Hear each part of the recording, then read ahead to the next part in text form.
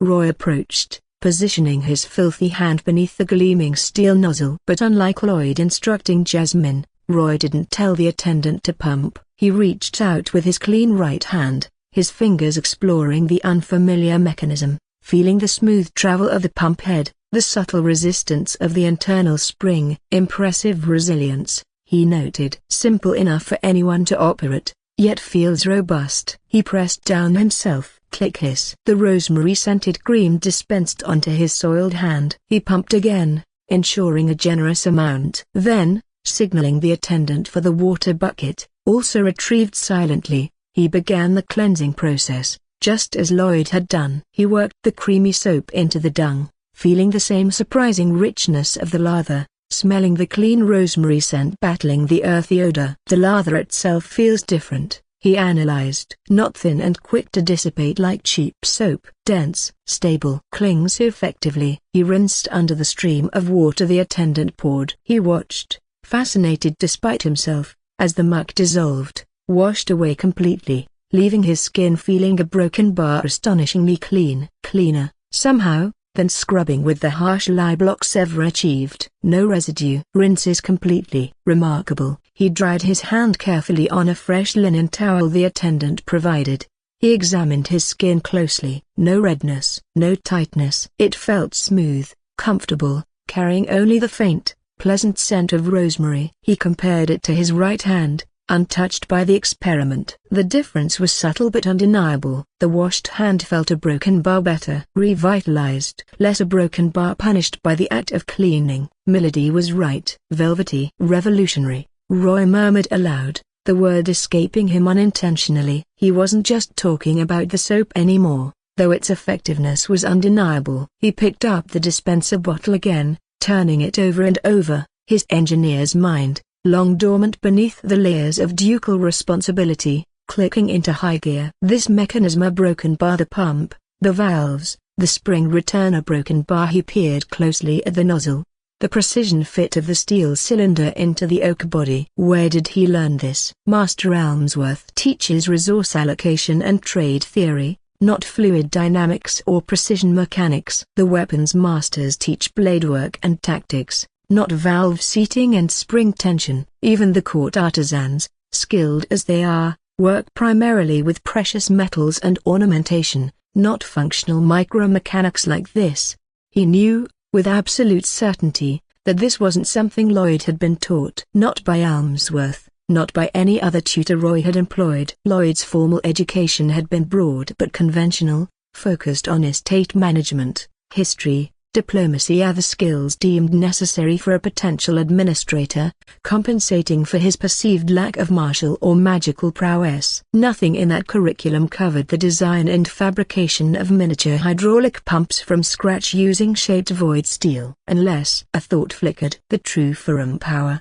The steel and fire. I know its potential for shaping, for destruction. Could it also possess such intricate creative capability? Could Lloyd have unlocked an aspect of the bloodline even I haven't fully explored? It seemed unlikely, yet the evidence was in his hands. Alchemy, Roy mused, thinking of the soap itself as the transformation of fat and ash water, according to his informant, the perfect saponification, the balanced essence temper implicitly demonstrated by the lack of irritation. That required knowledge, precision, control over chemical reactions and craftsmanship. His gaze returned to the bottle, of an incredibly high order. He felt the smooth finish of the oak, the flawless gleam of the steel. This wasn't the clumsy work of a novice. It demonstrated an innate understanding of materials, of form, of function. Where did this come from? Roy asked himself again, the question echoing in the quiet study. This sudden flowering of unexpected talent. He had always kept a subtle but pervasive watch over his son. Tutors reported diligently,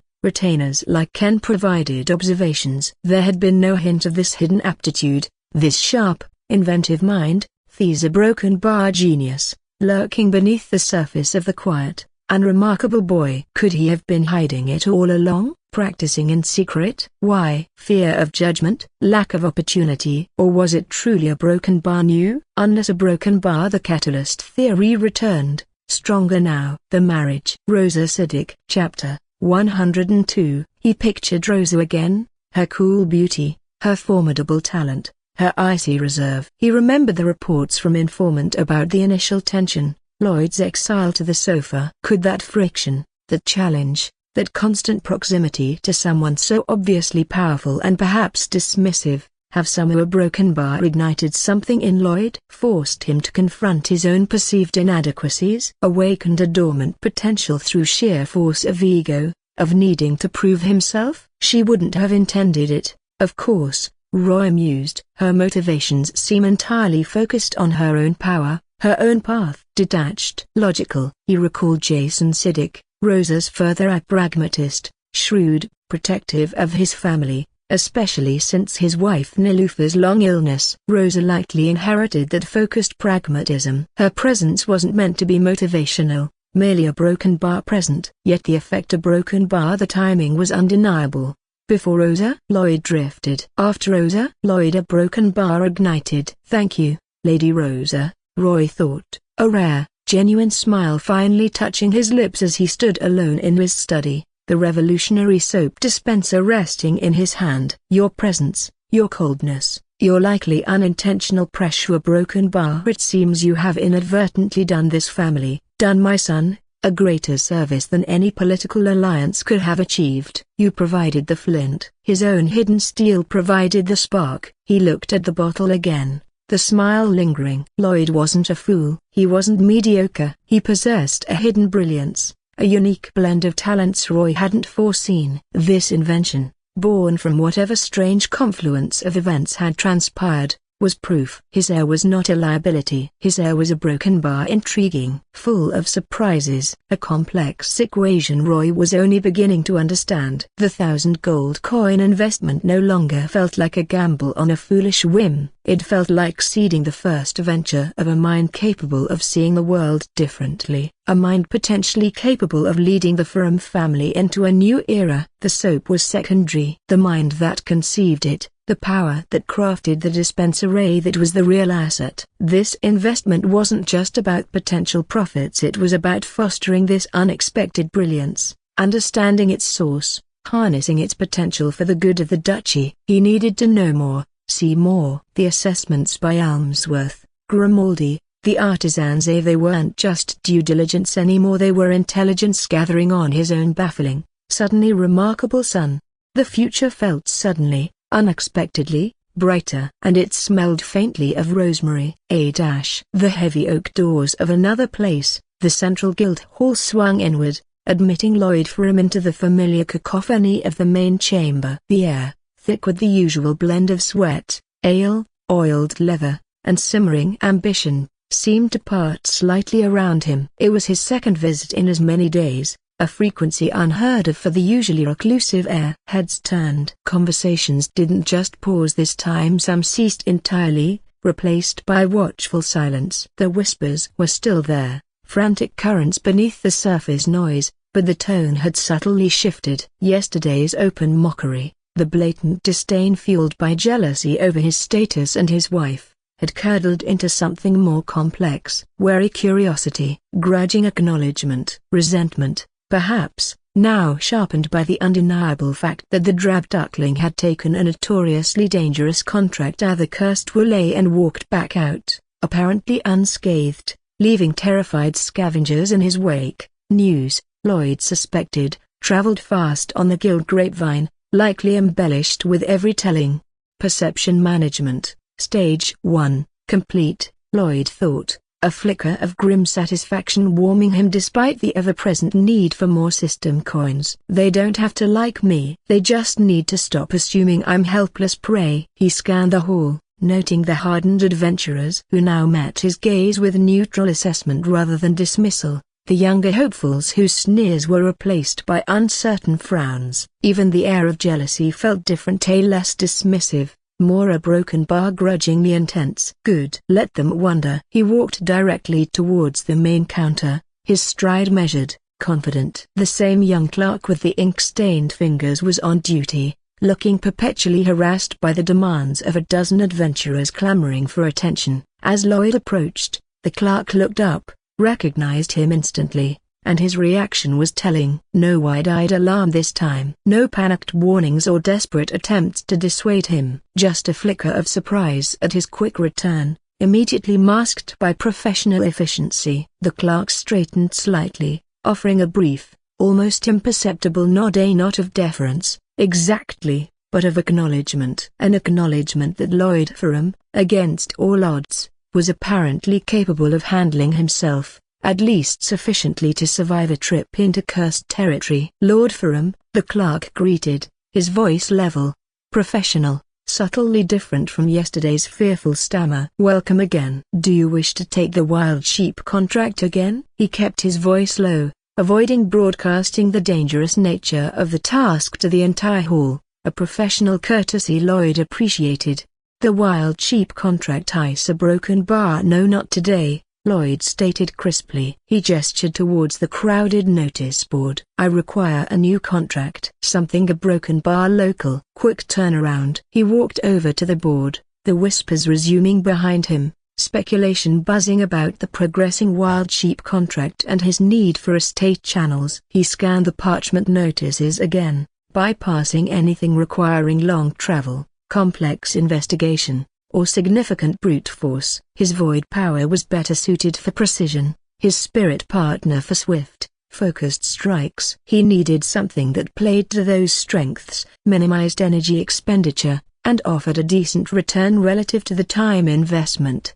His eyes caught on a request pinned slightly higher than the others, written in the neat, precise script favored by scholars or healers. "Urgent request. Grove Guardian leaves Heartwood Stone." Source: Verdant Sentinels, Treant Variants. Location: Sunken Fen Mire, approximately 3 hours west. Objective: procure 20 unblemished verdant leaves, known medicinal properties, and 1 intact Heartwood Stone, naturally occurring spirit stone within mature sentinels.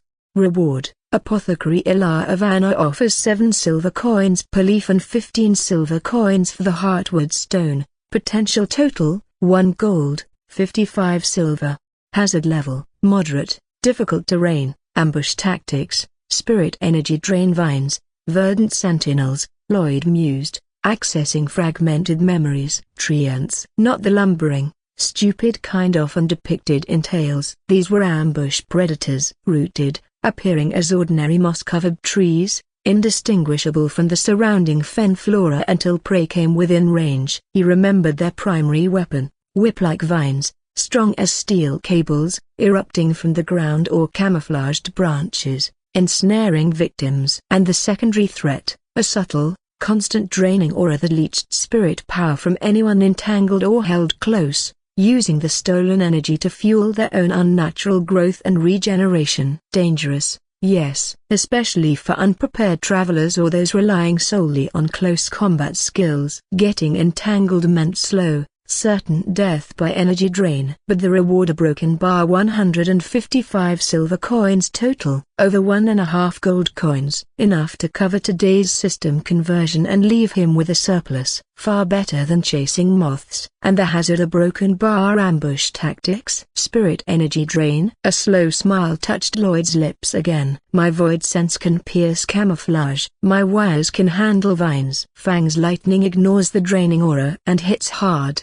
This wasn't just a task, it was practically tailor-made for his unique, hidden skill set. He decisively detached the parchment notice. Returning to the counter, he placed it before the clerk, whose eyebrows merely twitched this time. "This one," Lloyd stated. "Verdant Sentinels, Sunken Fen Mire." The clerk scanned the request, his expression remaining professionally neutral, though perhaps a touch more alert. "Acknowledged, Lord Ferrum." "Treant Variants, moderate hazard due to terrain and energy drain." He didn't offer warnings this time, merely processed the information. "Standard 1-week duration." He quickly logged the new contract, stamped Lloyd's copy, and slid it back. "May your hunt be efficient, my lord." "It will be," Lloyd replied confidently. Tucking the new contract away, he turned and exited the Guildhall, ignoring the renewed wave of murmurs and speculative glances. Let them talk. He had work to do. Chapter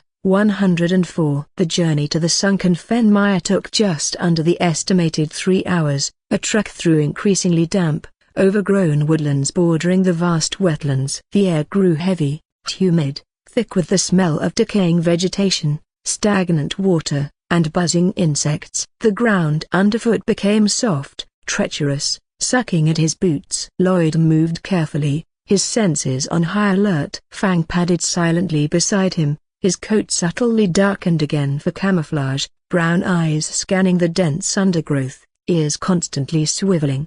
Lloyd didn't rely solely on sight. He extended his void sense, a subtle probing of the environment around him, feeling for life signatures, for energy patterns that felt a broken bar wrong. Normal trees had a slow, deep, earthy resonance. The verdant sentinels, he suspected, would feel different. A core of concentrated, waiting energy masked by a deceptive surface calm. He also kept a wisp of his steel power active, ready to manifest wires instantly if needed. They pushed deeper into the mire, the silence broken only by the drone of insects and the occasional squawk of unseen swamp birds. The trees here were ancient, draped in thick moss and creeping vines, their roots forming tangled islands in the murky water. It was easy to see how travelers could become lost, disoriented, easy prey. There, Lloyd's void sense detected it. Ahead, partially submerged in a pool of black water, stood a cluster of 3 large, moss-draped trees that looked identical to their surroundings. But beneath the surface camouflage, Lloyd felt it a tight knot of focused energy, a predatory stillness that felt fundamentally different from the passive life force of the normal flora. Sentinels waiting. He signaled Fang silently, pointing with his eyes. The wolf flattened himself slightly, muscles bunching, ready to spring. Lloyd melted behind the trunk of a genuinely inanimate ancient cypress, using it as cover. Okay, tactical assessment. His internal monologue clicked into gear. 3 targets confirmed. Likely more hidden nearby. Vines are the primary threat. A range, speed, entanglement, energy drain. Need to neutralize vines first, then eliminate the core. Thicker wires needed, for binding strength against potentially powerful vine strikes. He focused his will, drawing deeply on his void reserves. The air around his concealed position shimmered faintly. Not hundreds of fine filaments this time, but fewer, thicker strands of gleaming steel extruded themselves from the void. Perhaps 50 in total, but each noticeably more substantial than the wires used against the scavengers, closer to the thickness of tough fishing line, humming with contained kinetic potential. He directed them silently, weaving them through the intervening trees and roots, positioning them just below the surface of the murky water around the base of the targeted sentinels. An invisible net of binding force, waiting to spring. Now, the bait. He deliberately took a step out from behind the cypress, making himself visible, projecting the energy signature of a lone, unwary traveler stumbling into their ambush zone. The reaction was instantaneous. The placid surface of the black water around the 3 suspect trees exploded upwards, not with water, but with thick, ropey vines, dozens of them, dark green and disturbingly muscular, lashing out with blinding speed from hidden points beneath the waterline and from camouflaged branches overhead. They converged on Lloyd's position like striking snakes, aiming to ensnare, crush, and drain. The air crackled with the subtle energy leaching aura they projected. Spring the trap, Lloyd commanded mentally. The 50 thick steel wires snapped taut simultaneously. They didn't slice, they bound. They wrapped around the lashing vines with crushing force, constricting, immobilizing, anchoring them to submerged roots or nearby tree trunks. The sound was a chorus of loud creaks and groans as tough vine met unyielding steel. Several vines were caught mid-strike, frozen inches from Lloyd, straining powerlessly against their metallic bonds. The ambush was instantly, effectively, neutralized. The targeted sentinels seemed to shudder, emitting a low, groaning sound that might have been surprise or rage as their primary weapons were rendered useless. Fang, strike package Alpha, Lloyd ordered aloud, pointing towards the nearest immobilized tree ant. With the piercing shriek of 1,000 birds tearing through the humid air, Fang exploded from cover. His foreleg blazed with azure lightning. He didn't hesitate, didn't need to dodge non-existent vines. He slammed the 1,000 strike directly into the base of the nearest tree and trunk. Crack boom. The impact was far more devastating against the wood than it had been against Reborn's hide. Splinters flew. The trunk shuddered violently, a deep fissure appearing where the lightning struck, blackened and smoking. The tree let out a drawn-out, groaning roar as its core energy destabilized. Before it could recover or attempt any secondary defense, Lloyd acted again. A single, even thicker strand of steel, almost cable-like, shot from his hand, imbued with focused kinetic force. It struck the weakened trunk like a battering ram, punching clean through the damaged wood. The tree groaned once more, then slowly, majestically, began to topple, crashing into the murky water with a tremendous splash. One down. Fang was already moving, lightning gathering again, targeting the second treant whose vines still struggled uselessly against Lloyd's wires. Chirp slice. Another devastating impact. Lloyd followed up with a kinetic steel punch. The second sentinel crashed down. The third treant, sensing its imminent demise, seemed to panic. It thrashed its bound vines violently, and Lloyd felt a different energy signature spike, not vines, but a desperate release of its core power, attempting a localized energy drain pulse. Not happening, Lloyd thought grimly.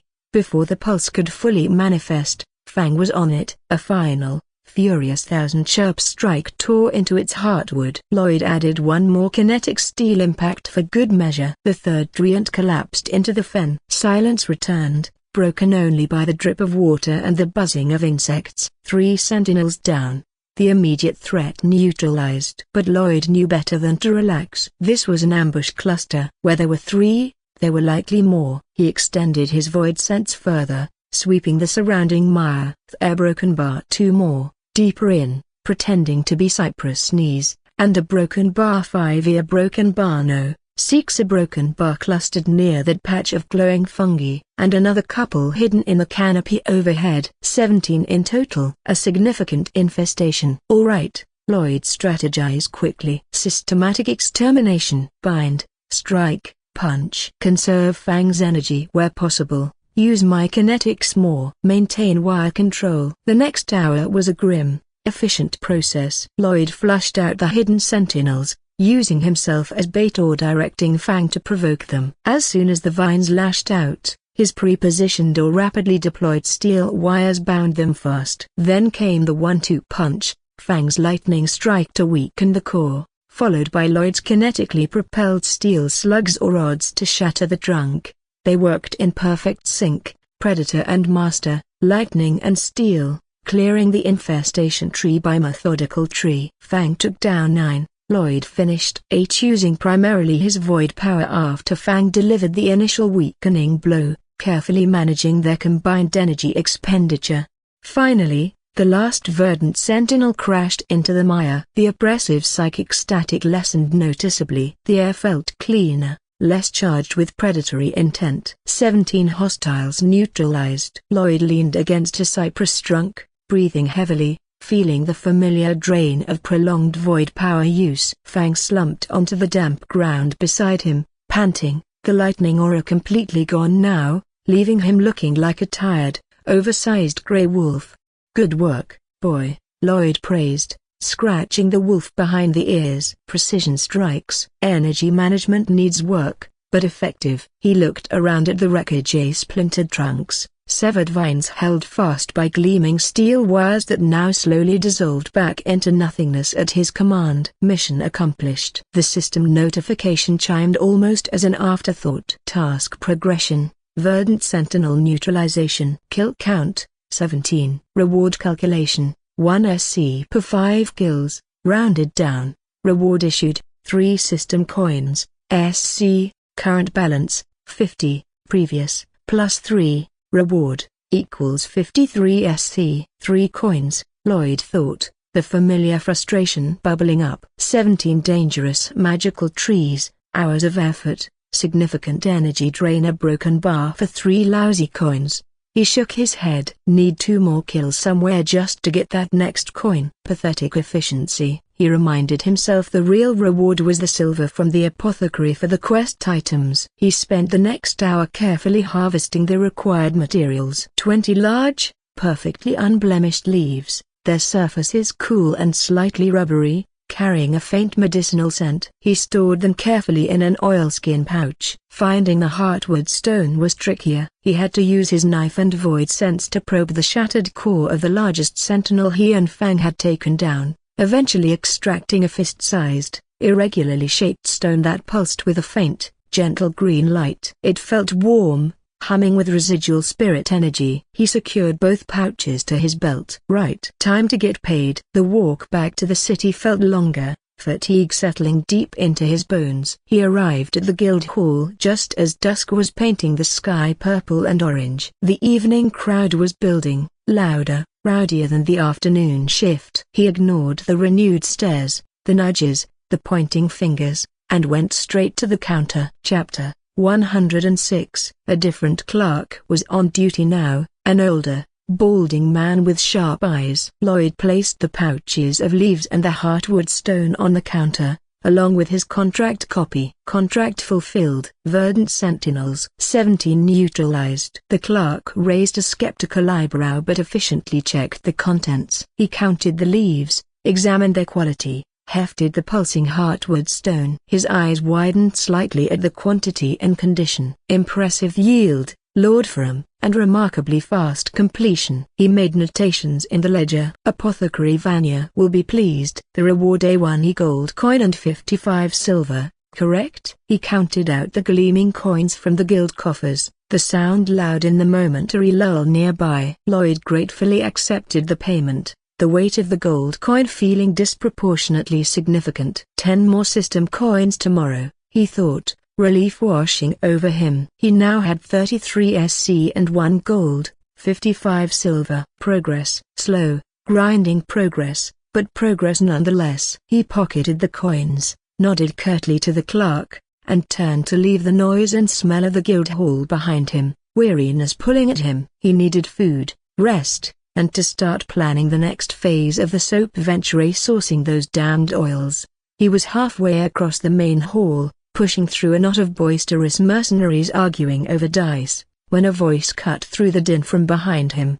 Clear, resonant, distinctly female, and carrying an undertone of authority that made several nearby conversations instantly cease. Lloyd Ferrum. Wait just a moment, if you please. Lloyd froze mid-stride, every muscle tensing instinctively. He didn't recognize the voice immediately, but the tone a broken bar. It wasn't the pleading of a petitioner, the challenge of a rival, or the casual greeting of an acquaintance. It held command. He turned slowly, scanning the crowd, searching for the source. Who? The raucous energy of the central guild hall seemed to momentarily pause, a pocket of quiet forming around Lloyd Ferrum as he turned slowly. The noise didn't vanish completely. Tankards still clanked, dice still rattled somewhere, a distant argument still simmered, but the immediate vicinity held its breath, drawn by the clear, commanding female voice that had cut through the usual din.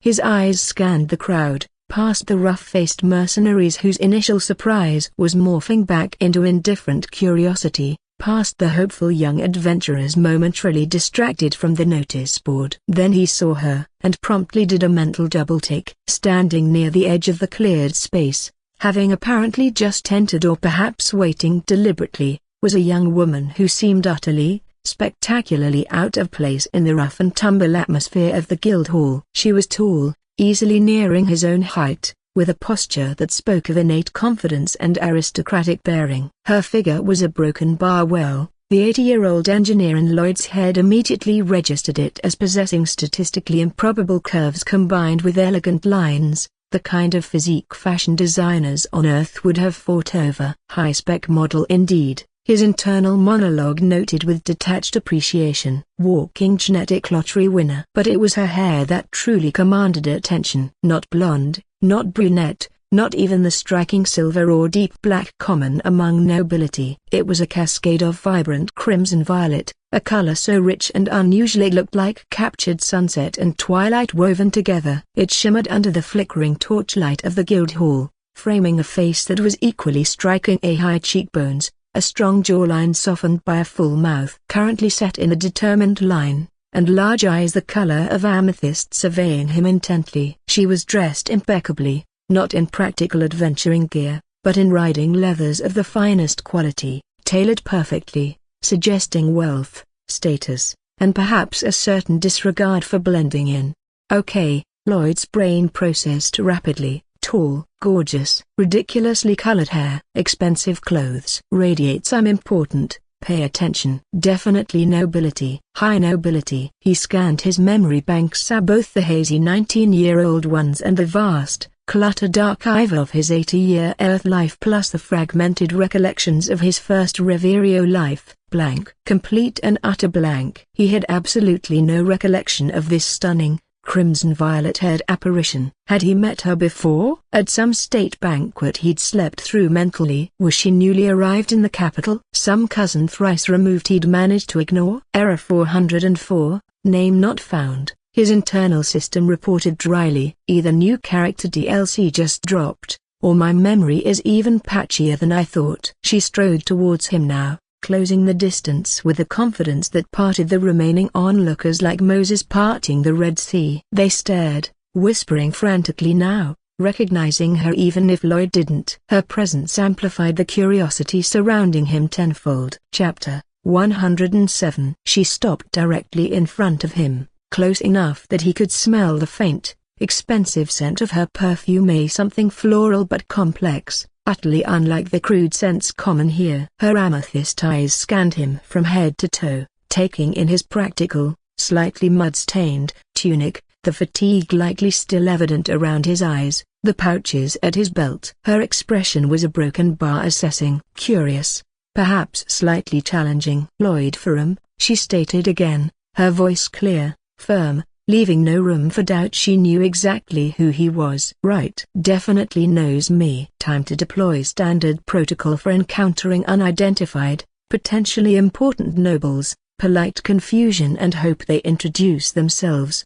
Lloyd offered a slight, formal inclination of his head, dredging up the manners ingrained in him across lifetimes. My lady, he began, keeping his tone respectful but neutral, injecting just a hint of polite uncertainty. You have me at a disadvantage. To whom do I have the honor of speaking? Silence. Absolute, stunned silence descended upon their immediate vicinity. Even the distant dice game seemed to pause. The crimson-violet-haired woman stared at him, her perfectly sculpted eyebrows slowly rising towards her hairline. Her mouth opened slightly, then closed again. A faint flush, visible even in the dim Guildhall light, began to creep up her neck. It wasn't embarrassment, Lloyd assessed quickly. It was sheer, unadulterated disbelief mixed with burgeoning indignation. Oh dear, his internal monologue winced. Judging by the reaction, I definitely should know her. This is awkward. Possibly politically damaging awkward. The whispers around them erupted anew,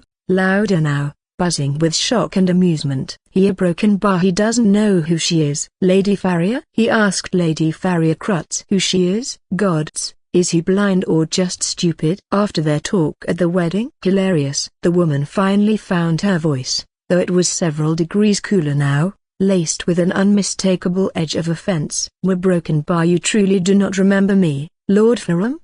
She asked, incredulity dripping from every syllable. Truly? Farrier Crutz? The name finally snagged on a rusty hook deep in his memory banks. Crutz, a broken bar Southern Marquessate, a broken bar further as Marquis Tiberius Crutz, a broken bar daughter, Farrier broken bar known for a broken bar. The fragmented data surfaced slowly. Right. The wedding. Our wedding, a week and a half ago. She was there, talked to me during the reception. The memory was foggy, overlaid by the stress of the arranged marriage, the awkwardness with Rosa, the general haze of being 26 and clueless in his first life, and now buried under 86 years of intervening existence. He remembered a tall girl with unusual hair, perhaps making polite conversation about a broken bar something? Farrier, Lloyd exclaimed, forcing warmth and recognition into his voice, hoping to salvage the situation. He executed a deeper, more formal bow this time, appropriate for the daughter of a marquis. Lady Farrier Crutz, my sincerest apologies. Of course, I remember. Forgive my momentary lapse. Thea broken bar, you are broken bar. The lighting in here isn't ideal. And after a rather strenuous dire broken bar he trailed off lamely, realizing how pathetic the excuse sounded even to his own ears. Farrier Crutz did not look remotely appeased. Her arms were crossed now, her amethyst eyes narrowed, studying him with sharp suspicion. Momentary lapse? Strenuous day? She repeated skeptically. Lord Ferrum, we spoke for nearly half an hour during your wedding reception, less than 2 weeks ago. We discussed, she emphasized the word, the nuances of landscape painting versus portraiture. You displayed quite a broken bar passionate opinions on the use of light and shadow. Her gaze sharpened. Are you suggesting such a stimulating conversation slipped your mind entirely? Oh gods, art? Lloyd groaned internally. First life Lloyd actually liked art, had opinions? Passionate opinions? He vaguely remembered dabbling with sketching as a bored teenager, finding some solace in it, but the 80-year-old engineer and soldier who currently occupied this brain had long since overwritten those files with schematics, battle plans, and cynical observations about the futility of existence. He couldn't recall a single specific point from that alleged conversation. He was completely, utterly blanking. Stimulating conversation. More like 86 years of memory decay. He was 1986 years ago in first life. Earth 80, Riverio 6. Art. Lloyd latched onto the word desperately, plastering on what he hoped looked like a fond smile of recollection. Yes, art. Of course. How could I forget? Such a broken bar memorable discussion. He tried to look knowledgeable. The interplay of light a broken bar crucial and shadow a broken bar equally vital. He waved a hand vaguely, hoping his enthusiasm masked his utter lack of substance. Wonderful points were made by both of us, naturally. Chapter 108. Farrier's frown deepened. She wasn't buying it. Not even slightly. Indeed, she said coolly, her voice dripping with sarcasm now. You spoke with such conviction about the superiority of the Northern Impressionist school, particularly regarding their rendering of atmospheric haze. You even critiqued my own preference for the bolder lines of the Southern realists. She tilted her head, her amethyst eyes drilling into him. Refresh my memory, Lord Ferrum. What was your primary critique of realism again? Something about its failure to capture the soul? Northern Impressionists. Southern realists. Soul capturing? Lloyd's mind was a vast, echoing void where art theory used to be. He felt sweat prickle his brow. He was caught. Utterly, humiliatingly caught. He couldn't bluff his way through this. Abort. Abort. Deploy Gen Z defense mechanism. He dropped the fake smile, letting his shoulders slump slightly, adopting an expression of mild, bewildered exhaustion. Lady Farrier, he sighed, running a hand through his hair distractedly. Forgive me. Honestly, my brain is just a broken bar not braining today. Too muka broken bar you are broken bar slime mold. He improvised wildly, remembering some obscure swamp flora from his recent hunt, from the Fenmire. Perhaps affects the cognitive functions, you know. Farrier stared at him as if he'd just started speaking in tongues. Slime mold? She repeated slowly, bewildered. Your brain a broken bar is not braining? The phrase was nonsensical, alien. She looked genuinely confused now, the suspicion momentarily overshadowed by sheer bafflement. Is he unwell, or deliberately speaking gibberish? It's been a long couple of weeks, Lloyd pressed on, embracing the confusion strategy. Lot so far broken bar new inputs, system overloads. He shrugged helplessly. The art conversation a broken bar wonderful, I'm sure. Top tier, 5 stars.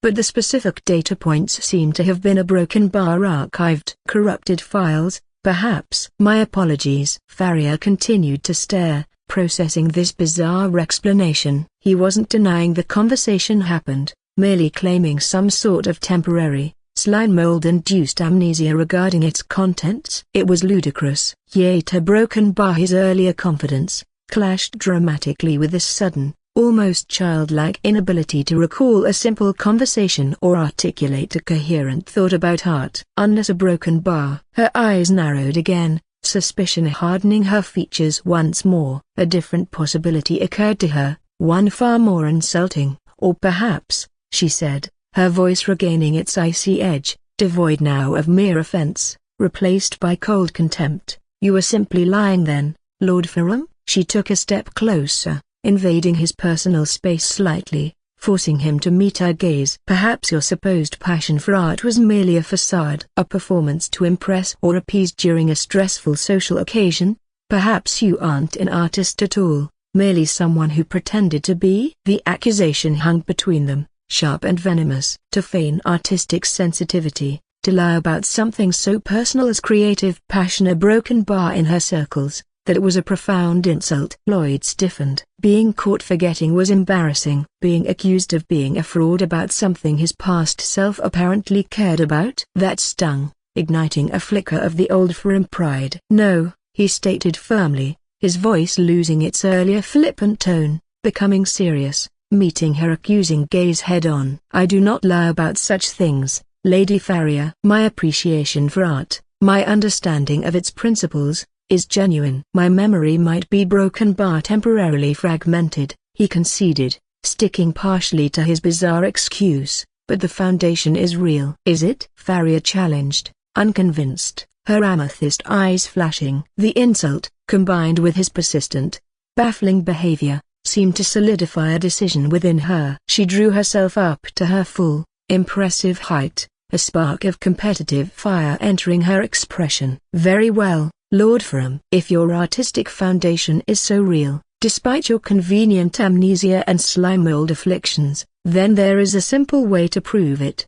Her voice rang out clearly, drawing the attention of everyone nearby who hadn't already been eavesdropping intently. Words are cheap, performances are easily forgotten, it seems. A challenging smirk touched her lips. Let our actions speak. She issued the declaration like a gauntlet thrown down. I propose a contest, Lord Ferrum, here, now, or as soon as materials can be arranged. Her eyes gleamed with competitive fervor. An art competition. You versus me. Subject to be determined mutually. Judged by impartial members of the guild, perhaps. She gestured vaguely towards the watching crowd. Let us see whose foundation is truly solid. Let us see who possesses genuine talent, and who merely offered empty words at a wedding. Lloyd stared at her, caught completely off guard. An art competition? Here, now? Against this fiery, talented, he assumed, based on her confidence, and currently very annoyed daughter of a marquis. He, whose artistic skills had presumably peaked at teenage sketching 86 years ago and were now buried under layers of engineering, warfare, and existential dread. He felt a cold sweat break out on his back. He was trapped. Refuse, and he confirms her suspicion, looking like a liar and a coward in front of the entire guild hall. Accept, and he faces public humiliation when his skills inevitably fall short of whatever passionate opinions his past self apparently spouted. He was caught between a rock and a very talented, very competitive hard place. Well, damn, his internal monologue sighed, surveying the impossible situation. This ice a broken bar problematic. Trapped. The word echoed in the sudden, ringing silence that followed Farrier Crutz's audacious challenge. Lloyd Ferrum stood rooted to the spot in the middle of the bustling guild hall, feeling the weight of dozens, perhaps hundreds, of expectant eyes boring into him. An art competition, here, now, against the fiery, crimson-violet-haired daughter of a marquis who clearly remembered his alleged artistic opinions with painful clarity. His mind raced, frantically trying to access long-dormant memory files labeled artistic skill. He vaguely recalled hours spent sketching as a teenager in his first life, landscapes, mythical creatures, maybe even attempts at portraits. Finding solace in lines and shading, a quiet rebellion against the rigid expectations of his martial family. But that felt like centuries ago. Literally. 86 years of starkly different experiences lay between that young, artistically inclined Lloyd and the pragmatic, 80-year-old engineer soldier currently piloting this body. What did I even draw back then? His internal monologue was a frantic scramble through corrupted data. Flowers, dragons, angsty self-portraits. Probably terrible. The only drawing he'd done consistently for decades on Earth wasn't art in the conventional sense. It was technical illustration. Schematics, blueprints, detailed renderings of mechanical components, stress points, energy flows. He'd drawn his greatest creation, the flying mechanical battlesuit, countless times from every conceivable angle, cross-sections, exploded views. Collaborating with his scientist colleague, refining the design, translating complex engineering concepts into visual form. It was precise, functional, utterly devoid of solar atmospheric haze. It was engineering rendered in graphite. This is bad, he thought, feeling a bead of sweat trickle down his temple despite the relative coolness of the hall. Except, and I produce a technical drawing that everyone here will dismiss as soulless mechanics, confirming Farria's suspicion that I'm a fraud. Refuse, and I look like a coward who lied about his passions. He glanced at Farria. Her amethyst eyes gleamed with competitive fire, her challenging smirk daring him to back down. She wanted this. She wanted to expose him, to humiliate him for his perceived slight and earlier deception. He saw the expressions in the crowd. Eager anticipation. Malicious glee. They smelled blood in the water. The drab duckling heir, caught in a lie, about to be publicly shamed by the talented, beautiful Lady Farria. It was high drama, and they had front row seats. No winning move, he assessed grimly. Unless a broken bar, an idea sparked, unconventional, risky, born of desperation and a refusal to simply roll over. Unless I redefine the terms. Don't try to replicate what First Life Lloyd did. Don't try to meet her challenge on her terms. Do what I know. Lean into the perceived weakness, the soulless mechanics. Own it. Present something so utterly different, so technically proficient yet artistically alien to this world, that it short-circuits their expectations entirely. Maybe they wouldn't call it art, but perhaps they couldn't deny the skill involved. It was a gamble, a wild deviation from the expected script, but it felt more authentic, more him, than trying to dredge up forgotten impressionist theories. He took a deep breath, meeting Farria's challenging gaze with a newfound resolve. The faint, amused smile returned to his lips, this time genuine, tinged with the thrill of the unexpected gamble. An art competition, Lady Farria?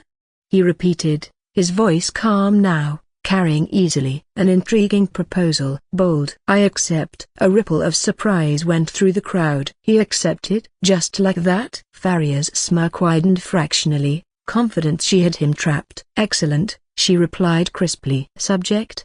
Lloyd tapped his chin thoughtfully. Something broken by universal, perhaps. Something embodying strength, protection, maybe even grace? He deliberately kept it vague, allowing interpretation. Strength and grace? Farria considered, then nodded sharply. Agreed. A fitting theme. She snapped her fingers, addressing one of the guild attendants hovering nearby. Materials. 2 sturdy easels, drawing boards, ample sheets of the finest quality art paper the guild possesses, and sets of drawing charcoal and graphite sticks. Immediately, her command held the easy authority of someone accustomed to instant obedience. The guild hall buzzed with renewed excitement as attendants scrambled to fulfill her request. Within minutes, 2 easels stood side by side in the cleared space, draped with large sheets of thick, creamy white paper. Sets of charcoal and graphite sticks of varying hardness lay ready on small adjacent stools. The stage was set. Chapter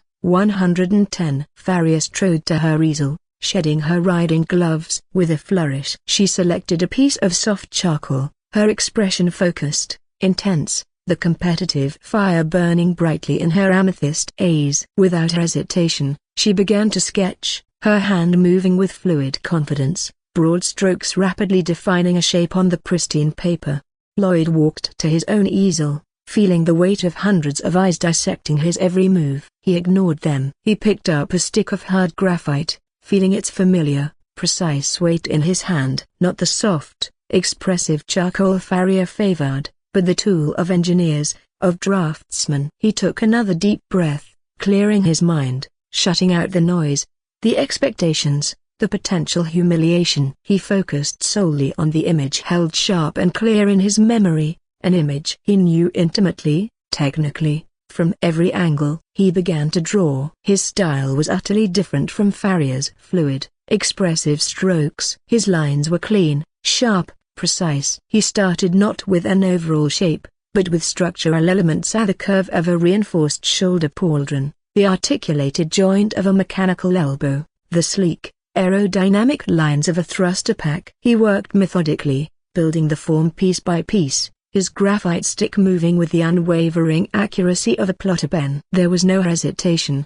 no wasted motion. He wasn't capturing emotion, he was rendering function, engineering made visible. The crowd murmured, confused. What was he drawing? Strange angles, metallic shape. He's a broken bar. It looked like pieces of armor, perhaps, but disjointed, futuristic, unlike any armor worn in Riverio. Farria, absorbed in her own work, occasionally glanced over, her brow furrowing slightly at the bizarre, mechanical shapes emerging on Lloyd's paper before returning her focus to her own more traditional subject.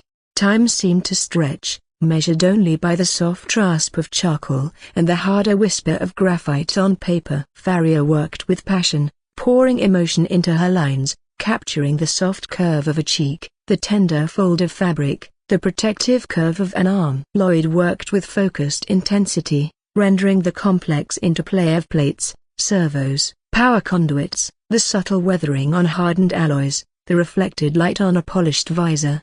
Finally, both seemed to finish simultaneously. Farria stepped back from her easel, adding a final softening smudge with her thumb, her expression confident, pleased with her creation. Lloyd placed his graphite stick down carefully, his own face revealing nothing but the quiet satisfaction of a complex task completed accurately. "Finished?" Farria asked, a challenging lilt in her voice. "Finished," Lloyd confirmed calmly. "Then let the judgment commence," Farria declared, gesturing towards her work. The crowd surged forward eagerly, forming a semicircle, craning their necks to see the results. First, they looked at Farria's drawing. A collective gasp of admiration went through the hall. Rendered in soft, expressive charcoal, Farria had created a stunningly beautiful portrait. A young woman, face filled with serene tenderness, cradled a swaddled infant protectively in her arms. The detail was exquisite: the soft folds of the blanket, the delicate curve of the baby's cheek, the loving gaze in the mother's eyes. It radiated warmth, emotion, classical beauty. It was undeniably high art by Riverian standards, showcasing skill, sensitivity, and a mastery of traditional technique. Magnificent. Someone breathed. The emotion truly captures the theme. Applause began to ripple through the crowd. Farria inclined her head gracefully, accepting the praise, her confident smirk returning, directed pointedly at Lloyd. "Beat that," her expression clearly stated. Then, the crowd shifted its gaze to Lloyd's easel, and the applause died instantly, replaced by stunned, bewildered silence. What a broken bar! What was it? On Lloyd's paper, rendered with stark, razor-sharp precision in clean graphite lines, was something utterly alien, yet strangely compelling. A figure, undeniably female from the powerful yet elegant lines of the form beneath the armor, stood poised against a blank background. But she was encased, not in traditional plate mail, but in a sleek, complex, form-fitting suit of articulated metal plates, streamlined and aerodynamic. Integrated thrusters flared subtly from the back and cuffs. Intricate wiring and power conduits snaked across the surfaces. One armored hand rested on her hip, the other held aloft a complex rifle-like weapon that looked like it belonged in another century. Her face was obscured by a full helmet, its visor reflecting an unseen light source with photographic realism. There was no softness, no overt emotion, but there was undeniable strength, power, contained grace. The sheer detail was staggering. Every bolt head, every seam line, every subtle reflection on the polished metal rendered with absolute fidelity. The perspective was perfect, the lines clean, unwavering. It wasn't a painting in the traditional sense. It felt like a window into another reality, a meticulously documented artifact from a future they couldn't comprehend. The silence stretched, thick with confusion. People stared, trying to reconcile what they were seeing with their understanding of art. It lacked the familiar emotional cues, the traditional subject matter. Yet a broken bar, the skill was undeniable. The realism within its own alien context was breathtaking. The woman looked like she could step off the paper, her suit humming with contained power. She looked a broken bar real. Trapped in a black and white world, perhaps, but undeniably, vividly real. In a way Farria's softer portrait, for all its beauty, wasn't. Farria Crutz herself stared at Lloyd's drawing, her mouth slightly open again, the confident smirk completely gone, replaced by wide-eyed, utter shock. Her competitive fire seemed extinguished, doused by a wave of sheer, unadulterated artistic bewilderment. She recognized the theme: a strength, protection, grace, but rendered in a visual language she had never encountered. The technique a broken bar, the precision a broken bar, the design a broken bar. It was unlike anything taught in any academy, unlike any style known in the Southern Marquise 8 or beyond. It was stark, perhaps cold to her sensibilities, yet undeniably powerful, possessing a strange, futuristic beauty all its own. What a broken bar! What is this? Her mind struggled to categorize it. It's not realism a broken bar, not impressionism a broken bar, it's a broken bar, something else entirely. She looked from the drawing to Lloyd, who stood calmly beside his easel, watching the crowd's reaction with that faint,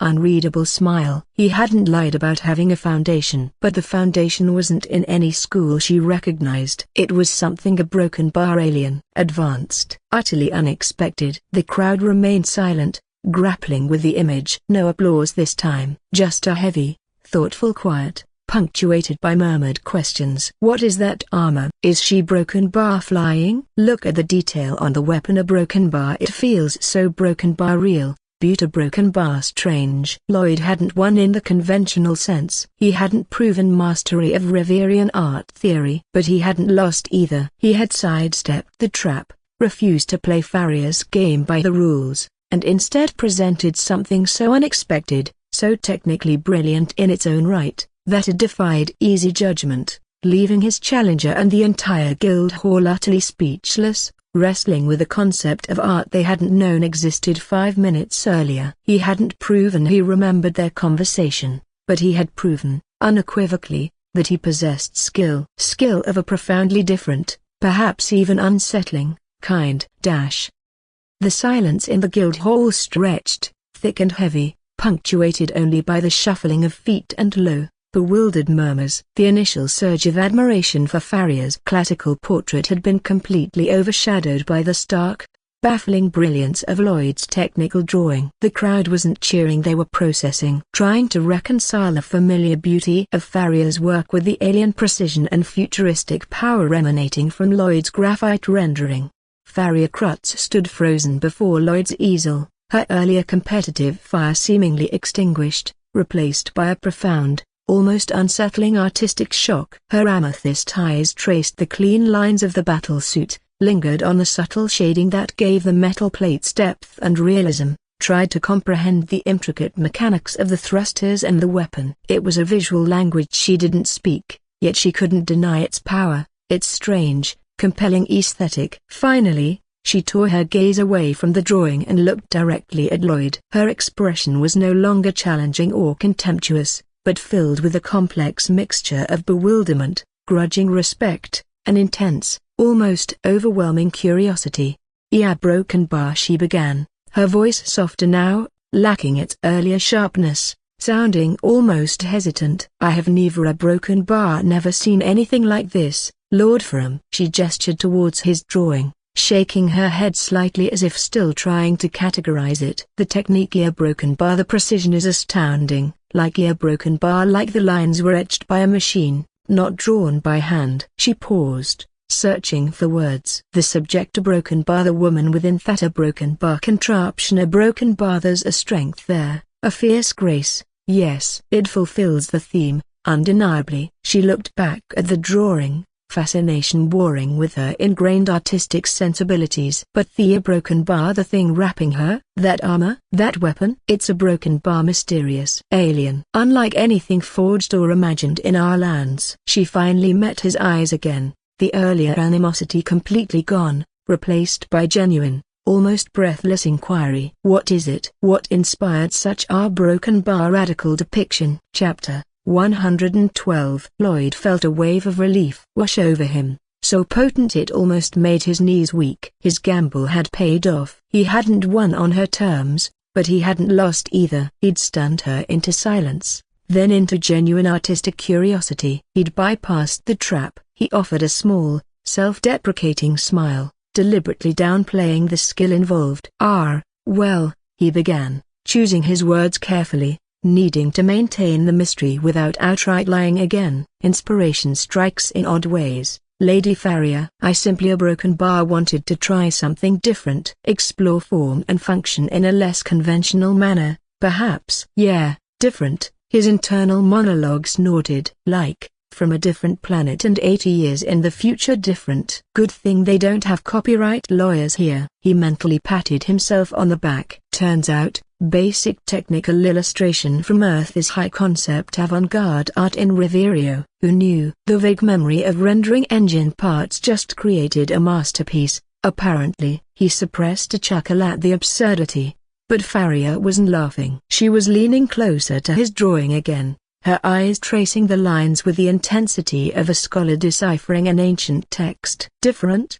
She murmured, almost to herself. This isn't just different, Lord Ferrum. This is a broken bar revolutionary. The way you've used only graphite, yet achieved such depth, such realism in the metallic textures. A broken bar, the understanding of light, not a soft atmosphere like the impressionists you supposedly admire. She shot him a quick, knowing glance, but as sharp, reflected highlights defining form. A broken bar and the design itself, the articulation, the implied power source. A broken bar, it suggests a level of technology, of engineering. A broken bar, it's beyond anything I've ever conceived.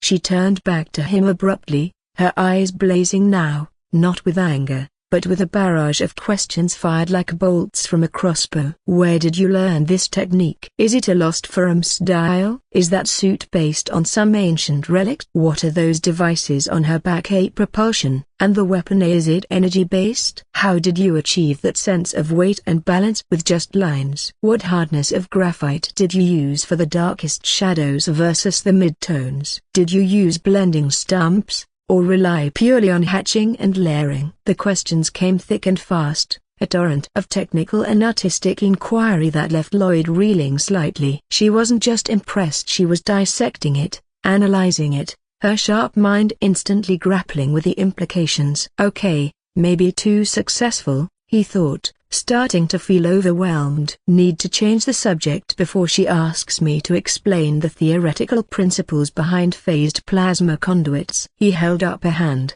stalling the barrage. Whoa, Lady Farrier. One question at a time. He needed to regain control of the conversation, steer it away from his impossible drawing skills. Suddenly, a different question surfaced, one that had been nagging at him since she first appeared. Actually, he interjected, seizing the momentary pause in her interrogation, deliberately shifting the focus entirely. Speaking of unexpected appearance as a broken bar, if I might be so bold, Lady Farrier, what brings you here to the capital? And, he added, gesturing vaguely at the rough surroundings of the Guildhall, to this particular establishment. It seems rather a broken bar, far afield from the usual social circles of the Southern Marquise 8. The abrupt change of topic clearly caught Farrier off guard. She blinked, the intense artistic analysis momentarily short-circuiting. A flicker of something else, a reservation, purpose, crossed her features before she composed herself, straightening up, the confident noblewoman replacing the excited art critic. My presence here is a broken bar necessary, Lord Ferrum, she replied, her tone becoming slightly more guarded, though still colored by the lingering excitement of the art discussion. I am on a quest, of sorts. A quest? Lloyd raised an eyebrow. Adventuring? It seems a broken bar unlike your usual pursuits, if memory serves. Which it didn't. But he figured it was a safe assumption for a marquis's daughter known for her artistic inclinations. A faint sigh escaped Farrier's lips, a hint of frustration entering her voice. Not by choice, Precisely. I seek a specific ingredient for my mother's alchemist, a rare blue Mather Midnight Serenity flower. Her expression tightened slightly. It is said to possess unique restorative properties, potentially beneficial for a broken bar certain persistent ailments. There was a subtle undertone there, a hint of worry beneath the aristocratic reserve. Unfortunately, she continued, her voice regaining its crispness, it grows only in one location. And that location is? Lloyd prompted gently. Deep within the forest of Gila, Farrier stated, her amethyst eyes holding a flicker of grim determination. Lloyd felt a sudden chill, unrelated to the Guildhall's drafty atmosphere. The Forest of Gila. He knew that name. Not just a forest, but a vast, ancient, and notoriously dangerous expanse of shadowed woods several days' ride east of the capital. Whispers and legends clung to it like the perpetual mist said to shroud its depths. Dangerous beasts, illusions, areas where compasses spun uselessly, and darker things. A broken bar. Gila Forest? Lloyd repeated slowly, the implications sinking in. Lady Farrier,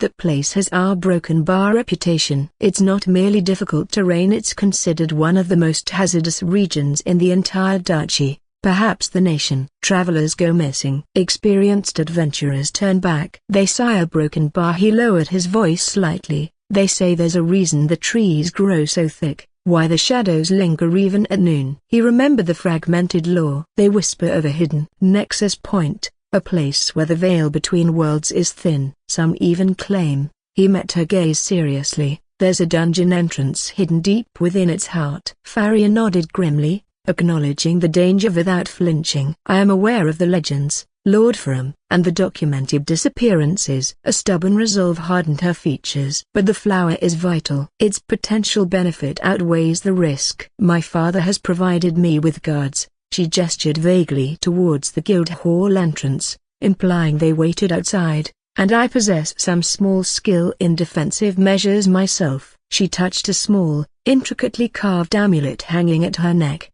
but the specific location requires navigating the deeper, more treacherous sections. Hence my presence here, seeking reliable guides, local knowledge, perhaps even reinforcing my escort if necessary. Lloyd processed this. A dangerous quest for a rare flower in a cursed forest rumored to hide a dungeon entrance. Undertaken by a marquis's daughter known for art, not adventuring. Driven by concern for someone's health, likely her mother's, judging by the subtle emotion. It was noble, reckless, and potentially suicidal. I see, he said quietly, the words feeling inadequate. That is indeed a broken bar. A tough job, Lady Farrier. Extremely tough. The path of duty often is, Farrier replied simply, a flicker of weariness briefly touching her eyes before being masked by determination again. Needs must. A moment of silence stretched between them, the earlier tension of the art contest replaced by the heavier weight of her perilous undertaking. Lloyd found himself feeling a grudging respect for her courage,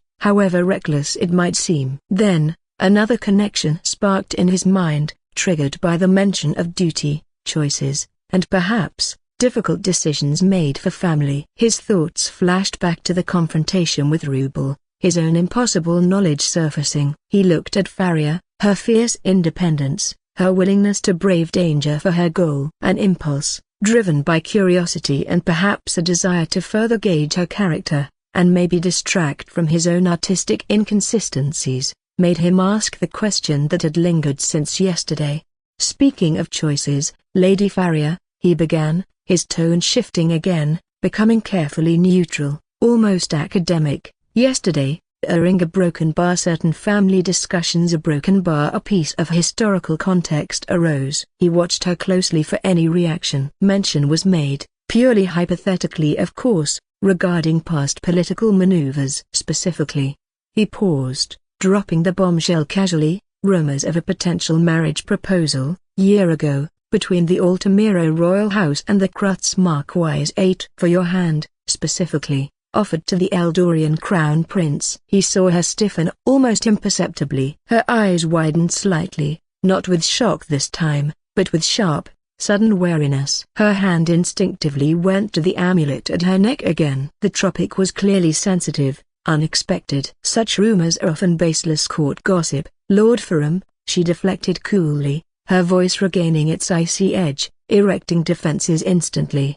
Perhaps, Lloyd conceded mildly, refusing to let her shut down the inquiry. Yet, the persistence of this particular rumor suggests a broken bar significance. And its conclusion at the proposal being definitively rejected by your father, Marquis Crutze raises questions. He leaned in slightly, pitching his voice lower, for her ears only amidst the Guildhall buzz. Forgive my presumption, Lady Farrier, but aligning with the powerful Altamira dynasty, a broken bar it would have offered significant political and strategic advantages to the southern Marquis. Why refuse such an alliance, especially, he added, playing his final card based on pure speculation and a hunch about her character, when the decision likely rested heavily on your own preference.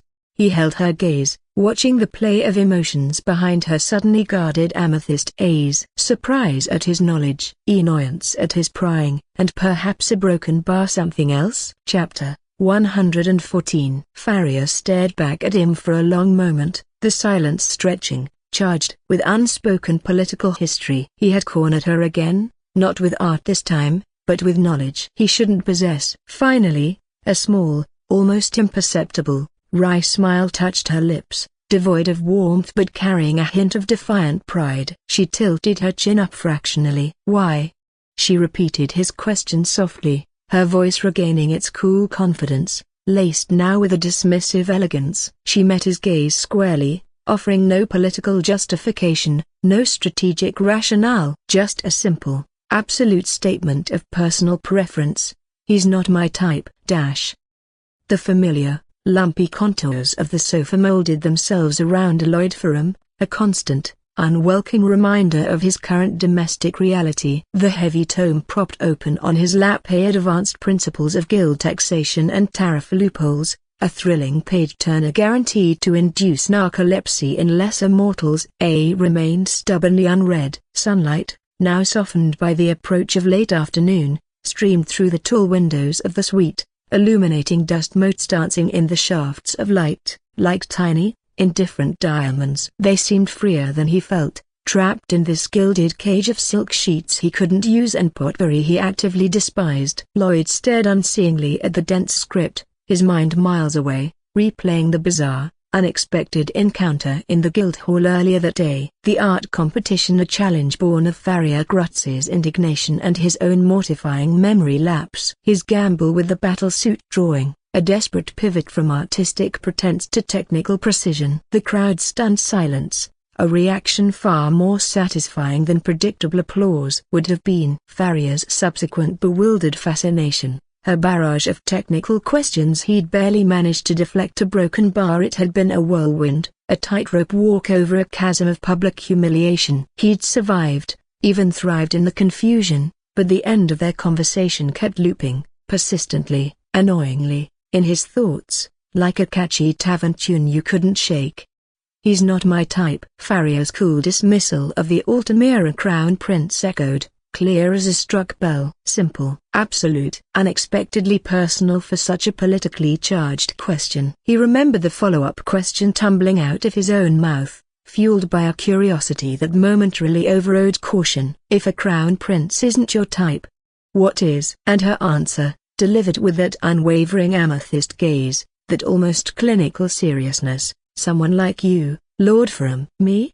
The internal echo still felt jarring, flattering, insulting, some elaborate form of sarcasm he was too dense to grasp. He replayed her clarification, a man whose soul isn't also stirred by beauty, by creation, cannot be a truly ideal partner. So, not him, Lloyd Ferrum, the awkward 19-year-old with the 80-year-old brain and the inconvenient wife. But the idea of him she'd perceived through the drawing. The idea of someone possessing hidden depths, an appreciation for artistry and engineering, lurking beneath a seemingly unremarkable surface. It was still unexpected and strangely validating. After a lifetime, or three, of feeling inadequate by Ferrum standards, of being the drab duckling, having someone like Farrier who a sharp, talented, fiercely independent implicitly acknowledge a potential for depth, even based on a misunderstanding of a technical drawing, a broken bar, it was a novel sensation. Pleasant, Almost a slow, involuntary smile touched Lloyd's own lips as he sat there on the sofa, the dusty tome forgotten. The sheer absurdity of it all, impressing a marquis's daughter with a schematic, being lauded for artistic depth based on engineering precision. The memory lapse that started the whole chaotic exchange. A broken bar. It was objectively funny, in a deeply strange, only in my reincarnated life kind of way. He chuckled softly to himself, a low rumble of amusement in the quiet room, picturing the look on his old engineering professor's face if he knew his technical drawing lectures had accidentally paved the way for being considered an ideal man archetype in a pseudo-medieval magical world. Is something amusing, Lloyd? The voice, cool and crisp as Arctic air, shattered his pleasant reverie. Instantly Lloyd jumped slightly, startled, the book sliding unnoticed from his lap onto the unforgiving velvet cushion. He hadn't realized where his gaze had drifted while lost in memory. Not towards the ceiling, not out the window, but inadvertently, unconsciously, towards the other occupant of the room, towards Rosa. She was seated at the small, elegant writing desk near the window, a ledger open before her, quill poised but not moving. Her head was turned slightly, those unnerving, obsidian eyes fixed directly on him. Her expression was, as usual, unreadable, a perfect mask of indifference. But the question hung in the air, sharp and demanding an explanation for his solitary, undirected amusement. And worse, for the fact that his vaguely sweet, smiling gaze had apparently landed squarely on her. Oh, hell and damnation! Lloyd scrambled internally, feeling his cheeks flush hot with pure, unadulterated embarrassment. She saw me smiling while looking at her after morning's cow-dung spectacle. She must think I'm completely unhinged. Or worse, maybe she thinks a broken bar. No, impossible. She doesn't think in those terms. Still, the awkwardness was monumental. No, nothing. He stammered, hastily wiping the smile off his face as if erasing incriminating evidence. He sat up straighter on the sofa, snatching the fallen book back into his lap, trying desperately to project nonchalant studiousness. Just a broken bar. Thinking about a broken bar guild regulations, he finished lamely, gesturing vaguely towards the dense text. Fascinating stuff. Really makes you a broken bar chuckle. Internally, wow, Lloyd, you sound like a complete idiot. She's definitely not buying that. Rosa's gaze didn't waver. She observed the faint smile playing on Lloyd's lips, the slight upward quirk that seemed directed, inexplicably, towards her. Then came his hasty denial, the flush rising on his neck, the stammered, nonsensical excuse about guild regulations being amusing. His explanation lacks coherence, she noted internally, her mind automatically dissecting the interaction. The physiological signs suggest discomfort or embarrassment, contradicting the initial positive expression. The stated reason finding guild rules humorous is illogical. She considered possibilities. Was he simply lost in an unrelated pleasant thought and startled when caught? Was it a deliberate, albeit clumsy, attempt at initiating some kind of interaction? Or was the truth to his earlier bizarre claim about slime mold affecting his cognition? The latter seemed improbable, yet his recent behavior consistently defied simple explanation. She remained silent, allowing the awkwardness to hang, observing his reaction to the lack of response. Silence was often more revealing than pointed questions. He felt the familiar urge to shrink, to mumble an excuse about needing fresh air and bolt from the room. No, the 80-year-old pragmatist asserted itself, wresting control back from the flustered teenager. Don't retreat, you look guilt when you retreat. Pivot. Change the subject. Seize the initiative. He had planned to do this later,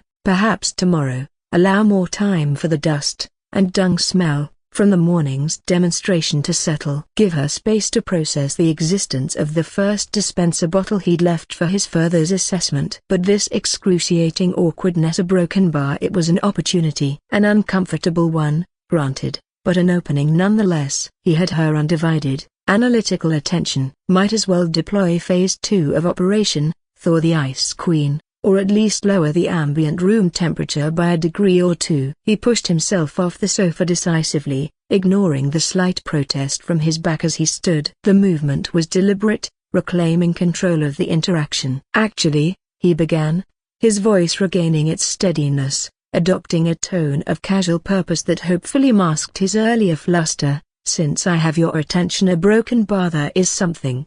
He walked over to the large, ornate wardrobe near his side of the room, a piece of furniture whose dark, polished depths he rarely explored, given his established sofa territory. He opened it, the hinges sighing softly. He rummaged briefly within a sturdy leather travel bag tucked away on the bottom shelf, a bag containing essentials he kept separate, just in case, a habit formed perhaps in his military life on Earth, or perhaps just a subconscious acknowledgement of the impermanence of his position within this suite. Inside, carefully wrapped in clean, soft linen, was the second dispenser bottle, a perfect twin to the one currently undergoing assessment in his father's study. Crafted with the same painstaking precision, the same fusion of warm oak and cool steel. From Rosa's perspective, sitting at her desk, quill still poised, she watched him move. He abandons the poor attempt at deflection, she observed coolly. Now retrieves a concealed object. Given the timing and his earlier presentation, it's highly probable this is related. Her gaze remained fixed, watchful,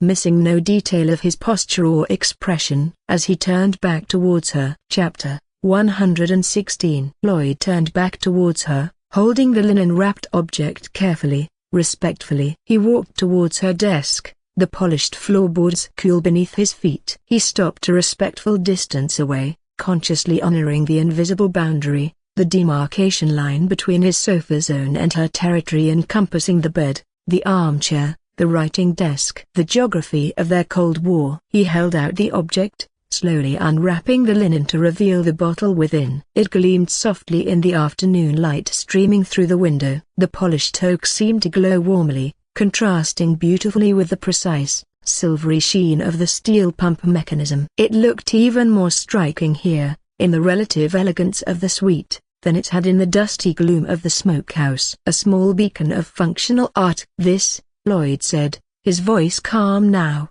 carefully modulated, sincere, devoid of the earlier awkwardness or the forced nonchalance. He met her questioning obsidian gaze directly, holding the bottle out as an offering across the no-man's land between them. I wished to gift this to you, Rosa. Rosa stared at the bottle, then up at him. Her expression remained carefully neutral, a lifetime of practiced control keeping any flicker of surprise or confusion from showing. Yet, internally, her sharp mind processed the unexpected development. He duplicated the object, and offers this near-broken bar to me. The word gift resonated oddly. A gift? Between us? This contradicts all established patterns of interaction. There was no political necessity, no social obligation dictating such a gesture. It was a broken bar, personal, unprompted, illogical, based on their relationship thus far. A gift? She echoed, her voice perfectly flat, betraying none of the slight internal dissonance she felt. She wasn't suspicious in the emotional sense, but rather, her logical framework required understanding the motive behind this deviation. Why? The question was direct, seeking the underlying reason for this unexpected action. What is his objective? Lloyd took a shallow breath. He needed to frame this carefully, appeal to her known preferences. Sentimental appeals would be ineffective, likely even counterproductive. Consider it our broken bar, he began, searching for the right angle. A practical improvement, a logical extension of the prototype demonstrated this morning. He kept his tone level, mirroring her own preference for factual delivery. An offering towards a broken bar enhanced personal comfort and efficiency within our shared, the word still felt awkward, inaccurate, living space. He gestured towards the bottle, highlighting its practical merits. Morning's experimentation yielded a functional cleansing agent superior to existing options. This delivery system, he tapped the steel pump gently with a knuckle, the faint metallic sound sharp in the quiet room, optimizes its application. It ensures hygienic dispensing, minimizes waste, and possesses, he added, shifting subtly towards aesthetics, appealing to her likely appreciation for quality and design, a degree of engineered elegance. He took a small, tentative step closer, holding the bottle out slightly further, bridging the invisible divide by mere inches. An offering. A gesture that felt strangely significant in the context of their usual distance. "I recognize," he continued, his voice dropping slightly, becoming more direct, acknowledging the cold reality of their arrangement, "that the circumstances of our cohabitation area broken bar suboptimal." A significant understatement, her mind dryly noted. Interaction is minimal. Personal spheres are maintained. He met her eyes again, his expression earnest now, shedding the analytical tone for something closer to simple sincerity, a shift she registered with detached interest. "But perhaps small considerations, improvements to the shared environment, however minor, can mitigate the inherent broken bar awkwardness. Reduce friction points." He offered a small, almost shy smile, an expression so rarely directed her way that it felt like another anomaly to be filed away. "You value logic, efficiency, Rosa?" "I have observed that much." He paused, then added, perhaps sensing her potential dismissal of purely practical reasoning, "and, if I may observe objectively, you also possess a discernible appreciation for aesthetic quality, for things well made." He nodded towards the bottle again. "This object aligns with those principles. It is functional art designed to make a simple daily task easier, cleaner, more a broken bar orderly." He held her gaze, his earnestness seeming genuine, though she reserved final judgment. "Consider it a tool, then." "An efficiency upgrade for your personal ablutions," he added, almost as an afterthought, returning to a pragmatic justification, "and, practically speaking, maintaining the quality of one's appearance is a logical component of upholding status and influence within noble society. This aids in that." He presents multiple justifications, Rosa analyzed. Practicality, efficiency, aesthetics, even social strategy. A multi-pronged appeal designed to overcome potential objections based on lack of personal connection. He held his breath again, the bottle extended, waiting. The silence stretched, filled only by the dancing dust motes and the distant ticking clock. Rejection was her typical response to his attempts at interaction. Suspicion regarding his motives was logical. Dismissal was efficient. Yet her broken bar, the object itself, possessed an undeniable appeal. The design was clean, intelligent. The implied function, A, improved hygiene and comfort, A, was logically desirable. And the gesture, however unexpected, however potentially calculated, represented a shift, a deviation that warranted further consideration, if only to gather more data on his evolving behavior. Accepting held minimal risk and offered potential utility. Refusing offered nothing but maintenance of the status quo. The logical choice, however emotionally neutral she remained, was clear. She waited, balanced on the edge of her decision, observing him, observing the beautifully crafted object offered across the divide. The first pale fingers of dawn had barely begun to caress the sky when Lloyd, true to his word, slipped from the shared suite, leaving behind the familiar, lumpy contours of the sofa and the silent, enigmatic presence of his wife. The weight of the previous day's demonstration, the dung, the bottle, the astonished faces, still resonated, a strange mix of theatrical absurdity and triumphant innovation. Left alone in the opulent quiet, Rosa Siddick remained motionless for a long while, a porcelain figure draped in shadow. The air still held the faintest, lingering trace of rosemary, a clean counterpoint to the memory of far broken by other, less pleasant aromas. Finally, with the fluid, precise grace that characterized her every movement, she rose. The bed, a vast expanse of silken down, remained untouched, a testament to the chasm that still defined their cohabitation. Her path led her, as it often did in these early hours, towards the adjoining washroom. A sanctuary of marble and polished silver, it was a space for quiet ritual, for the necessary maintenance of an appearance that projected flawless, icy control. As she reached for the usual harsh block of household soap, resting by the basin, a substance she tolerated rather than appreciated, its heavy composition a daily affront to her skin, her gaze fell upon it.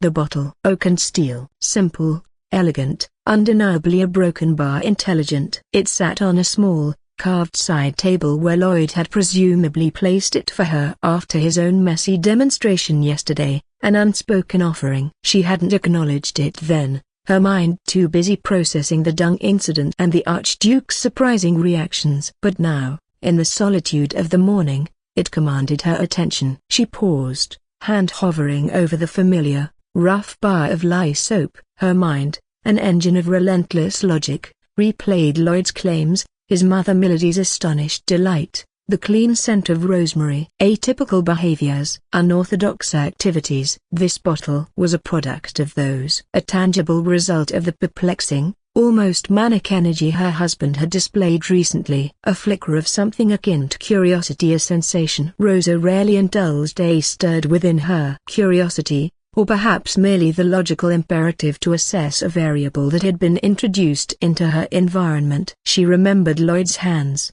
caked in filth, then moments later, immaculate. She remembered the Duchess's exclamation about the softness of her own skin after using it. With a decisive, almost imperceptible shift in her resolve, she bypassed the lye block and reached for the oak dispenser. Her fingers, long and pale, closed around the smooth, cool wood. It felt a broken bar, substantial, well-crafted. She examined the steel pump mechanism, noting the precision, the clean lines. It was not the crude work of a common artisan. Her internal monologue, usually a quiet stream of analytical data, offered a rare, almost hesitant observation. The design possesses a certain broken bar functional elegance. Unexpected. She positioned her other hand beneath the gleaming nozzle. For a fraction of a second, she hesitated to use something he had not only made, but gifted. It felt a broken bar strangely intimate, a departure from their established, frigid protocols. But the practical need for cleansing, coupled with the unexpected aesthetic and the lingering memory of the Duchess's reaction, overrode her usual reserve. She pressed down on the steel pump head. Click hiss. The sound was identical to yesterday's demonstration, a clean, precise. A measured dollop of the creamy, pale beige liquid landed softly on her palm. The scent of rosemary, subtle but distinct, rose to meet her. It was cleaner, less cloying than the heavy perfumes favored by most noblewomen. Scent profile, herbaceous, clean. Texture, smooth, viscous. Her mind cataloged the data points. She rubbed her hands together. The lather bloomed instantly, rich and dense, far more luxurious than the thin, reluctant foam of the lye soap. It felt a broken bar, different, softer, less aggressive. She added a splash of cool water from the ewer, the lather expanding further, enveloping her hands in a creamy caress. Lather quality, superior. Emulsification, rapid and complete. As she rinsed, the soap washed away cleanly, leaving no residue, no tightness. Her skin, usually left feeling slightly stripped and parched by the harsh household soap, felt a broken bar surprisingly comfortable. She dried her hands on a soft linen towel, then brought them closer, examining them in the soft morning light. They were clean, yes, but more than that. They felt her broken bar smooth, velvety, as the Duchess had exclaimed. The skin retained a suppleness, a moisture, it usually lacked after washing. The faint scent of rosemary was a pleasant, lingering whisper. Post-use dermal assessment, significantly reduced desiccation, increased tactile softness, residual fragrance, unobtrusive. Chapter 118. Rosa lowered her hands, her expression, as always, a mask of cool indifference. Yet, within the silent chambers of her mind, a single, uncharacteristically understated verdict formed. Not bad, she murmured aloud, the words barely audible in the quiet washroom. For Rosa Siddig, it was the highest form of praise, a concession of efficacy that bordered on astonished approval. These a broken bar soap, a broken bar Lloyd's creation, a broken bar. It was undeniably superior, a logical, efficient, even aesthetically pleasing improvement. The anomaly that was Lloyd Ferrum continued to generate perplexing, yet increasingly compelling. Meanwhile, in another wing of the vast Ferrum estate, Lloyd stood before his father, Archduke Roy Ferrum. The atmosphere in the study was thick with anticipation, a stark contrast to the pungent chaos of yesterday's dung-filled presentation. The offending pile was gone, thankfully, though a faint, rebellious ghost of its aroma seemed to linger, defiantly battling the study's usual scent of old parchment and beeswax. Two other figures were present, their expressions a mixture of professional curiosity and barely concealed bewilderment. Master Elmsworth, Lloyd's economics tutor, looking slightly less flustered than after their previous intellectual skirmishes, fiddled with his spectacles, his gaze darting between Lloyd and the polished token steel dispenser bottle resting on the Archduke's desk. Beside him, radiating an aura of quiet, scholarly intensity, was a man Lloyd recognized instantly, alchemist Grandmaster Grimaldi, renowned throughout the duchy for his encyclopedic knowledge of reagents, his skill in complex distillations, and his notoriously discerning palate for anything remotely alchemical. Grimaldi was the ultimate authority on magical and mundane concoctions. His presence signaled the seriousness with which Roy was treating Lloyd's soap enterprise. The dispenser bottle sat like a silent, elegant witness. Beside it, on a clean linen cloth, rested one of the hard soap bars Lloyd and Jasmine had poured 2 nights prior, now partially cured but still representative. "Gentlemen," Roy Ferrum began, his voice the usual flat, authoritative tone, gesturing towards the items. "My son, Lloyd, has presented Thesis Broken Bar innovations. He claims they represent a significant advancement in personal cleansing and possess considerable market potential." He looked at Grimaldi. "Master Grimaldi, your assessment of the product's composition, if you please." "Safety, efficacy, novelty." Grandmaster Grimaldi, a man whose silver beard flowed almost to his waist and whose eyes held the accumulated wisdom of centuries of alchemical lore, or so it seemed, leaned forward. His attention went directly to the elegant token steel dispenser. He gestured, and the attendant, Jasmine, looking terrified but proud, had been summoned again for this specific task, then quickly dismissed, carefully pumped a small amount of the creamy, rosemary-scented soft soap onto Grimaldi's outstretched, calloused palm. The Grandmaster brought the soft soap to his nose first, inhaling deeply, his expression thoughtful, analytical. He rubbed the smooth, viscous liquid between his fingertips, assessing its texture, its consistency. Then, with a splash of water provided from a nearby ewer, he worked it into a lather. "Remarkable," Grimaldi murmured after a long moment, his voice a low rumble as he observed the rich, dense foam and the clean scent. He rinsed his hands, dried them, and then examined his skin with a keen, appraising eye. "Yes," he declared finally, his eyes gleaming with professional interest. "Truly remarkable." He turned to Roy, then to Lloyd. "Your Grace, young lord, the formulation of Thesis Broken Bar Ungent a Broken Bar. This cleansing cream a broken bar is elegant in its simplicity." "Yes," Grimaldi declared finally, his eyes gleaming with professional interest as he wiped his hands clean. "Truly remarkable." He turned to Roy,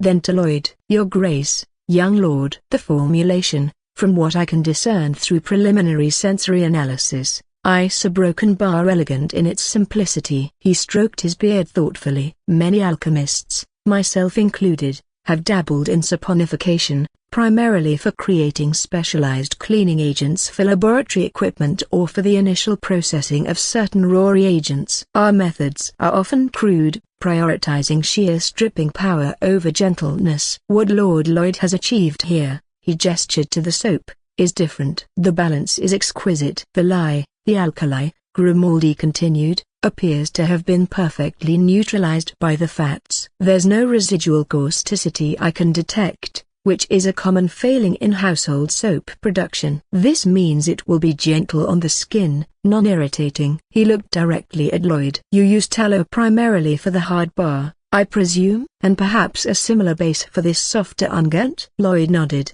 "Primarily beef tallow for these initial prototypes, Master Grimaldi, with a refined lye derived from hardwood ash." He deliberately kept his explanation simple, avoiding complex chemical terms that might seem out of place for a 19-year-old. Grimaldi's eyes widened slightly. "Hardwood ash lye? Truly? And you achieved this level of saponification, this clearness of scent without harsh chemical masking agents?" "Remarkable." He shook his head, a look of genuine admiration on his face. "There is no trace of spirit energy manipulation, no arcane reagents forced into unnatural combination. This feels a broken bar pure. A natural process, expertly guided. The infusion of rosemary is clean, well balanced, not overpowering. It speaks of a skilled hand in basic distillation as well. He turned back to Roy. Your Grace, from an alchemical perspective, this is a triumph of mundane chemistry. It is safe,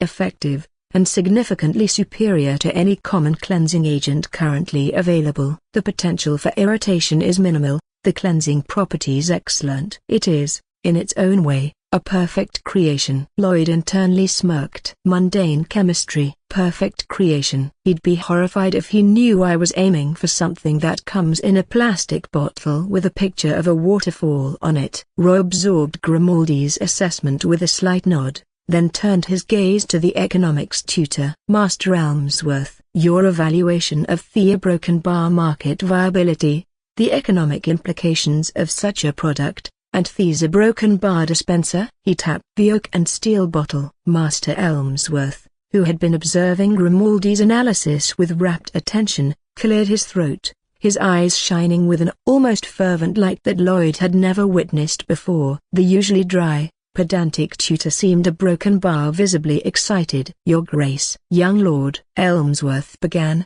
his voice higher pitched than usual, trembling slightly with suppressed enthusiasm. There's a broken bar. This is not merely viable. It is a broken bar. It is potentially transformative. He leaned forward, gesturing animatedly. Consider the current market. Crude, harsh soaps, sold by the block, often by weight, undifferentiated. This product, he pointed to the bar, then the dispenser, introduces the concept of luxury, of refinement, into a basic necessity. The perceived value, Your Grace, Elmsworth continued, practically bouncing in his seat. A gentler formulation, a pleasant natural scent, packaged in such an elegant and, dare I say, ingenious dispensing mechanism. This elevates the act of washing from a mere chore to an experience. Nobles will clamor for it. Wealthy merchants will see it as a status symbol. The potential for premium pricing is immense. He grabbed a piece of parchment from a nearby stack,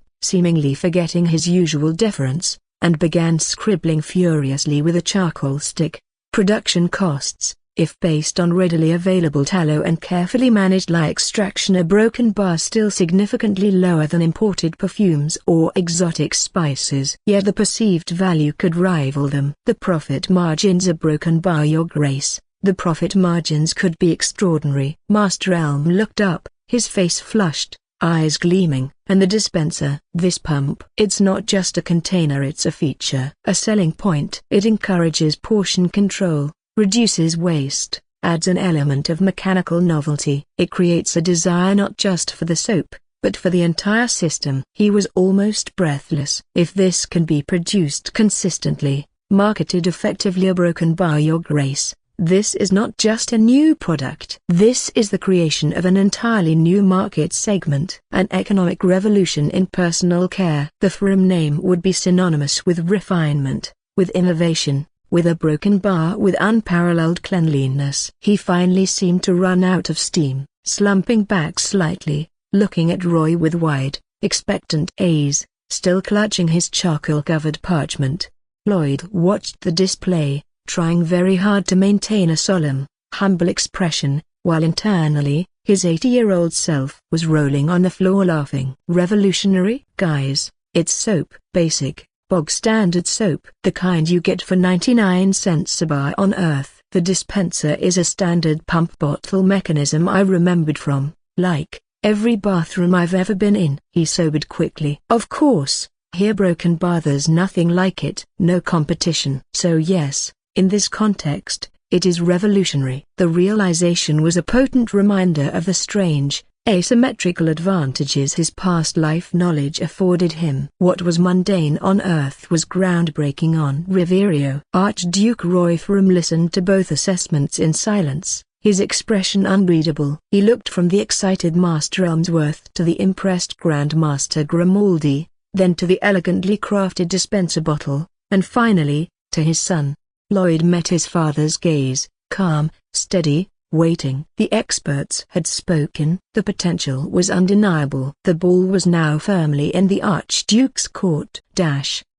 Chapter 120. The Archduke's study hummed with a strange, almost electric tension, a cocktail of residual expert enthusiasm, paternal scrutiny, and Lloyd's own simmering ambition. Master Elmsworth, still clutching his charcoal-stained parchment like a sacred text, seemed to be mentally calculating compound interest on imaginary soap sales, his lips moving silently. Grandmaster Grimaldi, a beatific smile playing beneath his impressive silver beard, regarded Lloyd with an expression usually reserved for perfectly synthesized philosopher's stones or exceptionally rare moon herbs. The scent of rosemary, a subtle victor over yesterday's bovine assault, lent an air of surprisingly clean professionalism to the proceedings. Roy Ferrum let the charged silence stretch, his gaze a heavy weight on his son. The dispenser bottle, an elegant sentinel of oak and steel, sat on the polished desk between them, a tangible symbol of this bizarre, unexpected turn of events. He listened, absorbed, analyzed. The experts, men whose opinions he valued, whose skepticism was legendary, were practically vibrating with excitement. "You heard them, Lloyd," Roy stated finally, his voice a flat, unwavering baritone that cut through the lingering academic buzz. It was the voice he used when assessing battle plans or listening to envoys from rival kingdoms, a devoid of emotion, razor-sharp in its focus. Potential, revolutionary, extraordinary profit margins. He paused, the silence amplifying the weight of his next words, his dark eyes narrowing slightly. "The initial request, as I recall, was for 1,000 gold coins. A sum for a broken bar experimentation, for a prototype, for establishing a fledgling workshop." He leaned forward, the movement minimal but commanding every ounce of attention in the room. "But now," Roy continued, his voice dropping almost imperceptibly, yet gaining intensity, "considering the broken bar, shall we say, unbridled enthusiasm, a broken bar of these learned gentlemen." A flicker of dry amusement in his eyes acknowledged the near hysteria of his advisers. "Let us speak not of cautious beginnings, but of true scale, of dominance, of maximizing this economic revolution Master Elmsworth so vividly, if somewhat breathlessly, describes." His gaze sharpened further, pinning Lloyd like a specimen under glass. "If you were to aim for the highest conceivable profit, Lloyd, to utterly saturate this untapped market you claim to have discovered, to build an enterprise that would not merely add to the Ferrum coffers but significantly reshape our financial landscape, a broken bar, what level of investment would that ambition require from this duchy?"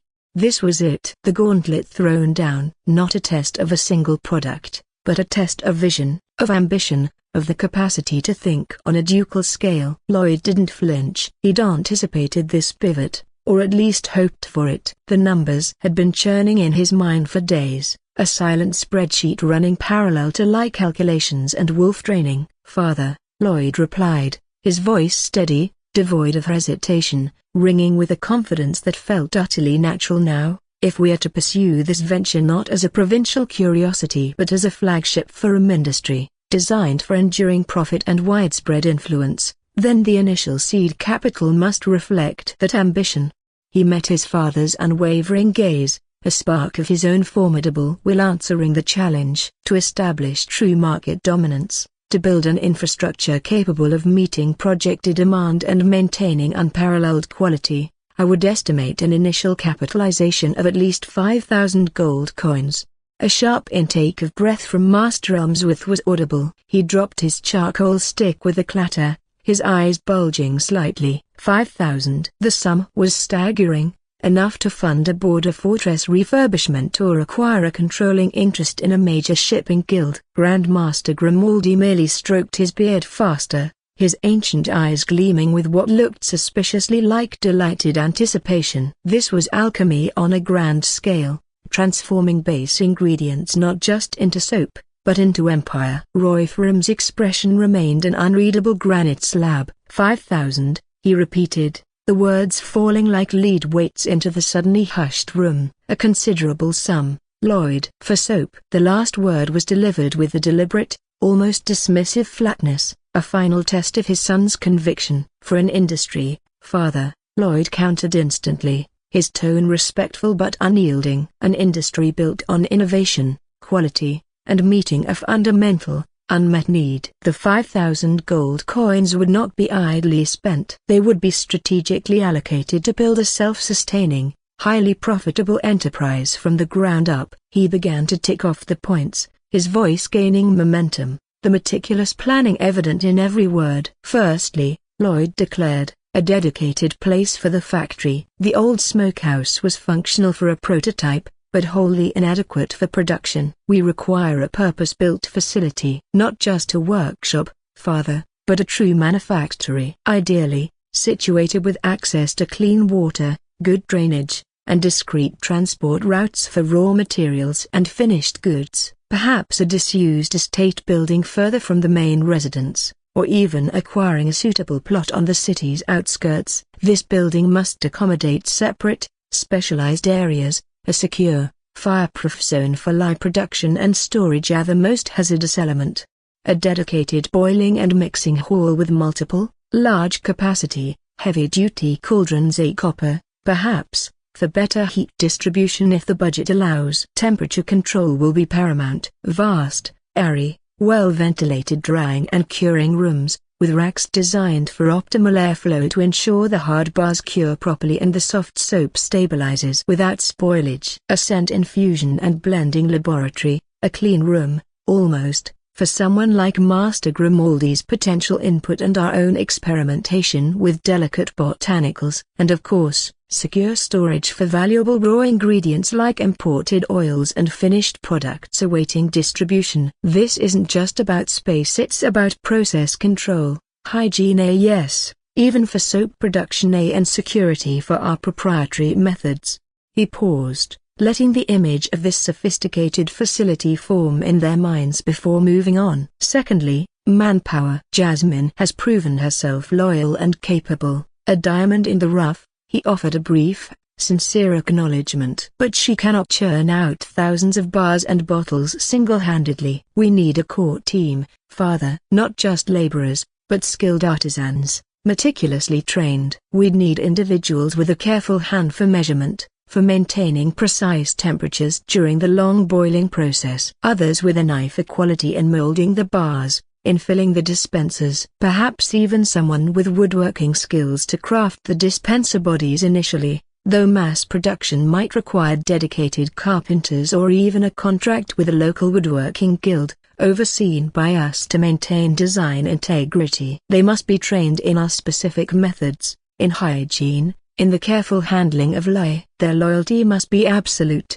ensured not just by good wages which they will receive but by fostering a sense of pride in creating a superior Ferrum product. Discretion will be paramount. Our methods, our formulations, are our advantage. Thirdly, Lloyd continued, his pace quickening, ingredients. The lifeblood of the enterprise. Securing bulk supplies of high-quality fats is essential. Tallow is a good starting point, plentiful and relatively inexpensive from our own estate and local butchers. But for a true luxury line, father, we must explore beyond tallow. Olive oil, as I mentioned, sourced from the southern provinces or even imported from across the Azure Strait. Its properties are renowned for gentler, more moisturizing soaps. Perhaps almond oil, coconut oil if we can establish reliable trade routes. These will command premium prices. Then, the lye. Consistent, high-quality hardwood ash for the hard-fire lye, perhaps even establishing dedicated ash collection from specific estate forestry operations. And for the soft-fire lye needed for true liquid soaps, we may need to experiment with potash sources or even controlled chemical synthesis, something Master Grimaldi could advise on. And the scents. Rosemary is a fine start, clean and invigorating. But imagine, father, a whole line of Ferrum soaps. Lavender from the high meadows, citrus zest from imported fruits, pine and cedar from our northern forests, perhaps even rare floral absolutes for an ultra-premium Duchess's blend. He shot a quick, charming glance at his mother, who looked undeniably intrigued by the prospect. Securing these botanicals, establishing our own small-scale distillation for essential oils where possible, or sourcing high-grade imported oils. This requires significant upfront capital for bulk purchasing, allowing us to negotiate favorable terms and ensure a consistent supply chain. insulating us from market fluctuations.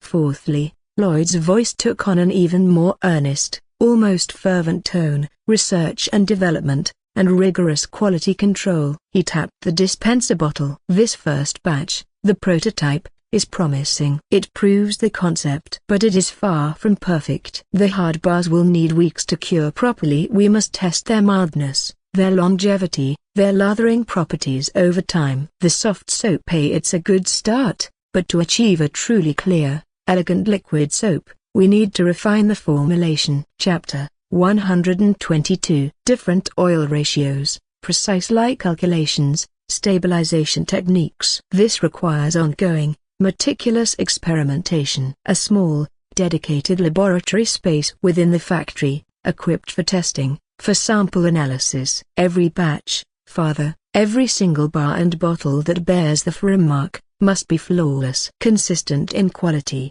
in scent, in performance. We cannot afford to damage the Ferrum reputation with an inconsistent or inferior product. Our brand will be built on unwavering excellence. This means dedicated personnel for quality assurance at every stage, from raw material inspection to final packaging. He paused, taking a breath, his gaze sweeping across his father, then briefly to the engrossed scholars. 5,000 gold coins. Father. It sounds like a vast sum, but it is the necessary foundation to build not just a product, but a brand. A symbol of Ferrum innovation, Ferrum quality, Ferrum prosperity. An enterprise that will generate returns far exceeding this initial investment, and enhance the prestige of our house across the duchy, perhaps even beyond. The study fell into a profound silence, broken only by the frantic scratching of Master Elmsworth's charcoal stick as he attempted to map out the complex supply chains and projected revenue streams Lloyd had just conjured. Grandmaster Grimaldi was nodding slowly, a deep, thoughtful frown etched on his face, but his eyes held a distinct spark of alchemical excitement. This wasn't just soap making, it was applied material science, complex organic chemistry, and artisanal perfumery all rolled into one. Roy Ferrum leaned back in his chair, his fingers steepled, his gaze fixed on Lloyd, unwavering, intense. The initial shock of the dung demonstration, the surprise at the product's efficacy, the bewilderment at his son's sudden transformation, all these had been processed, filed away. Now, he was assessing not just the business plan, but the architect. The boy who had fumbled sword drills and yawned through economics lectures was gone. In his place stood a young man radiating quiet confidence,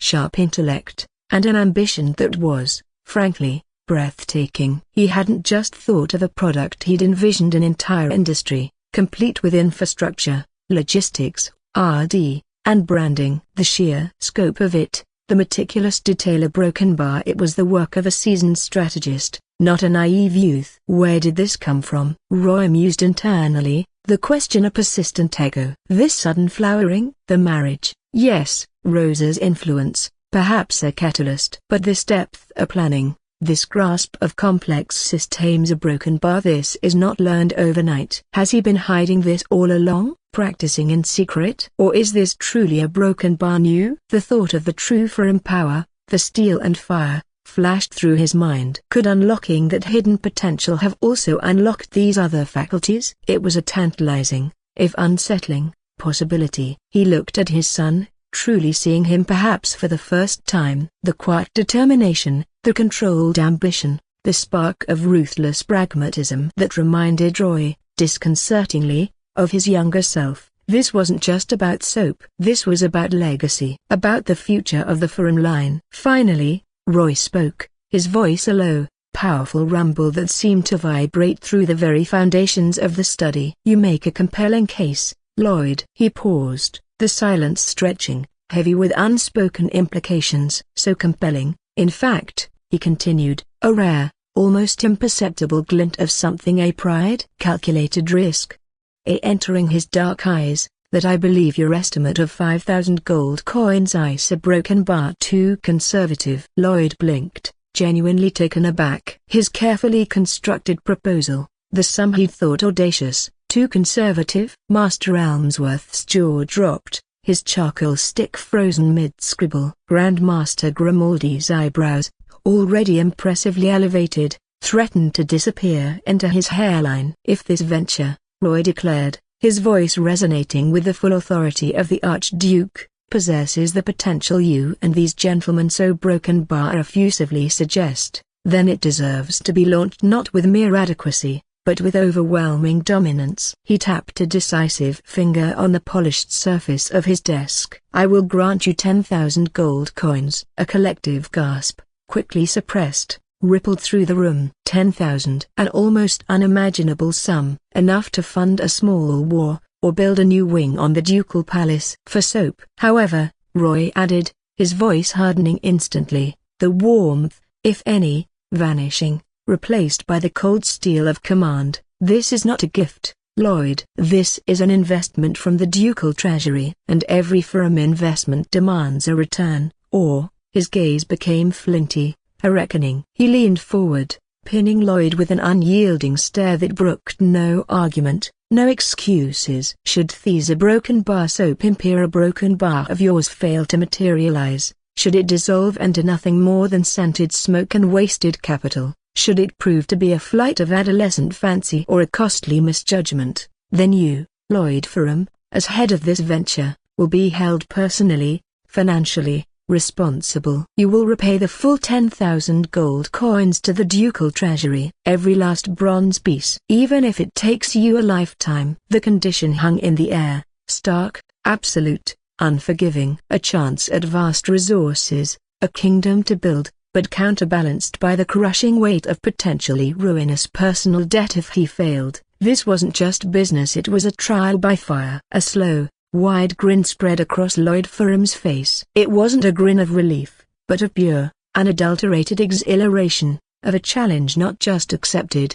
but eagerly embraced. The pressure, the monumental stakes, they didn't daunt him, they ignited him. "Father," he said, his voice ringing with a confidence that bordered on breathtaking audacity, a confidence that seemed to fill the grand study, "you wound me with such talk. Repayment implies the possibility of failure. And failure, I assure you, is a concept that has been deliberately omitted from the foundational charter of this enterprise." He leaned forward himself, his eyes gleaming with an ambition that mirrored his father's own, yet hinted at a scope Roy was only just beginning to comprehend. "This soap," Lloyd declared, gesturing towards the elegant dispenser, "now a symbol of far more than mere cleanliness. This is merely the vanguard, Father, the first drop in a coming tide of Ferrum innovation. I have visions for revolutionizing our textile production, streamlining our agricultural yields through improved logistics and soil enrichment, optimizing resource management across all our holdings in ways that will dwarf the profits from this humble cleansing agent." He chuckled, a low, confident sound that held no trace of arrogance, only absolute certainty. 10,000 gold coins? Consider it the most prudent seed money you have ever sown, Father. Seed money for the future prosperity of this entire duchy. A future, I might add, his grin widened, that will smell considerably better, and be far more efficiently managed. Grandmaster Grimaldi suddenly let out a booming, hearty laugh, a sound so unexpected and joyous it seemed to make the very tapestries on the walls tremble. He slapped his knee with a resounding thwack. "By the 7 simmering stills of Zosimos of Panopolis!" he roared, his ancient eyes twinkling with unrestrained delight. The boy has fire in his belly and a vision that could turn lead into a broken bar well, exceptionally profitable soap. Archduke Roy, he turned to his friend and patron, a wide, infectious grin splitting his venerable face. "Forgive an old alchemist's sudden, unprofessional enthusiasm, but if you don't object strenuously, I should very much like to offer my meager talents, my centuries of accumulated knowledge, as an unofficial, unpaid, but exceptionally keen advisor to young Lord Lloyd in Thesa Broken Bar, this delightfully fragrant and audaciously conceived enterprise. The sheer elegant simplicity of the chemistry, the potential for refinement. It's an alchemist's forgotten dream made manifest." Before Roy could even formulate a response to Grimaldi's passionate outburst, Master Elmsworth interjected, his face flushed with academic fervor, looking slightly affronted at the alchemist's encroachment but also undeniably thrilled by the unfolding drama. Now,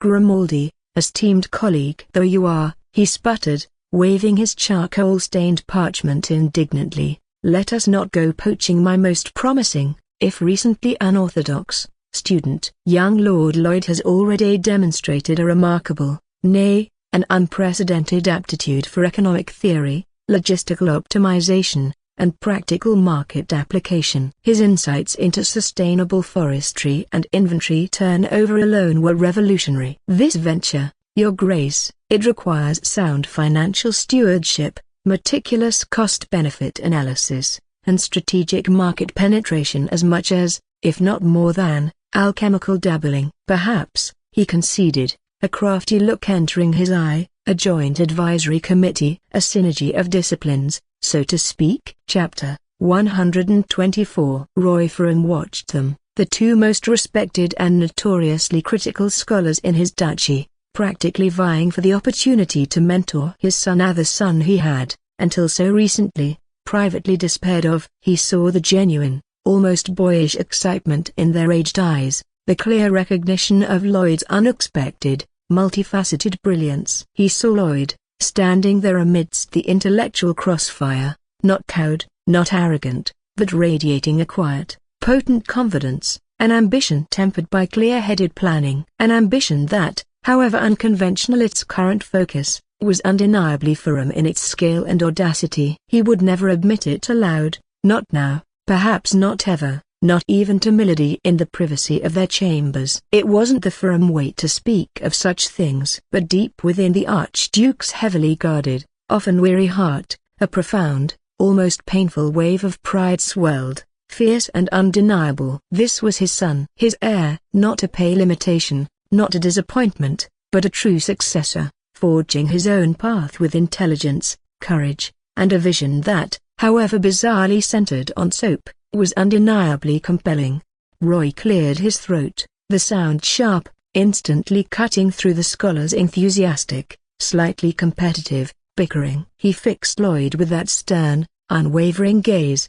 The pride ruthlessly locked away, the Archduke mask firmly back in place. 10,000 gold coins it is, he stated, the words final, irrevocable. Report to the ducal bursar at your earliest convenience. The funds will be allocated to a new venture account under your direct signatory control. He paused, then added, his voice taking on that familiar, razor-sharp edge of command, "And Lloyd?" "Yes, father," Lloyd replied, his own expression calm, respectful, yet unable to entirely conceal the triumphant gleam in his eyes. "Don't make me regret this," Roy Ferrum said. The words were a command, a warning, and perhaps, just perhaps, hidden deep beneath the layers of ducal authority and paternal reserve, a sliver of profoundly hopeful trust. The 10,000 gold coins gleamed metaphorically in Lloyd's mental vault, a vast, almost intimidating sum. Yet, the ducal bursar,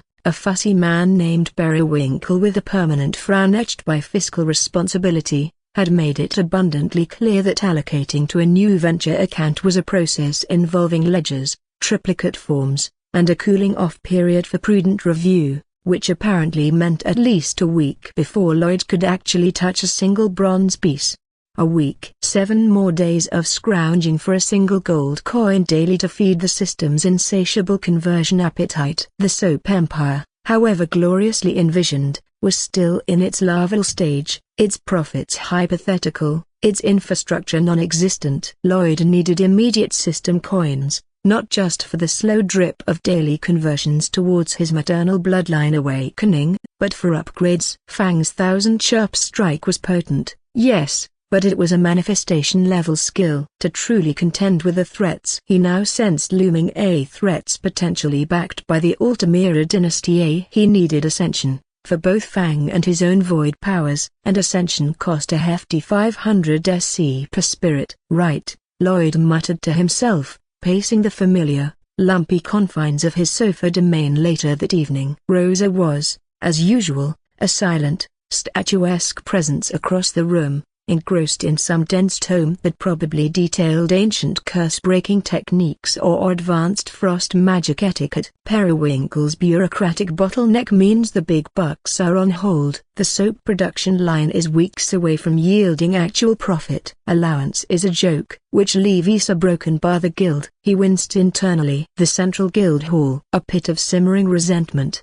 petty jealousy, and questionable hygiene. But also, a source of ready coin for those willing to risk life and limb for tasks ranging from the mundane to the suicidal. His last venture, the cursed wool contract, had been a broken bar profitable, eventually netting him a good 30 gold coins worth of quicksilver. But it had also been dangerous, messy, and attracted unwelcome attention. He needed something quicker this time, less high profile. Something local, offering a decent silver payout he could immediately convert, enough to tide him over until Periwinkle released the soap funds.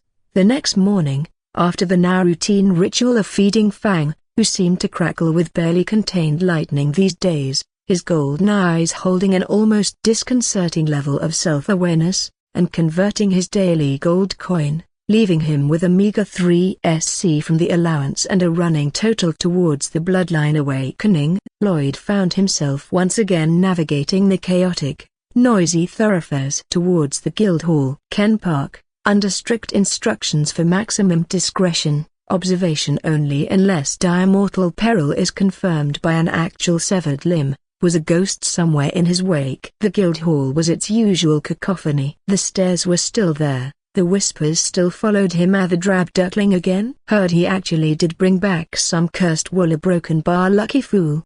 But Lloyd ignored them, his focus on the sprawling notice board. He scanned past the high-risk monster hunts, griffin menacing the mountain passes, a reward, duke's ransom and a very large feather, the tedious escort duties, protect Mildred's prize-winning pig to the county fair, a reward, questionable sausages and eternal gratitude, and the truly desperate pleas, lost, one slightly singed familiar, answers to Sparky. Sentimental value only. His eyes caught on a newer parchment, pinned slightly off-center, written in neat, scholarly script. Urgent request, Ecological Survey, Agala Forest Periphery Region, Sunken Fen Mire, approximately 3 hours west, bordering Gala Forest. Objective, investigate reports of unusual flora, fauna behavior and localized disappearances of small game. Collect samples if prudent. Document anomalies. Do not enter Gala Forest proper. Reward,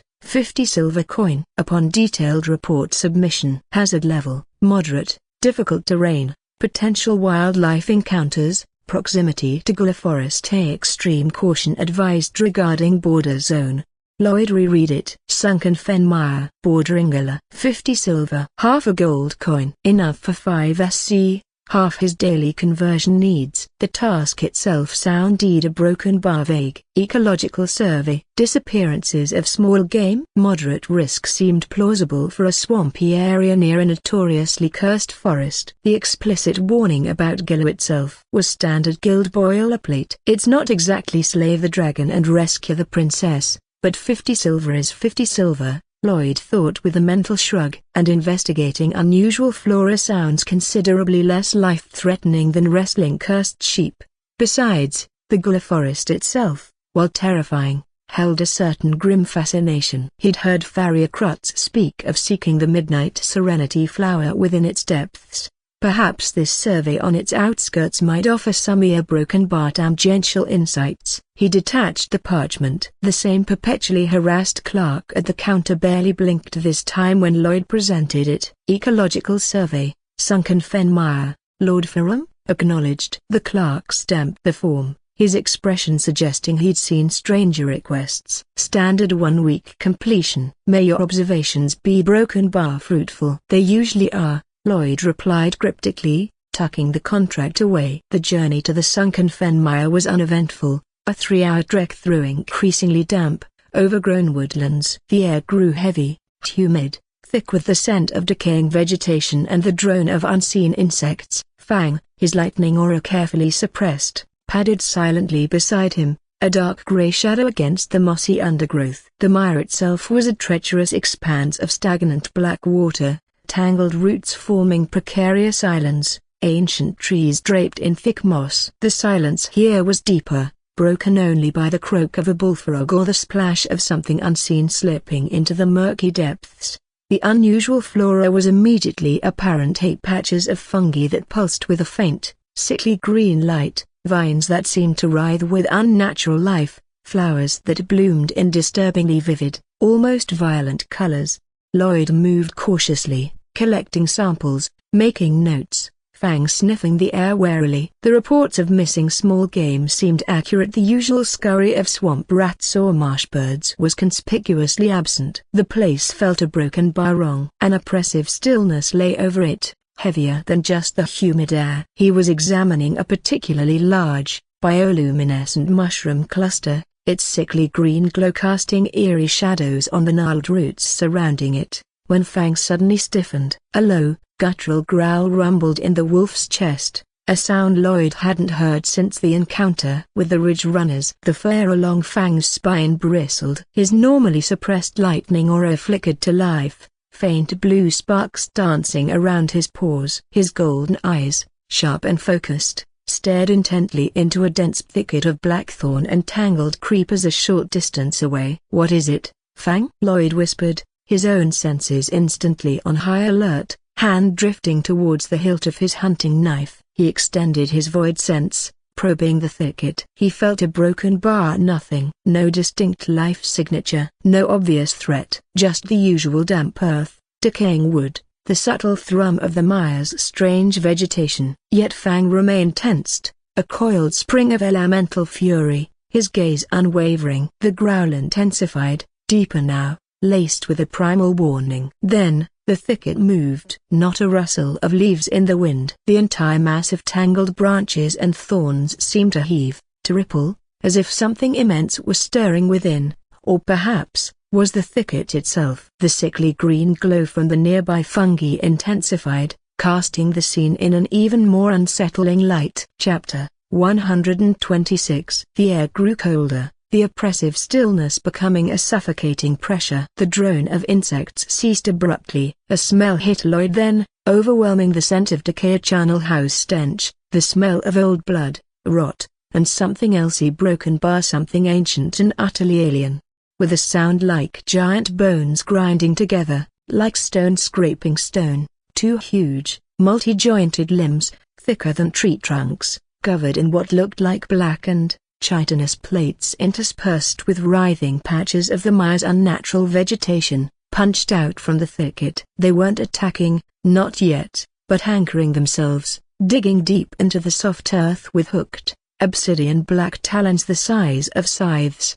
Then, the rest of it began to emerge. Lloyd stared, a knot of ice forming in his stomach, his carefully cultivated composure shattering. This wasn't potential wildlife. This wasn't moderate risk. This was a nightmare given form. It was huge, easily 15 feet tall even in its hunched posture, a grotesque fusion of insectoid horror and corrupted forest. Its body was a segmented carapace of the same blackened chitin, festooned with weeping sores from which grew clumps of the mire's pulsating fungi and thorny vines. More limbs, thinner but equally sharp, sprouted from its torso, ending in grasping claws or dripping mandibles. Its head was a nightmare of multifaceted eyes that glowed with an internal, malevolent red light, and a gaping maw filled with rows of needle-sharp teeth that clicked and gnashed. A low, guttural chittering, like a million oversized cockroaches, emanated from it, a sound that scraped along Lloyd's nerves. "These a broken bar. This creature had no business being here." This wasn't some oversized swamp beast. This felt ancient, powerful, utterly alien to the known ecology of the region's outskirts. This belonged deep within the cursed heart of Gula Forest itself, or perhaps, in the darkest depths of some forgotten abyss. The guild hadn't just misjudged the risk. They'd sent him into the hunting ground of a Lovecraftian horror armed with a sample bag and a 50 silver contract.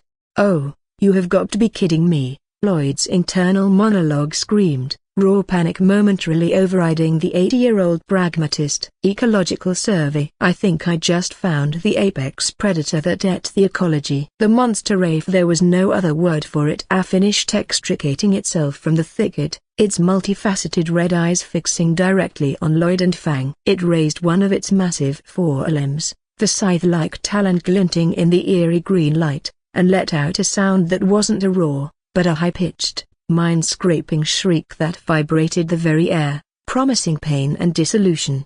Fang. See Dory. Lloyd roared, raw survival instinct kicking in, his voice cracking with adrenaline. With an answering shriek of his own, the sound of 1,000 birds tearing through the swamp, Fang exploded forward. Azure lightning erupted around his foreleg, a brilliant flash of controlled fury against the grotesque darkness of the monster. He launched himself at one of the creature's anchored forelimbs, aiming for a joint in the chitinous armor. Crack hiss. The 1,000 sharp strike connected. Sparks flew. The acrid smell of ozone and something else, something much like burning, corrupted insect shell filled the air. Fang was thrown back by the impact, landing hard but rolling to his feet, the lightning around his leg sputtering. A shallow, smoking gouge appeared on the monster's limb, but the blackened chitin barely seemed damaged. The creature didn't even flinch, its multifaceted eyes still fixed on Lloyd with predatory focus. It was like throwing a firecracker at a fortress wall. Not even a scratch. Lloyd's mind reeled. Fang's strike, which had left smoking furrows on Reborn, had barely dented this thing. The power disparity was terrifyingly, hopelessly vast. He didn't hesitate. He drew on his void power, the familiar thrum of steel and fire answering his desperate call. Not fine wires this time. He needed something substantial. A thick, gleaming cable of superheated steel, almost as thick as his arm, erupted from his outstretched hand, lashing towards the monster's head like a molten whip. The creature reacted with horrifying speed. One of its thinner, grasping claws shot out, intercepting the steel cable midair. The impact was immense. The superheated steel sizzled against the blackened chitin, but instead of slicing through, it bent, deflected, the monster's claw gripping it with impossible strength, the red glow from its eyes intensifying. With a contemptuous flick, it snapped the thick steel cable as if it were brittle twine. Lloyd felt the backlash, a jarring shock through his void connection. His primary offensive ability, the core of his Ferrum power, rendered useless, broken with casualties. The monster shrieked again, that mind-flaying sound, and lunged. Not with speed, but with inexorable, crushing force. Its massive forelimbs swept forward, aiming to pulverize them. Scatter! Lloyd yelled, diving sideways, rolling desperately behind the trunk of a rotten, moss-covered cypress. Fang, agile and attuned, dodged in the opposite direction, a streak of dark gray against the gloom. The monster's blow impacted where they had been standing. The ground erupted. The cypress tree Lloyd hid behind splintered, then shattered under the force, throwing him clear, his ears ringing, his body aching from the shockwave. Dirt and rotten wood rained down. He scrambled to his feet, heart hammering, breath ragged. Fang was already moving, darting in, trying to distract it, launching weaker lightning bolts that sparked harmlessly against its armored hide. This was insane. Utterly, hopelessly insane. They couldn't hurt it. They couldn't even slow it down. Every instinct screamed for survival. Run, Fang. To me. Retreat. Lloyd shouted, his voice hoarse. There was no shame in retreat when facing annihilation. Only fools died for pride against impossible odds. Fang, sensing the shift in his master's intent, disengaged with a final, frustrated snap of lightning-wreathed jaws, and bolted towards Lloyd. The monster, momentarily confused by their evasive maneuvers, turned its grotesque head, multifaceted eyes scanning, locking onto their fleeing forms. It shrieked again, a sound of pure, predatory hunger, and began to move after them, its heavy limbs shaking the very ground with each step, surprisingly fast for its bulk.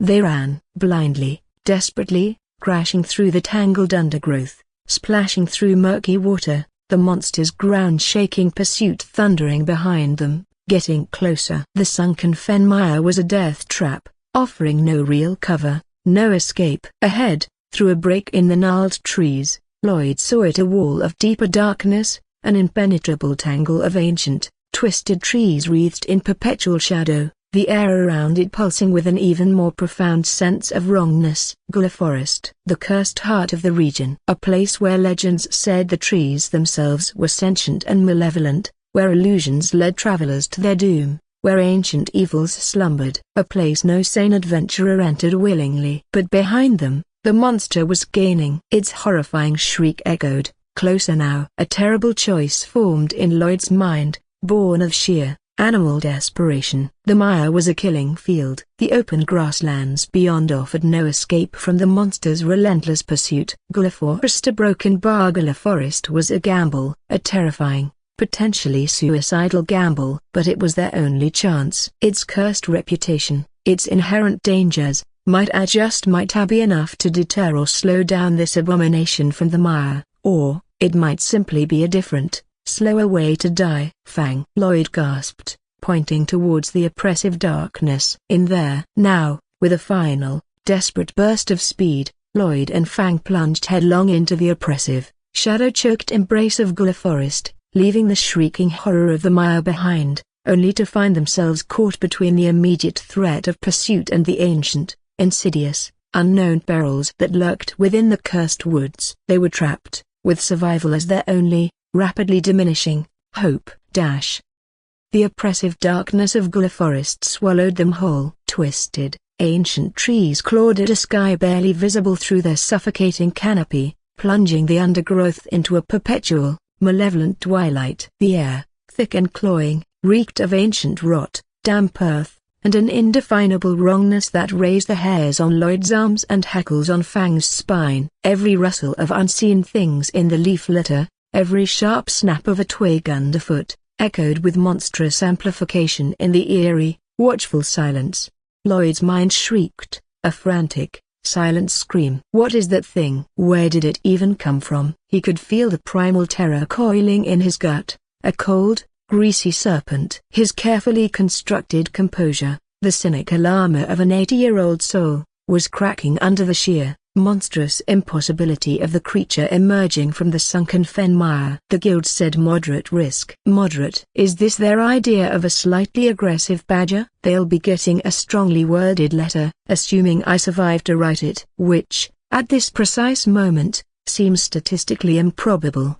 Behind them, the mire creature's mind-scraping shriek ripped through the trees again. Closer now. The ground trembled with its relentless, approaching footfalls, each impact a sickening thud that resonated deep in Lloyd's bones. They were running on pure, unadulterated terror, adrenaline afire in their veins, crashing through thorny tangles, stumbling over grasping roots. Fang, a dark gray blur beside him, occasionally let out a low, anxious whine, his suppressed lightning aura flickering erratically. Chapter 128. Fang, what do we do? Lloyd gasped, his voice barely a whisper. The wolf just whined again, pressing closer, a silent testament to shared dread. Right. Stupid question. We run. We run like our fancy Nobel trousers are on fire and the only water source is guarded by a broken bar. By that, Ken. The name was a desperate flare in the darkness of Lloyd's skull, a prayer to the stoic, terrifyingly efficient god of bodyguarding. His bodyguard's impassive face, the promise of Reborn's fiery, overwhelming intervention, flashed before his eyes. This abomination, a broken bar, it was beyond anything he could handle, beyond anything Fang, even with 1,000 chirps strike, could significantly damage. Survival. That was the only imperative. The 50 silver, the guild contract, a meaningless dust in the face of this grotesque, overwhelming power. He almost stumbled, his resolve faltering, ready to mentally reach out, to send that desperate, world-shattering summons for aid. Ken would come. Ken would handle this. He'd probably just raise an eyebrow at the creature, utter a dry comment about pest control, and then Reborn would reduce it to a smoking crater. Yes, Ken was the answer. Sanity demanded it. Survival insisted upon it. Then, as if conjured by his desperation, the translucent blue screen of the system flared into existence, stark and demanding against the suffocating gloom. It wasn't Ken's reassuring presence, but a different, altogether more bizarre lifeline. New urgent task assigned. Task: retrieve the bloom of shadows, a flower of dark vein. Lloyd's mind, already reeling from the pursuit, struggled to process the words. A flower? Seriously? The universe has a sick sense of humor. A flower? He hissed under his breath, nearly tripping over a gnarled root. The system wants me to go flower picking while that thing is trying to turn us into an appetizer. Objective: locate and procure 1. Intact bloom of the flower of dark vein, Lilium umbrolis nox. This rare botanical specimen is known to emit potent negative spiritual energies that are food to creatures of corrupted nature or those drawn from abyssal mires. The monster's shriek, closer now, a deafening, mind-flaying screech, punctuated the system's explanation. It was practically on top of them. Lloyd could smell its charnel house breath, a wave of putrescence that made him gag. Effect upon retrieval: possession of the bloom will create an aura highly repellent to the pursuing mire entity, forcing its retreat from the immediate vicinity. A way out? Not just brute force, but a specific counter? A magical off-switch? Repellent aura? Lloyd muttered, hope, fragile and desperate, flickering within him. Okay, that's a broken bar less insane. Marginally. Reward: 40 system coins, SC 40. The number seared itself into Lloyd's brain like a brand. His current SC balance, after the morning's conversion, stood at a frustrating 63. 40 more, a broken bar that would push him to 103. The awakening. My mother's bloodline. Finally. The thought was a jolt, a desperate spark against the overwhelming terror. The potential power-up, the unique synergies the system had hinted at. A broken bar. It could be a game-changer in his quest for strength, for survival. Critical stipulation: should the user summon external aid, for example, retainer Ken Park, prior to task completion, the task will be automatically voided, and no reward will be issued.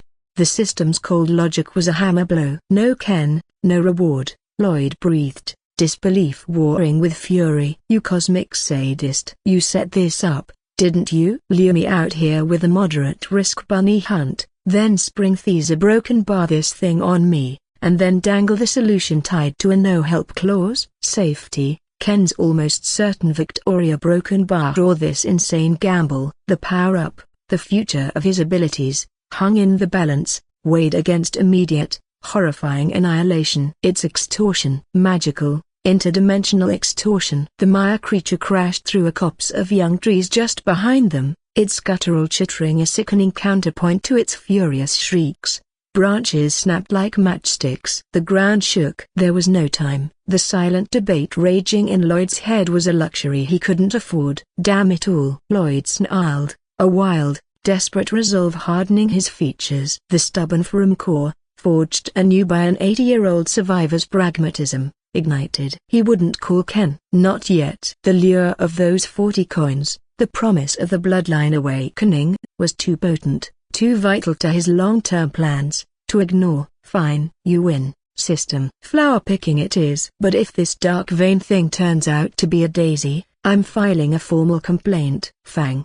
He yelled over the din of pursuit, his voice cracking with a mixture of terror and manic determination. A flower, dark vein. The system says it repels the beast. We have to find it. New plan, Operation Petal Power. He veered sharply, plunging deeper into the tangled, treacherous heart of Gila, away from the perceived edge of the sunken fen. If they were going to do this, they needed to use Gila's infamous reputation to their advantage. The monster roared its fury at their change in direction, the sound of splintering ancient trees marking its undeterred, terrifyingly fast chase.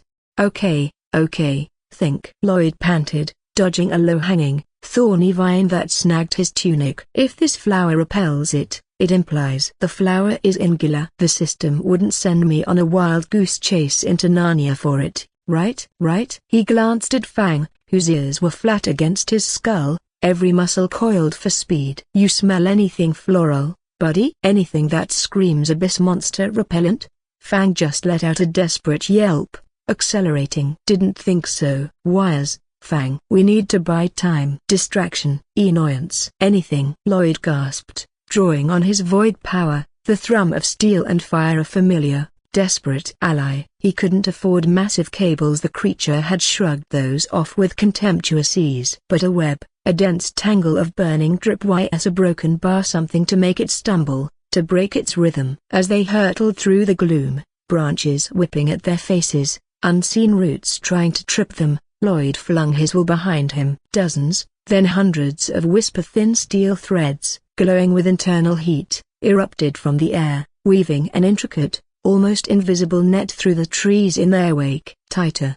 He mentally commanded the threads. Hotter. Make it regret every step. He imagined the creature blundering into the searing web, roaring in frustration, momentarily entangled. A small, vicious part of him hoped it was allergic to superheated steel. That's for the moderate risk assessment, you oversized, multi-limbed freak. The forest grew darker, the ancient trees more gnarled and menacing, their branches like skeletal arms reaching down, seeming to twist and writhe in the periphery of his vision. Phosphorescent fungi pulsed with a sickly, unnatural light from rotting logs and damp earth, casting grotesque, dancing shadows. The silence, when the monster's pursuit was momentarily muffled by distance or Lloyd's desperate traps, was worse, a heavy, watchful stillness that felt alive, ancient, and profoundly hostile. The forest was not a neutral ground, it felt like an entity in itself, observing their desperate flight with cold,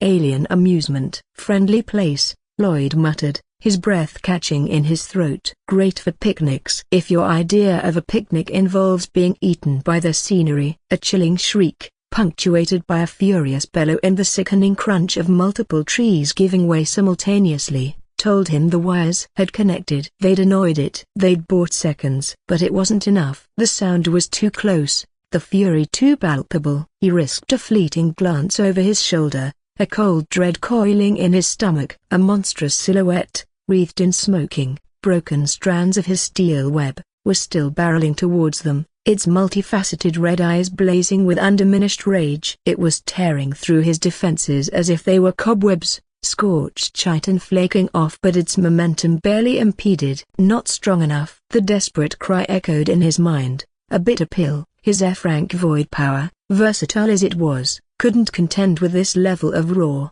corrupted power. Okay, new plan. Less annoying it, more a broken bar tactical relocation, preferably to somewhere it isn't. A spray of viscous black liquid erupted from the monster, arcing through the air with terrifying speed. Fang, left. Dodge. Lloyd screamed, shoving the wolf hard with his shoulder. They both tumbled sideways, crashing through a thorny bush, the thorns ripping at Lloyd's clothes and skin as the corrosive ichor splattered against a massive, ancient oak just feet away. The bark sizzled, smoked, and dissolved with horrifying speed, revealing the bleached, dead wood beneath. A patch of moss instantly withered and turned black. Lloyd stared, his heart leaping into his throat. Ranged attacks too? Acid spit? What is this thing? Did the guild subcontract its risk assessment to a particularly optimistic squirrel? He scrambled to his feet, thorns tearing at him, the acrid smell of the dissolving tree burning his nostrils. Okay, new plan. Avoid the broken bar, the death spit, and keep running. Chapter 130. Their lungs burned, legs screaming in protest, every muscle fiber protesting the abuse. But the image of those 40 coins, the tantalizing promise of the bloodline awakening, the sheer, stubborn refusal to die in this cursed, stinking forest, fueled Lloyd's desperate endurance. The terrain grew rockier, the trees even older, their twisted forms exuding an almost palpable aura of menace. The air grew colder, carrying a faint, metallic tang, overlaid with the scent of damp earth and something else. A broken bar, a subtle, dark floral note, almost cloying, cutting through the stench of rot. Wait. Lloyd skidded to a halt, Fang nearly colliding with him. That smell, a broken bar. Fang, do you smell that? He sniffed the air, his senses straining. It was faint, almost lost beneath the forest's miasma, but it was there. Dark, sweet, heavy, like night blooming jasmine mixed with damp earth and something a broken bar else. Something cold. The flower. A jolt of desperate hope, sharp as a blade, shot through Lloyd. The system hadn't offered a map, just an objective. Could it be near? System, you useless pile of code, give me a hint. A blinking arrow. Something. Only silence answered from the interface. Right. Helpful as ever. He pushed through a final, dense curtain of thorny vines, wincing as they scraped his face. Fang, a low, guttural growl at his heels, and stumbled into a small, unnaturally clear, circular glade. A dim, purple-grey twilight, utterly alien to the oppressive gloom of the surrounding forest, filtered down from a small, jagged break in the canopy far above. The ground was a soft, sound-dampening carpet of black moss that seemed to drink the light and muffle their ragged breathing. And there, in the very heart of the glade, pulsing with a cold, dark luminescence that sent shivers down Lloyd's spine, was a single, breathtakingly beautiful, utterly alien flower. Midnight velvet petals, the size of his head, were traced with intricate, silver-gray veins that shimmered like captured starlight or delicate strands of moonlight woven into the fabric of night. It grew from a twisted mass of dark, vein-like roots that snaked across the mossy floor, resembling grasping, skeletal fingers. The flower of dark vein. It pulsed with a silent, cold power, the source of that strange, alluring, yet unsettling scent. "That's a broken bar, is that it?" Lloyd breathed, hope and dread warring within him. "Dark vein? Gods, I hope so." "It's a broken bar, beautiful and terrifying, perfect." It looked like something that could indeed repel a creature from the abyss. It also looked like something that might try to eat your soul if you got too close. But they weren't alone. Near the edge of the glade, their faces tight with strain and wary apprehension, their postures radiating a mixture of exhaustion and fierce determination, stood 5 figures. 3 men in dark, practical leather armor, swords drawn, scanning the forest perimeter with the alert, professional competence of seasoned veterans. 2 women, equally well equipped, one with a healer's satchel slung across her chest, her hand resting on a long, silver-chased dagger, the other knocking a specialized, wicked-looking arrow to her bow, her eyes narrowed, tracking something unseen in the deeper shadows. And at their center, her crimson-violet hair a stark, almost defiant slash of color against the eerie twilight of the glade, her fine riding leathers smudged with dirt and torn in several places, her usually haughty expression tight with strain and a fierce, focused intensity, her amethyst eyes wide and watchful, fixed not on Lloyd, but on the terrifying, crashing sounds rapidly approaching from the path he and Fang had just blazed, stood Lady Farrier Crutz. She was here. They were all here, staring at the same legendary, deadly flower. And the Maya monster, its mind-flaying shrieks now deafeningly close, promising imminent, brutal destruction, was about to join the party. Oh, for the love of far broken bar. Lloyd's mind, already overloaded with terror, desperation, and system-induced avarice, threatened to short-circuit completely. Farrier Crutz, here, in the middle of Gillifreaking Forest, staring at a soul-eating nightmare flower, with a trans-dimensional horror about to turn us all into paste. Of all the cursed, rotten luck in all the blasted realms. What is she even doing here? Did she take a wrong turn at sensible decisions and end up in certain Death Valley? His internal monologue had reached peak sarcasm, a sure sign of impending mental collapse. Great, just great. Now we have an audience for our impending doom, and a very judgmental, very beautifully dressed audience at that. This moderate-risk 50 silver ecological survey had officially gone off the rails, into a ravine, been set on fire, and was currently being devoured by a transdimensional horror while a marquis's daughter with ridiculously distracting hair watched. Perfect. Just bloody perfect. The sight of Farrier Crutz, resplendent even when smudged with forest grime and radiating aristocratic annoyance, jolted Lloyd's already overloaded brain. Farrier. Of course. Gullah Forest.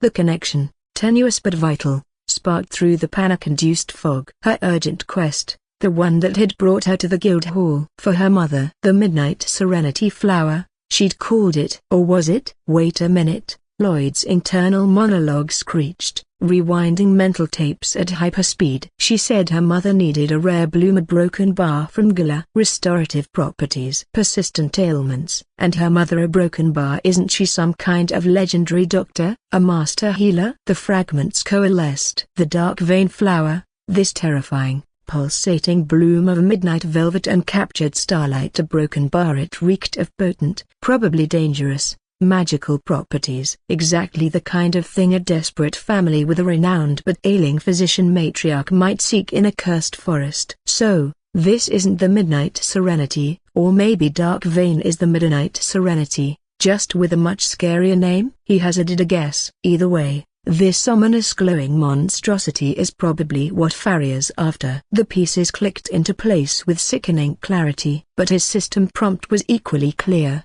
40 system coins. The gateway to his maternal bloodline. 40 coins he desperately needed. 40 coins he was not about to forfeit, not even for a marquis's daughter with distracting hair and a presumably noble cause. His own survival, his own power progression, took precedence, especially when a creature that looked like it had crawled out of a cosmic horror story was currently using the surrounding forest as a chew toy and rapidly approaching their current coordinates. Sorry, Farria, Lloyd muttered internally, a spark of reckless, almost giddy determination igniting through the fear. Finders keepers, and right now, the system found it for me. His stubborn streak, a core component of both his 19-year-old self and the 80-year-old survivor inhabiting him, flared to life. He wasn't afraid of Farria. He wasn't even particularly afraid of her 3 heavily armed, professional-looking bodyguards who were currently radiating mess with the lady and die painfully vibes. Compared to the Maya monster, they were practically kittens. Fluffy, well-armed kittens. With a speed that belied the terror still thrumming in his veins, Lloyd acted. He didn't shout a warning. He didn't negotiate. He simply focused his will, the Ferrum power, the steel and fire, answering his call with a familiar, almost eager hum. The air around his outstretched hand shimmered, not with a grand display, but with a barely perceptible ripple. A single, whisper-thin filament of steel, finer than a human hair but imbued with incandescent heat and impossible sharpness, shot out from his fingertips. It moved with the silent, invisible speed of thought, a deadly silver thread against the eerie purple twilight of the glade. Before anyone could react, before Farria could even open her mouth to demand an explanation for his sudden, dirt-streaked appearance, the superheated wire sliced cleanly through the thick, vein-like stem of the dark vein flower, inches above the grasping, skeletal roots. Snick. The sound was almost inaudible, lost beneath the approaching roars of the Maya monster and the sudden, sharp intake of breath from Farria's entourage. The magnificent, terrifying bloom, severed from its anchor, tilted, then fell. But it didn't hit the mossy ground. Another almost invisible steel thread, cool this time, imbued with kinetic control, whipped out, coiled around the falling flower's remaining stem like a gentle lasso, and drew it back towards Lloyd's waiting hand with impossible speed and precision. He caught it. The dark vein flower, cool and surprisingly heavy, pulsed faintly in his grasp, its midnight velvet petals brushing against his skin, the strange, cloying floral scent intensifying, prickling at his senses. It felt a broken bar wrong. Powerful, yes, but deeply, fundamentally wrong, like holding a piece of solidified night. The entire sequence the cut, the catch-a took less than a second. Silence. A stunned, disbelieving silence descended upon the small glade, broken only by the escalating, earth-shaking approach of the Maya monster. Farria Crutz stared, her amethyst eyes wide, her mouth slightly agape. Her perfectly sculpted features, usually a mask of haughty composure or competitive fire, were now etched with sheer, unadulterated astonishment. Her 3 male guards, swords half-raised, looked equally dumbfounded, their professional training momentarily short-circuited by the sheer audacity of what they just witnessed. The 2 women, Keeler and Archer, froze mid-motion, their own shock mirroring Farria's. "What a broken bar?" Farria finally managed, her voice a strangled whisper, disbelief warring with burgeoning outrage. "What in the name of the blighted ancestors do you think you are doing?" Her voice rose sharply, regaining its familiar imperious edge. "That flower, Ferrum. Have you lost your mind?" Chapter 132. Debatable, Lady Farria, debatable, Lloyd replied, his voice surprisingly calm, almost conversational, though his eyes kept darting towards the crashing sounds from the forest, now terrifyingly close. He held the pulsating dark vein flower firmly, a strange, dark jewel against his grimy tunic. "Just borrowing it. Urgent business, you see." Abyssal horror trying to play tag, and I believe this is the safe zone marker. "Borrowing?" One of Farria's guards, a burly man with a scar bisecting his eyebrow, snarled, taking an aggressive step forward, his sword glinting menacingly. "That bloom is vital. The Lady Farrier requires her." Yeah, requirements, vital, yada yada." Lloyd cut him off, waving a dismissive hand, his gaze still fixed on the approaching terror. "Look, Scarface, no offense, but right now, my primary requirement is not becoming Monster Chow. This flower, according to usually reliable, if incredibly annoying, sources," he mentally glared at the system interface, "is supposed to make big, ugly, and nasty over the take a permanent vacation. So, if you'll excuse me." The Maya monster burst into the glade. It was a horrifying avalanche of blackened chitin, writhing vegetative corruption, and multifaceted, malevolent red eyes. It filled the narrow entrance, its sheer bulk seeming to absorb the eerie twilight, its guttural chittering and mind-flaying shriek reaching a crescendo that made Lloyd's teeth ache. It paused for a fraction of a second, its glowing eyes sweeping the scene. Farrier's terrified but defiant group, Lloyd and Fang, and the pulsating dark vein flower clutched in Lloyd's hand. Then it roared, a sound of pure, unadulterated hunger and rage, and fixed its gaze, its entire monstrous attention, solely on Lloyd and the flower. "Oh, crap baskets," Lloyd's internal voice whimpered. "It really wants the flower." Farrier's guards instinctively moved to shield her, forming a defensive semicircle, their faces pale but grimly determined. The archer loosed a specialized arrow, a silver-tipped shaft trailing green fire, which struck the monster's carapace with a loud clang and bounced off harmlessly, leaving only a faint scorch mark. The healer was already muttering incantations, her hands glowing faintly. "From, you fool!" Farrier screamed, her voice tight with terror and fury. "It's targeting you because of the bloom." "Drop it." "Give it here." The monster lunged, not at Farrier's group, but directly at Lloyd, its massive scythe-like talons raised, aiming to pulverize him and seize its prize. This was it. The moment of truth. "Does the flower work? Does the aura repel?" One of Farrier's guards, the burly Scarface, yelled, "My Lord Ferrum, it's coming for us too. It was chasing us before you arrived." "We're broken bar. We think we led it out of the deeper woods." Lloyd's head snapped towards him, a horrifying realization dawning even as he braced for impact. "You what? You led these a broken bar, this transdimensional catastrophe, a broken bar out here? Are you insane? You were the ones who misdirected it?" The pieces slammed together. They weren't just also after the flower, they were the reason the monster was even in the sunken Fenmire in the first place. They had kites this monstrosity from the depths of Gila. The 50 silver ecological survey was looking more and more like bait in a trap set by Farrier's desperate, reckless quest. The monster was almost upon him, its charnel breath a wave of suffocating heat. Fang, despite his fatigue, launched himself at its flank, thousand chirp strike blazing, a desperate, suicidal attempt to divert its attention. The strike connected with another sickening thud, eliciting an enraged shriek but barely slowing the behemoth. The flower pulsed in Lloyd's hand, cold and dark. The system's prompt echoed in his mind. Possession of the bloom will create an aura highly repellent, a broken bar forcing its retreat. So, just hold it, right? That's the plan? Then, another thought, sharp, insistent, utterly illogical, sliced through the terror. A gut feeling, raw and undeniable. Or perhaps it was the system again, whispering its insane advice through the fog of adrenaline. Throw it to the monster. What? Lloyd's internal voice shrieked in pure disbelief. Throw the 40 system coin, life-saving, monster-repellent flower to the monster? Is my gut feeling trying to get me killed in the stupidest way imaginable? This was beyond counterintuitive. It was certifiably insane. Every instinct screamed to hold onto the bloom, to let its promised aura work. But the feeling persisted, a cold, clear certainty amidst the chaos. Throw it. Farrier was screaming something, her guards were shouting, Fang was yelping as the monster swatted him aside like an annoying fly. The scythe-like talons were descending. "Oh, for crying out loud!" Lloyd yelled, exasperation momentarily overriding terror. "Fine. If I die, I'm blaming my digestive system." With a desperate, underhand toss, ignoring the horrified shouts from Farrier's group, Lloyd Ferrum hurled the pulsating dark vein flower directly at the Maya monster's gaping, chittering maw.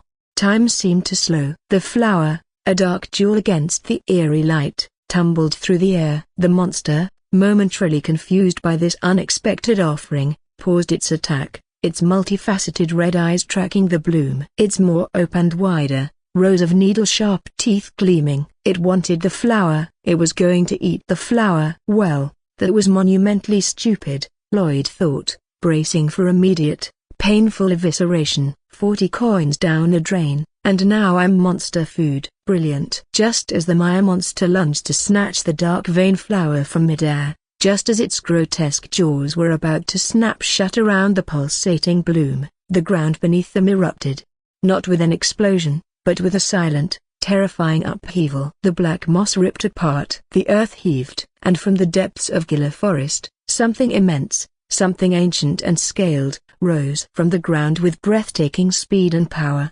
It was a snake. A gigantic, nightmarish serpent, thicker than the oldest oaks in the forest, its scales the color of obsidian shimmering with captured moonlight, patterned with swirling lines of deepest amethyst. Its head, vast and triangular, rose high above them, easily dwarfing the Maya monster, its eyes twin pools of molten gold, ancient, cold, and utterly, terrifyingly intelligent. They weren't just eyes, they were abysses of primal power. A long, forked tongue, black as shadow, flickered out, tasting the air. The Maya monster froze, its lunge aborted, its multifaceted eyes swiveling towards this new, even more formidable presence. It let out a chittering sound that was less rage, more a broken bar apprehension. Before anyone could react, before Lloyd could even process the sheer scale of this new horror, the gigantic snake struck. Not at them, but at the Maya monster. It moved with impossible speed for its size, a flowing mountain of obsidian and amethyst. Its massive coils,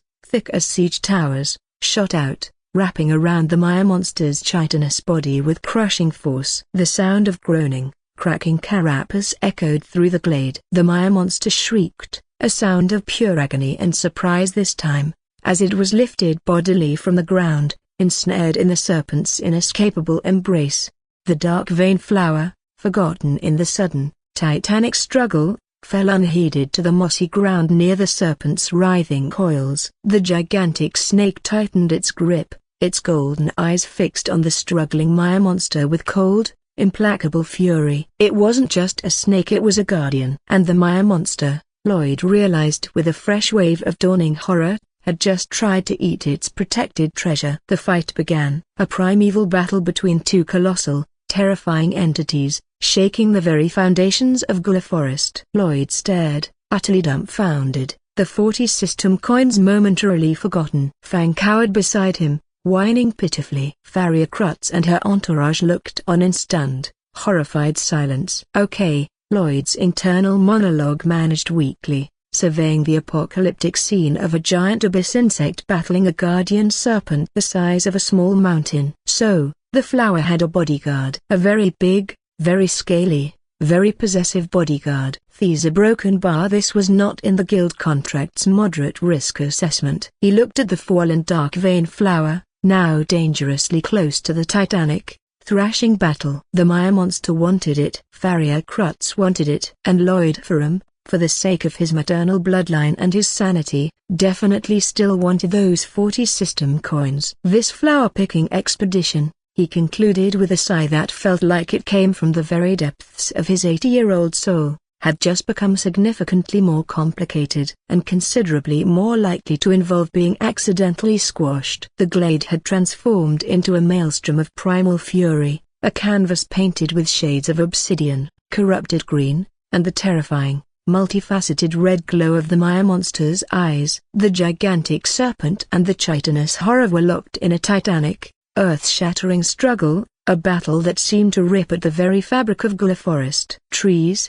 ancient sentinels that had stood for centuries, splintered and crashed around them like mere kindling. The ground buckled and heaved under the force of their monstrous impacts, and the air itself thrummed with the shockwaves of their blows, a visceral bass note of impending doom. The dark vein flower, the unsettlingly beautiful epicenter of this cataclysmic turf war, lay perilously close to the thrashing coils and flailing, scythe-like limbs, a dark jewel pulsing amidst apocalyptic chaos, seemingly oblivious to the chaos it had indirectly unleashed.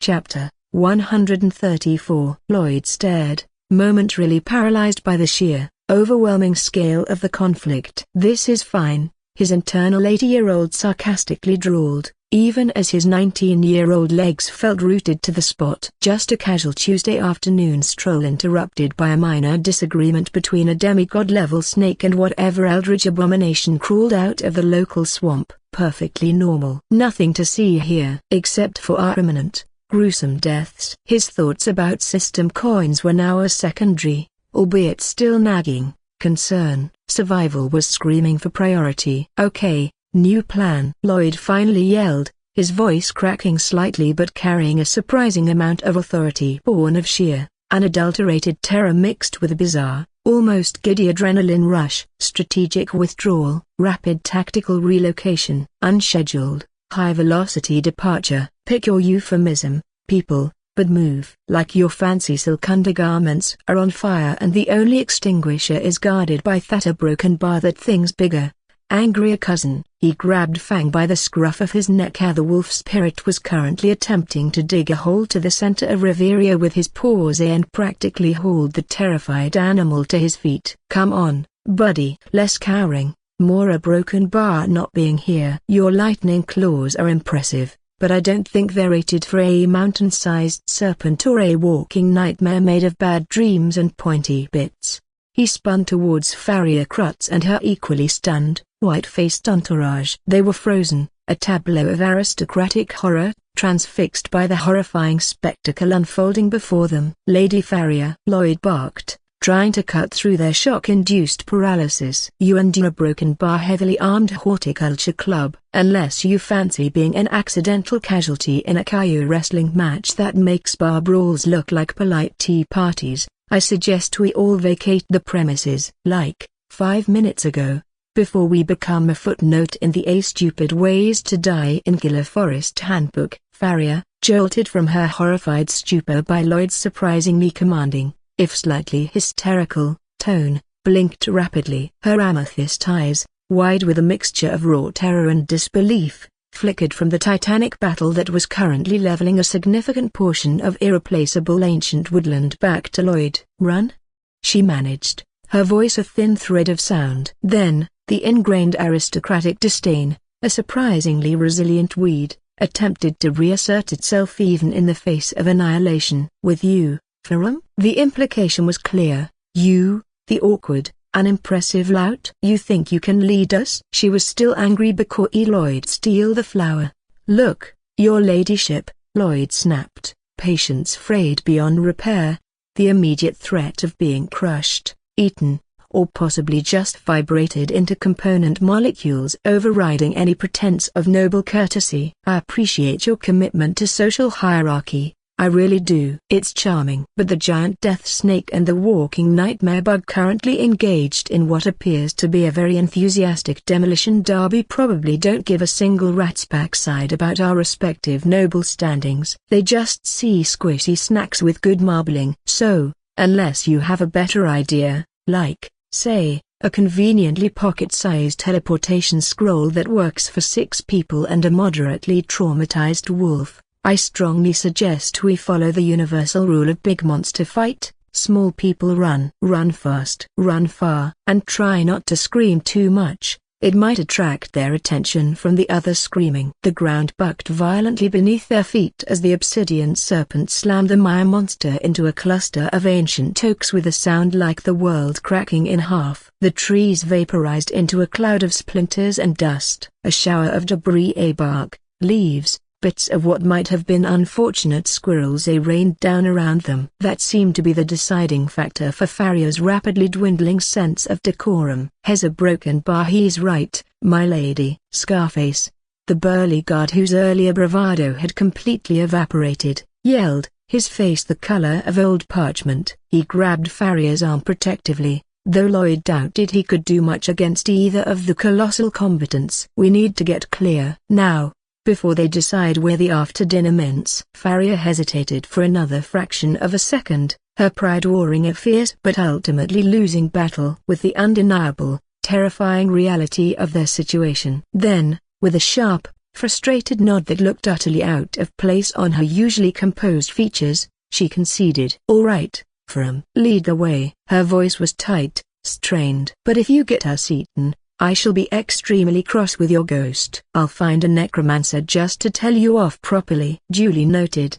Lady Farrier. Ghostly displeasure is a powerful motivator. Right up there with not being turned into a meat smoothie. Lloyd shot back, already turning and scrambling away from the epicenter of the battle, Fang a grey streak at his heels, looking significantly less like a harbinger of doom and more like a very fast, very frightened dog. Everyone else, try to keep up, and for the love of all that's holy, try not to trip over any conveniently placed evil roots. Gula seems to specialize in those. They ran, a motley crew of terrified nobles, grim-faced guards whose professionalism was being severely tested by foes several orders of magnitude above their pay grade, and one extremely stressed archduke's heir who was seriously reconsidering his career choices, fleeing for their lives through the treacherous, shadow-choked depths of Gula Forest. The cataclysmic sounds of the colossal battle, a monstrous roars, sickening crunches, the shriek of stressed earth and tortured metal like carapace faded slowly,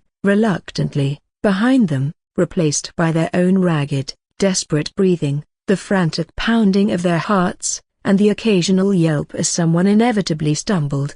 "Why me?" Lloyd's internal monologue wailed as he dodged a low-hanging branch that seemed to actively try and clothesline him. "I just wanted a few easy coins, enough to awaken a dormant bloodline, maybe upgrade Fang from terrifying lightning wolf to slightly more terrifying lightning wolf with better dental insurance. I didn't sign up for a Monster Island Survivor, Gula Forest edition." "And why, oh why, is Farrier Crutz always involved when my life takes a sharp left turn into utter chaos? Is she some kind of walking disaster magnet? Does trouble follow her around like an overeager puppy with a penchant for property damage and existential threats?" That flower a broken bar, she called it Dark Vein too. Was it the midnight serenity she was after? The one for her mother's alchemist? Did that alchemist specify needing something that looks like it wants to suck your soul out through your eyeballs? Tasteful. They didn't stop, didn't dare to even slow down,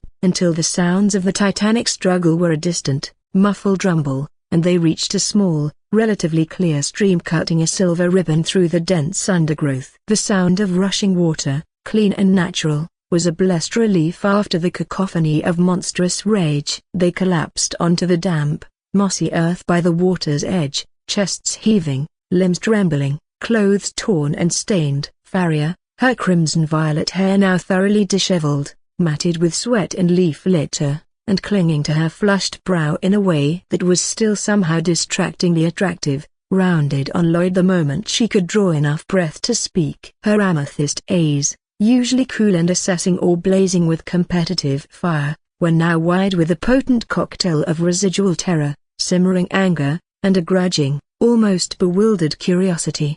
"Ferrum," she panted, jabbing a trembling but still imperious finger accusingly in his direction. Her usual aristocratic poise was in tatters, replaced by the raw, frayed nerves of someone who had just narrowly avoided becoming a smear on the forest floor. "What in the blighted, festering realms were you doing here?" "In the deepest, most cursed part of Gula Forest, a place sane people actively pay cartographers not to mark on their maps." "And why?" Her voice rose, a tremor of its usual haughty command returning. "Did you snatch that flower?" "The Dark Vein." "Don't you dare tell me you were after it for a broken bar for decorative purposes, or to press it in a book of bad poetry." Chapter 136. Lloyd, still trying to convince his lungs that they weren't, in fact, about to stage a hostile takeover of his ribcage, leaned heavily against a moss-covered rock. Fang, equally exhausted, collapsed at his feet,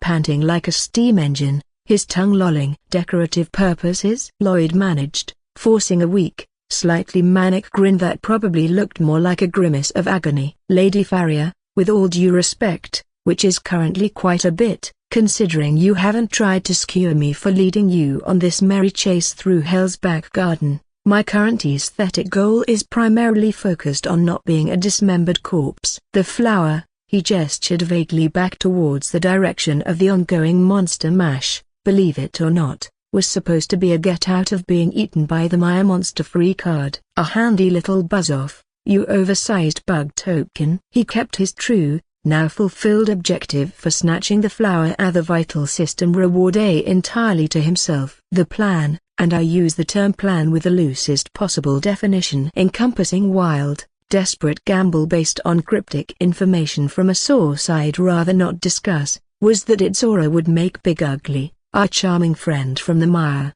take a permanent vacation. Clearly, the plan had a broken bar and unforeseen complications. He shot a pointed look skyward. Like a 50-foot-long, highly territorial, flower-loving snake with a serious anger management problem deciding to join the party uninvited.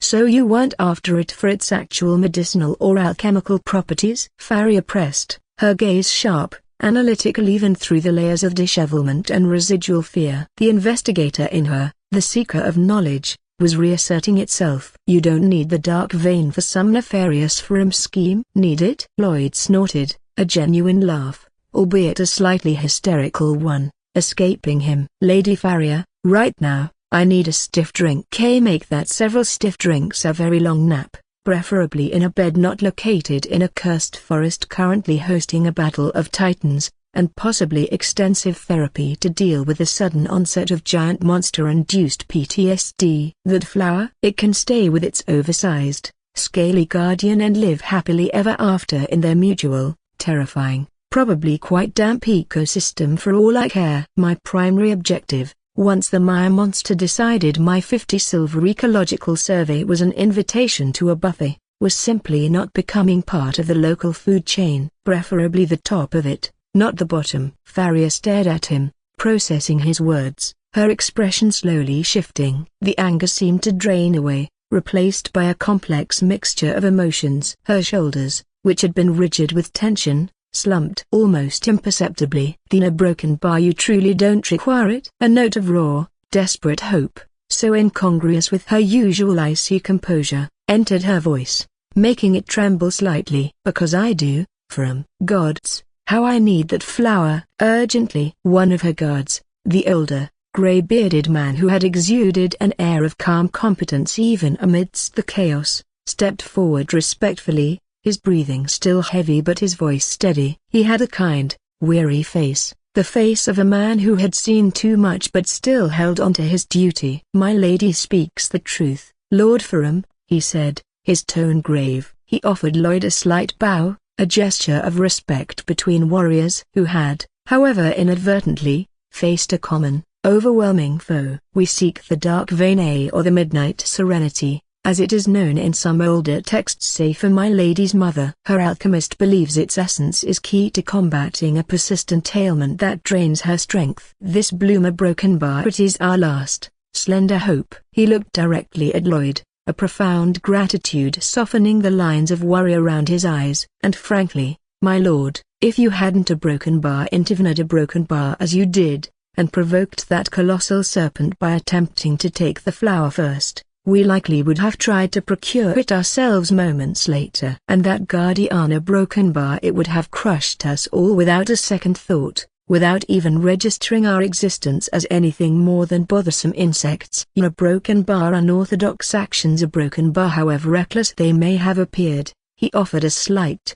wry smile here, "inadvertently saved us from a far worse, far swifter fate, even if they did lead us into this current, rather unfortunate, predicament of being hopelessly lost and hunted in Gila." Lloyd blinked, processing this new, absurd twist. So, his reckless, system reward-driven flower snatching had, in a bizarre, entirely unintentional, roundabout way, potentially saved their lives by triggering the guardian serpent before they could blunder into its path and become instant snake food. The universe, he decided, didn't just work in mysterious ways, it worked in ways that were actively, hilariously, terrifyingly stupid. Well, he managed, running a hand through his own dirt-streaked, sweat-matted hair, glad my apparent innate talent for attracting oversized, homicidal flora and fauna, and inadvertently starting interspecies monster brawls, could be of some minor service. He paused, then a slow, almost mischievous grin spread across his face, the 80-year-old survivor enjoying a moment of perfectly timed dramatic reveal. It was a grin that held a hint of perfectly timed showmanship even in the depths of a cursed forest. "And as for the flower, Lady Farrier," he said, his voice regaining some of its earlier light, almost teasing quality, "don't you worry your pretty, crimson-violet head about it." Farrier looked at him, confusion warring instantly with a fresh surge of hope. Her hand instinctively went to her disheveled hair, a rare flicker of self-consciousness. "What a broken bar, what do you mean?" "Don't worry?" she demanded, her voice tied with suspense. "It's back there in the middle of that broken bar, that mythological mosh pit, guarded by a serpent that could probably swallow this entire forest for breakfast and still have room for a light snack of, say, us." Lloyd simply held up his right hand, palm conspicuously, dramatically empty. He waggled his fingers. "Patience, your ladyship. Observe the master illusionist at work, or, you know, just a guy with a really weird bloodline power and a penchant for overly complicated solutions to simple problems." He then flexed his fingers, a subtle, almost imperceptible movement, like a puppeteer twitching an invisible string. For the first time, Farrier and her entourage, their attention now laser-focused on his hand, noticed it a glint, impossibly fine, almost invisible in the dim, filtered light of the ancient forest, leading from his fingertips, taut and unerring, back into the oppressive gloom from whence they had so recently, and so rapidly, fled. A thread, finer than spider silk, almost intangible, yet humming with a faint, contained energy that resonated with the very air around them. It was there, yet barely there, a line of impossible steel defying the chaos. "What a broken bar?" Farrier breathed, her amethyst eyes widening as she finally registered the almost invisible filament, tracing its path back into the shadows. Her mind struggled to comprehend. "That a broken bar, that wire a broken bar, it can't be broken bar." With a sharp, decisive tug, a motion as practiced and confident as a master fisherman setting a hook, Lloyd pulled the steel wire, a testament to his hidden Ferrum power, his innate ability to manipulate refined metal with pinpoint precision and incredible, almost magical, tensile strength, sang almost inaudibly as it sliced back through the intervening undergrowth, unseen, unheard by anyone not specifically attuned to its presence or currently staring at it with wide-eyed disbelief. It was less a retrieval, more a summons. There was a faint rustling from the direction of the now distant, but still audible, chaotic battle, a brief flicker of movement in the deeper shadows, a dark shape detaching itself from the edge of the glade where the titanic struggle raged, and then, with startling, almost impossible speed, something dark and velvety shot out of the gloom, arcing through the air like a thrown spear, drawn by the rapidly retracting, near invisible wire. With a final, smooth, almost theatrical motion, like a stage magician producing a rabbit from a hat, Lloyd caught it neatly in his outstretched hand. The dark vein flower pulsating faintly with its cold, dark luminescence, its midnight velvet petals unblemished, its strange, cold, cloying floral scent filling the small clearing by the stream with an almost palpable aura of ancient power. He had never truly let go of the guiding wire. He'd simply allowed the flower to fall, seemingly abandoned amidst the chaos, while maintaining his silent, unbreakable connection. Like a master angler, he'd skillfully played his line, letting the currents of battle rage around his lure, waiting for the precise, opportune moment to reel in his precious, quest-fulfilling prize.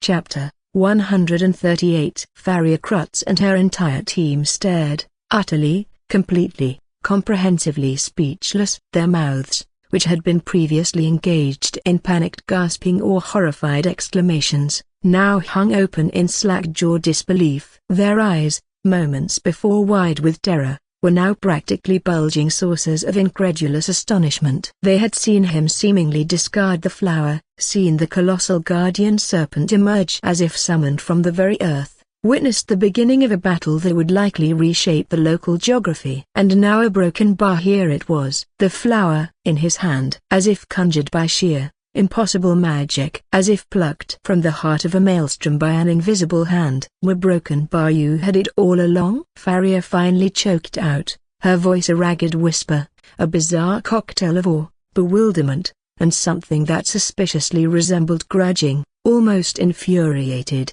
admiration. That a broken bar? That wire a broken bar? How a broken bar? Ferrum family specialty, Lloyd said with a nonchalant shrug that did absolutely nothing to diminish the sheer impossibility of what they had just witnessed. His heart was still pounding a frantic rhythm against his ribs from the sheer audacity and risk of the maneuver, but his external expression was one of cool, almost smug, competence. Basic iron manipulation, you know. Good for a broken bar, retrieving things from inconvenient locations. Like, say, the middle of a giant monster death match. Handy for fishing, too, though the bait tends to complain more. He held out the dark vein flower towards Faria, its cold, dark beauty a stark, almost profane contrast to the grime and sweat staining his hand. You said you needed it for your mother? Some kind of persistent ailment. The alchemist reckons this is the key. He saw the desperate, almost painful hope flare anew in her amethyst eyes, momentarily eclipsing the shock. He remembered her previous plea for a flower, her mother's alchemist. This had to be it. Consider it our broken bar a professional courtesy, he continued, a wry smile playing on his lips. Payment for services rendered in the field of leading giant horrors away from unsuspecting ecological surveyors. Or maybe just to thank you for inadvertently pointing me towards a quest item I didn't even know I needed to complete for a broken bar. Personal reasons. He couldn't very well explain the system. One good turn deserves another, right?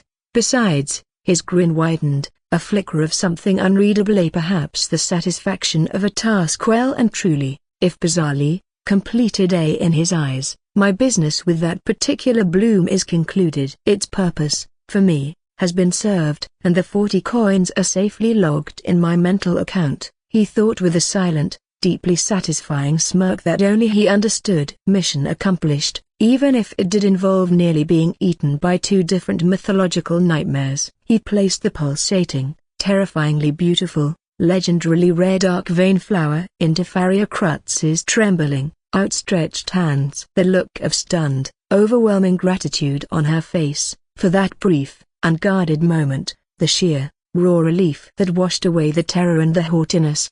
Was a broken bar noteworthy? Very noteworthy indeed. It certainly beat getting paid in near useless swamp samples or the dubious honor of having personally cataloged a new species of abyss-spawned horror for the guild's already overstuffed bestiary.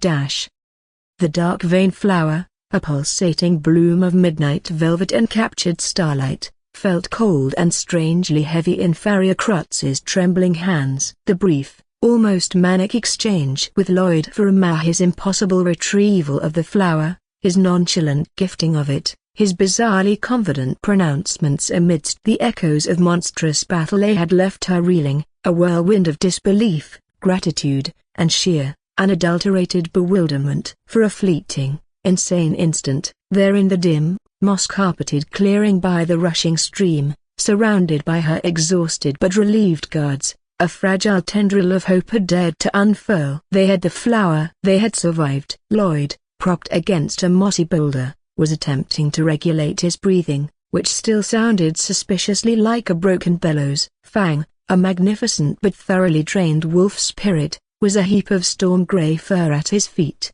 emitting soft, whimpering pants. The 80-year-old pragmatist in Lloyd was busy calculating the net gain of the Gullah Forest excursion. One dangerously cursed flower successfully procured and gifted, zero monetary value, but high in potential future political IOUs, perhaps. 40 system coins secured for a quest item he no longer possessed, excellent ROI, all things considered, and the acquisition of several new rips in his favorite practical tunic, plus a collection of scratches that would likely scar. Oh, and the lingering trauma of being hunted by two different mythological nightmares that had apparently decided to use Gullah Forest as their personal Thunderdome. All in all, a mixed bag. His fleeting, insane backup plan for the Maya monster using the flower as a lightning rod via the steel wire for an internal electrocution surprise still amused him in a dark, gallows humor sort of way. Thank the ancestors for giant, territorial guardian snakes, he mused. Otherwise I might have actually tried that. And the resulting explosion would probably have taken out half the forest. And us. Still, would have been a heck of a light show. Probably would have confused the system too. Task: retrieve flower. User: atomized flower, monster, and self. Reward: the momentary, almost giddy relief, however, was as fragile and ephemeral as a soap bubble in a hurricane. A shadow fell. It wasn't the dappled gloom of the ancient forest canopy reasserting itself as the sun dipped lower. This was a shadow vast, absolute, and bone-chillingly cold, swallowing the pale, filtered light of the clearing whole, plunging them into an abyssal twilight. The gentle murmur of the stream seemed to curdle. The cheerful chirping of unseen birds choked into terrified silence. The very air grew heavy, pressing down with the weight of a collapsing mountain, thick with the primal scent of deep earth, ancient stone, and something else broken by something akin to raw, elemental power and the cold, metallic tang of shed reptilian skin on a colossal scale. The distant, muffled rumbles of the titanic battle had ceased entirely. A winner had been decided, and it had come back for its prize. With a slithering, earth-shuddering sound that vibrated up through the soles of their boots and into the very marrow of their bones, the gigantic obsidian serpent flowed back into the clearing. It moved not with the frenetic rage of its earlier battle, but with a slow, deliberate, terrifyingly regal grace, like a river of molten night pouring through the ancient trees, its colossal body displacing tons of earth and undergrowth as if they were mere ripples on water. Its scales, each the size of a feasting platter, shimmered with those disturbing captured starlights and deep amethyst veins, utterly unmarred, seemingly untouched by its monumental struggle with the Maya monster. That chitinous abomination, that grotesque horror from the swamp, was gone. Vanquished, consumed, erased from existence, leaving only the victorious, silent dreadnought of a serpent. Its enormous, triangular head, a thing of nightmare geometry easily capable of swallowing a small house without unhinging its jaw, rose high above them, swaying gently, a dark mountain peak against the bruised sky. Its forked black tongue, long as a man, flickered out with hypnotic slowness, tasting the air, tasting their fear, which now hung thick and cloying as the forest's own miasma. And its eyes a broken bar. Those twin pools of molten gold, ancient, cold, and radiating an intelligence that was utterly, terrifyingly alien, were no longer fixed on some distant, vanquished foe. They were fixed, with a chilling, possessive, almost languid intensity, directly, unequivocally, on Lady Farrier Grutz, or, more precisely, on the dark vein flower, pulsating faintly with its cold, dark luminescence, clutched forgotten in her trembling, white-knuckled hands. The lure, the treasure, the thing it had just waged a battle of seemingly geological proportions to protect, or perhaps, reclaim. And now, these small, soft, insignificant bipedal morsels were holding it. Oh, for the love of all that is holy, unholy, and vaguely squishy in between. Lloyd's internal monologue, which had been attempting a brief, celebratory jig over the 40 system coins, tripped, fell flat on its face, and then curled up into a whimpering ball of pure, unadulterated despair. It won. The 50-foot-long, armor-plated, super snake with eyes like dying suns actually won. And now it's back for its glowy, probably cursed, definitely not good housekeeping approved potpourri. We are so unbelievably, monumentally, royally, categorically, comprehensively screwed. I should have stayed on the damn sofa. Yes, the lumps were atrocious, the potpourri an affront to olfactory sanity, and Rosa's icy glares could probably freeze hell over, but at least the furniture wasn't actively trying to devour me with its flower-obsessed, mountain-sized body. Chapter 140. Farrier let out a small, choked sound, a whimper that was swallowed instantly by the heavy, predatory silence. The dark vein flower, moments before a symbol of desperate hope, now felt like a burning coal, a cursed artifact, a death sentence clutched in her hand. Her face, already pale from exhaustion and residual terror, drained of all remaining color, becoming a stark, chalky white mask against the crimson-violet chaos of her hair. Her guards, bless their brave, stupid, hopelessly outmatched hearts, instinctively, suicidally, moved to shield her again, their swords a poor, inadequate slivers of steel that looked like children's toys against the backdrop of the serpent's colossal scale raised in a gesture of defiance so futile it was almost heartbreaking. The healer had resumed her prayers, her voice a frantic, desperate litany, barely audible above the frantic thumping of Lloyd's own heart. The archer, her hands shaking so violently she could barely hold her boat steady, fumbled with another specialized arrow, her eyes wide and glassy with a terror that bordered on catatonia.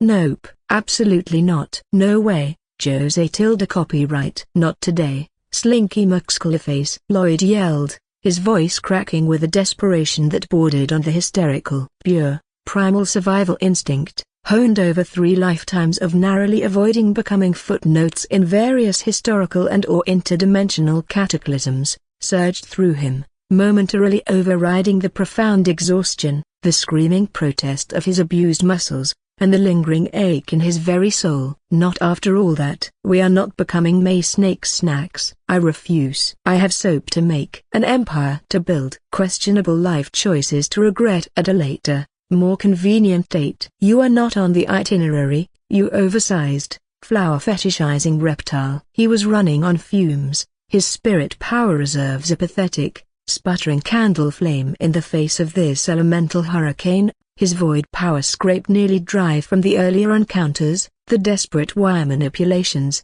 the impromptu bullet flinging. Fang, a crumpled heap of weary fur beside him, managed a low, exhausted growl, a brave but ultimately symbolic gesture of defiance. The vibrant lightning aura that usually crackled around him was now a mere whisper, a faint, apologetic shimmer. But doing nothing was not an option. Doing nothing was an engraved invitation to immediate, probably quite messy, reptilian ingestion. His stubborn firm core, the one that refused to yield, the one that had faced down his father's wrath and Rubel's machinations, flared with a last, desperate spark. Desperate times call for monumentally stupid, probably completely ineffective, but hey, at least we tried measures. Lloyd gasped, pushing his aching body, his protesting mind, his utterly depleted reserves, to one final, almost certainly futile, act of glorious, idiotic defiance. He wasn't afraid, not in the cowering sense. He was terrified, yes, but it was a focused terror, a terror that sharpened the senses and screamed for action, any action, rather than passive annihilation. This wasn't a beast to be reasoned with, or a political opponent to be outmaneuvered. This was a force of nature, and sometimes, the only thing to do when faced with a hurricane is to throw a very small, very shiny rock at it and hope it gets distracted. Fang! He roared, his voice raw, trying to inject a confidence he was several light years away from feeling. Buddy, pal, my furry, four-legged harbinger of occasional doom. I know you're running on empty. I know you'd rather be chasing squirrels or napping in a sunbeam, but I need everything you've got left. One last chirp. The biggest, loudest, most annoying chirp you can muster. Aim for its eyes, or it's a broken bar. It's giant, terrifying, probably very sensitive, definitely unpleasantly moist nose holes. Anything that looks even remotely like a weak spot, or just make a really loud noise and hope it has sensitive hearing. Simultaneously, with a grunt of sheer, teeth-gritting effort that made spots dance before his eyes, he poured the absolute dregs of his Ferrum power, the last sputtering embers of steel and fire, into his outstretched hands. He didn't have the reserves for precise, superheated filaments, nor the energy for dense,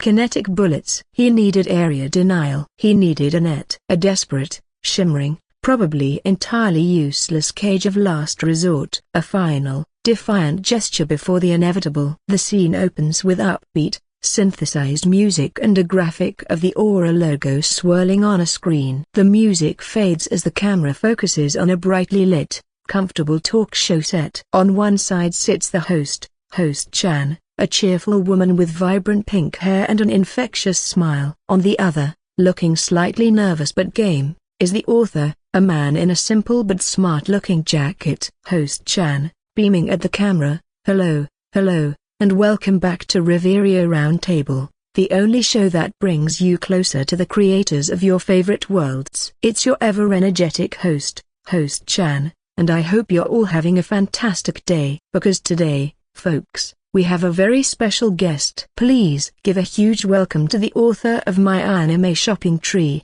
author Sama. Canned applause and cheers erupt. The author gives a slightly awkward but genuine smile and waves. Author chuckles. Thank you for having me, host Chan. It's a little surreal to be here. I'm usually the one hiding behind the keyboard. Host Chan, hee hee. Well, tonight we're pulling back the curtain. We've been absolutely flooded with questions from our readers, and honestly, as a fan myself, I have a few burning inquiries prepared. Are you ready to face the Inquisition, author Sama? Author takes a nervous sip of water. That's a terrifying way to phrase it. But yes, I'll do my best to answer what I can without spoiling the entire future of the Ferrum Duchy. No promises about the tea quality, though. Host Chan laughs. We'll steer clear of the tea, then. Let's dive right in with a big one that many readers are curious about. What was your motivation for starting a novel like My Anime Shopping Tree? It's such a blend of reincarnation,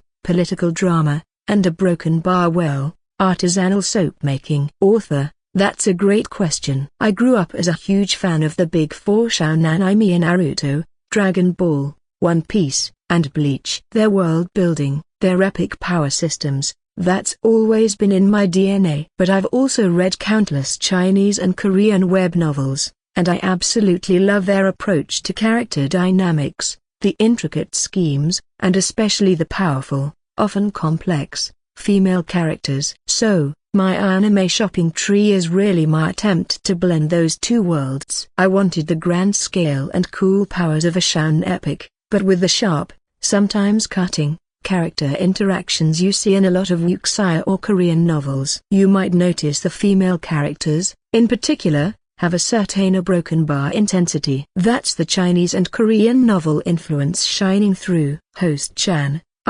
speaking of intense female characters, let's talk about the one who's generating the most discussion, and let's be honest, a lot of hatred. Leans forward conspiratorially, Rosa Siddiq, the Ice Princess. What's the deal with her? Author sighs, a weary but fond smile. Rosa. Yes, the hate may lie so broken bar considerable, and I understand it, truly. At this point in the story, pre-chapter 141, she's not a fully fleshed out character yet. She functions almost as an antagonist within Lloyd's personal life, a living symbol of one of his biggest failures. So, it's perfectly fine to dislike her. I'm not offended. But you can also love her, if you're into that kind of profound, almost painful, emotional challenge. What I can say is that her coldness isn't without reason. She's a product of her environment. Her mother has been in a coma for 7 years due to a mysterious illness, and her father, Jason, is a very pragmatic, politically minded man. Rosa hasn't had the benefit of warm, nurturing parenting. She's learned to build walls, to be self-reliant, to view the world through a lens of logic and power because emotion has only ever brought her family pain. And interestingly, even though she's a female lead, I've written her with the mindset of a classic shonen rival. She's edgy, powerful, and constantly serves as a benchmark Lloyd has to overcome. You could almost call her Lloyd's main rival, more so than even Ran or other petty youth at this stage. Host Chan: a rival wife. That's a fascinating dynamic. Which leads to another comment I see a lot: Lloyd should just divorce her already. What do you say to that? Author leans back, a mysterious glint in his eye. Well, I can tell you that at some point in the future, Lloyd will ask for a divorce. But the reason for it won't be what readers expect. It won't be out of simple hatred for her. Their relationship is a broken bar complicated. As for why he can't do it now, a broken bar, he's a pragmatist. He's in a delicate development phase. His soap empire is just starting, his power is still growing, and his political standing is fragile. Initiating a divorce with the daughter of a powerful viscount, a move that would have huge political ramifications, would create unnecessary conflict and distract him from his primary goals, getting stronger and securing his future. It's a strategic choice. Host Chan: that makes sense. But some readers have a broken bar more extreme suggestions. I saw one comment that just said, Lloyd should just kill her. Setting aside the moral implications, can he even do that at this stage of the story? Author laughs. Absolutely not. Let's not forget the title of the novel, My Cold Prodigy Wife. It's not false advertising. She is monstrously powerful, with her 3 spirit cores, her innate talent, her broken bar. Frankly, as of chapter 140, Lloyd isn't even 1% of her true strength. If he tried to kill her, the fight would be over before he could even summon Fang. He'd end up as a very handsome, very dead stain on the carpet. So, for those readers, I'd say a broken bar. Please don't encourage Lloyd to commit suicide by wife. He has a soap empire to run. Host Chan: okay, no regicide by proxy. Last question about Rosa, I promise. Why is she so cold? It's like she's a machine, utterly devoid of emotion. Is she ever going to, smile? Author: there is a very specific, very important reason for her coldness, for why she acts like a logic engine. It's not something she's doing intentionally just to be cruel. It's tied deeply to her past, to her family, and to her own power. It's a major plot point that will be revealed in a future arc, so I don't want to spoil it now. But I promise you, she is not a machine. The emotions are there. They're just a broken bar locked away in a very secure, very cold vault. And Lloyd might just be the only one with the combination. Host Chan: the mystery deepens. Alright, let's shift gears. A question about the character designs. The Ferrum family. What's the visual inspiration? Author: I've always pictured the Ferrum lineage as having a look inspired by Middle Eastern cultures, like Arabian or Persian aesthetics. The dark hair, the strong features, the aura of ancient, aristocratic power. They are, without a doubt, a very good-looking family. It comes with the territory of being main characters in a light novel, I suppose. Host Chan: and of all the handsome characters you've written so far, who do you personally consider the most handsome? Author: without hesitation, Ken Park. No question. He's canonically perfect. If you were to sculpt a statue of the ideal man, it would look like Ken. Host Chan: but he's also so cold and stoic. Is he all business? Author: not at all. Ken is actually the most romantic soul in the entire story. The stoicism is a mask, a product of his brutal assassination training. He's been trained to control every micro-expression, to be an unreadable wall. It's a professional requirement. But beneath that, he's a man of deep feeling and unwavering loyalty. You may feel it in a few chapters. He is,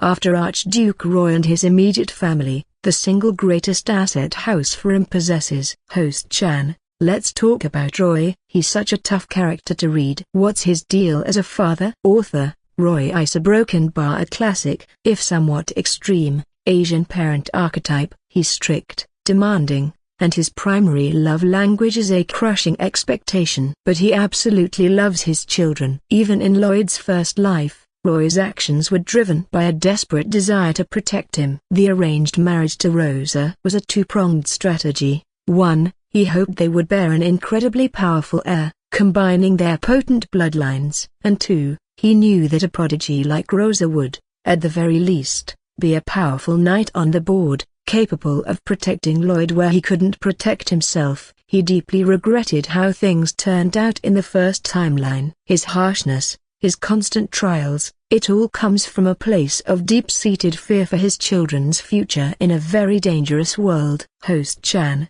that explains so much. Let's pivot to the power system. Spirits, void power, a broken bar. Where did that come from? Author: it's a big mix of my childhood favorites. The spirit power, the bond with a partner creature that evolves a broken bar. That's a blend of Bleach's Zanpakutte ring, Poke tilde copyrightman, and Digimon. I just love the idea of growing alongside a powerful, loyal companion. The void power is more inspired by the bloodline abilities in Naruto and the inherited powers you see in some families in One Piece. It's all about the cool, unique abilities passed down through generations. Host Chan: so, just how strong is Roy Ferrum? Author: on this continent, Roy is second only to King Liam. He is an absolute monster. If he truly unleashed his full power, he could naturally nuke a small country off the map. He is a strategic level threat all on his own. Host Chan laughs. Okay, then I definitely won't ask how he died in the first timeline. That would be a huge spoiler. Now,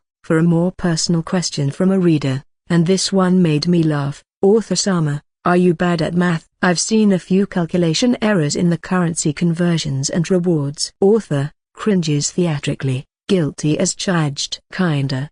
Look, I have a demanding corporate job. By the time I get to write at night, my brain has been squeezed like a lemon. Sometimes, a silver coin accidentally becomes worth 10 bronze instead of 100. And for you, the reader, binging 100 chapters might take a day. For me, writing them takes over a month. I sometimes forget the exact SC balance from 30 chapters ago. It's a weakness, I confess. Host Chan, and who is your editor? Do they not catch these things? Author, sighs. That's the real problem. I don't have a human editor. I rely on AI for grammar checkers. And while they are great at fixing my commas, they sometimes correct my original text in ways that subtly change the meaning, or they miss continuity errors entirely. It's incredibly irritating, and sometimes things slip through that shouldn't have. It's the sad reality of a one-man operation. Host Chan, that's so tough. Well, we're rooting for you. We're almost out of time,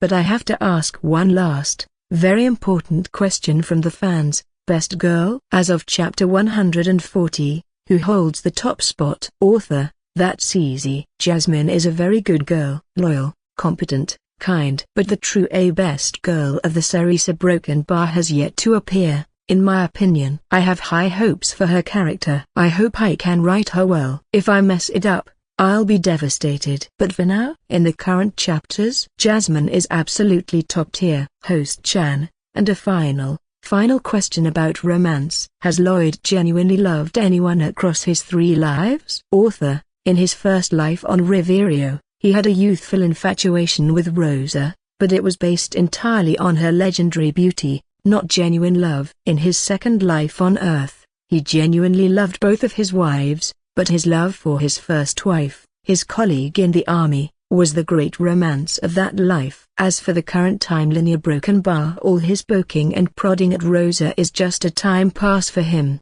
He's testing her, trying to understand her, but it's a strategic game, not a romantic one.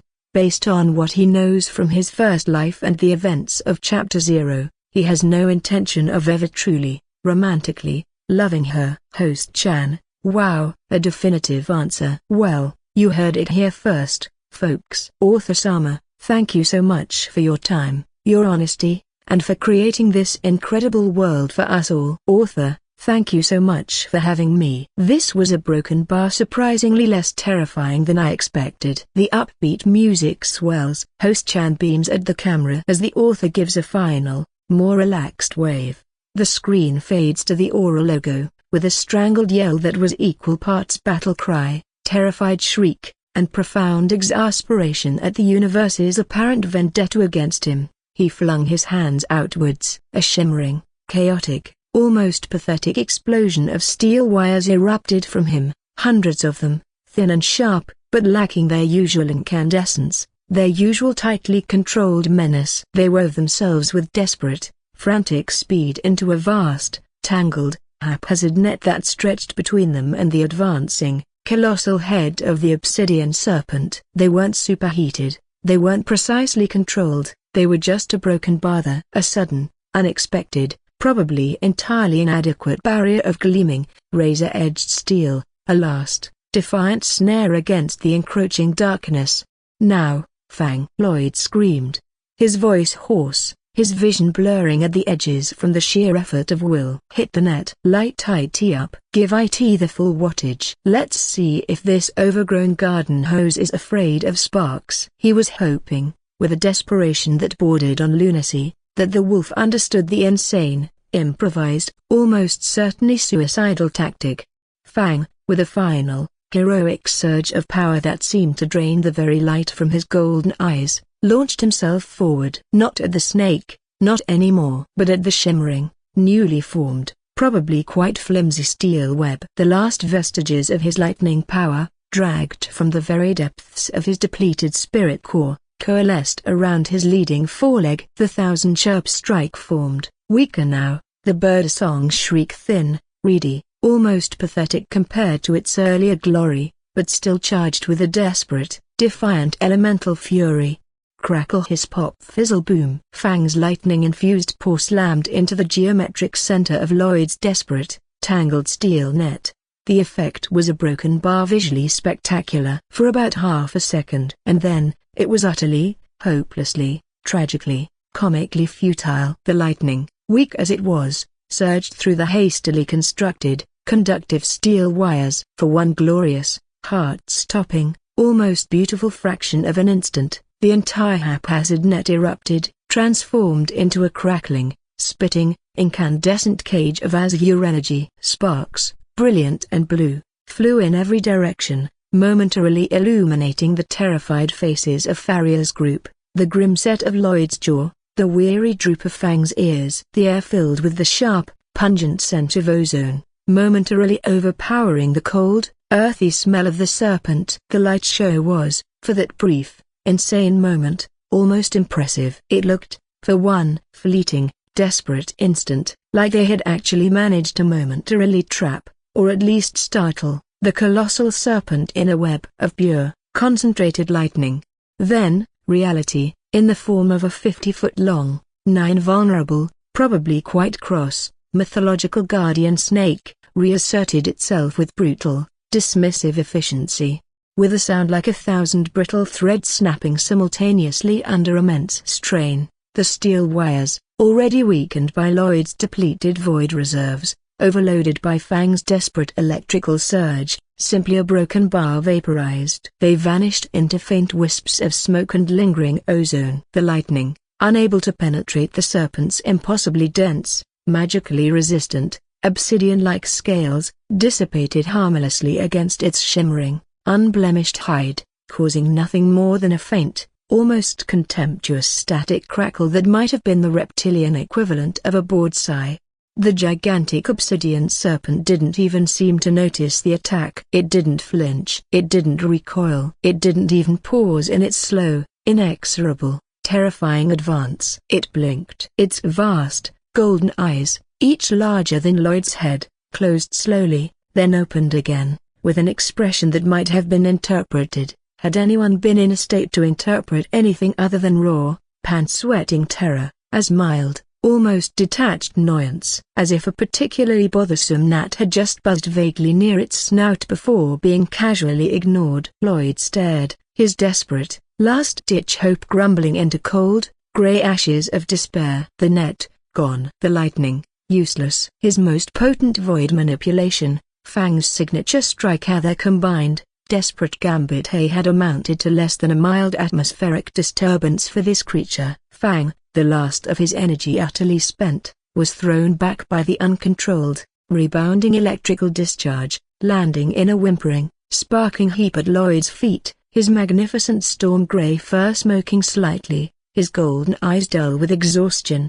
The momentary, defiant light show faded, leaving the clearing plunged back into the oppressive, cold twilight, now rendered even more menacing by the utter, comprehensive failure of their desperate, final stand.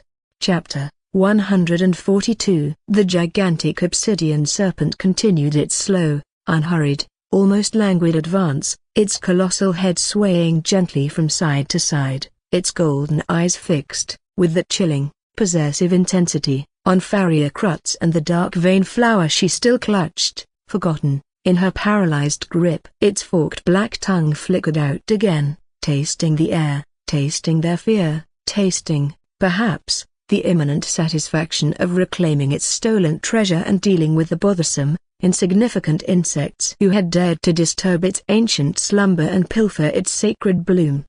They were out of tricks, out of power, out of options, out of time. This, Lloyd Ferrum thought, with a sudden, profound, and surprisingly calm certainty that settled over him like a shroud, was very probably it. The end of the line, the final curtain. He really hoped the afterlife had better upholstery than the Ferrum estate's guest suite sofa. And maybe, just maybe, few giant, flower-obsessed, invulnerable guardian snakes. One could only hope. The utter, comprehensive failure of their desperate, lightning-infused web trick hung in the air, thick and suffocating as the Gula forest's own miasma. The gigantic obsidian serpent, its golden eyes gleaming with ancient, cold indifference, continued its inexorable advance, a mountain of scaled, moon-dappled night flowing towards them, its attention locked onto Faria Krutz and the cursed bloom she still held like a talisman of impending doom. Fang lay whimpering at Lloyd's feet, a smoking,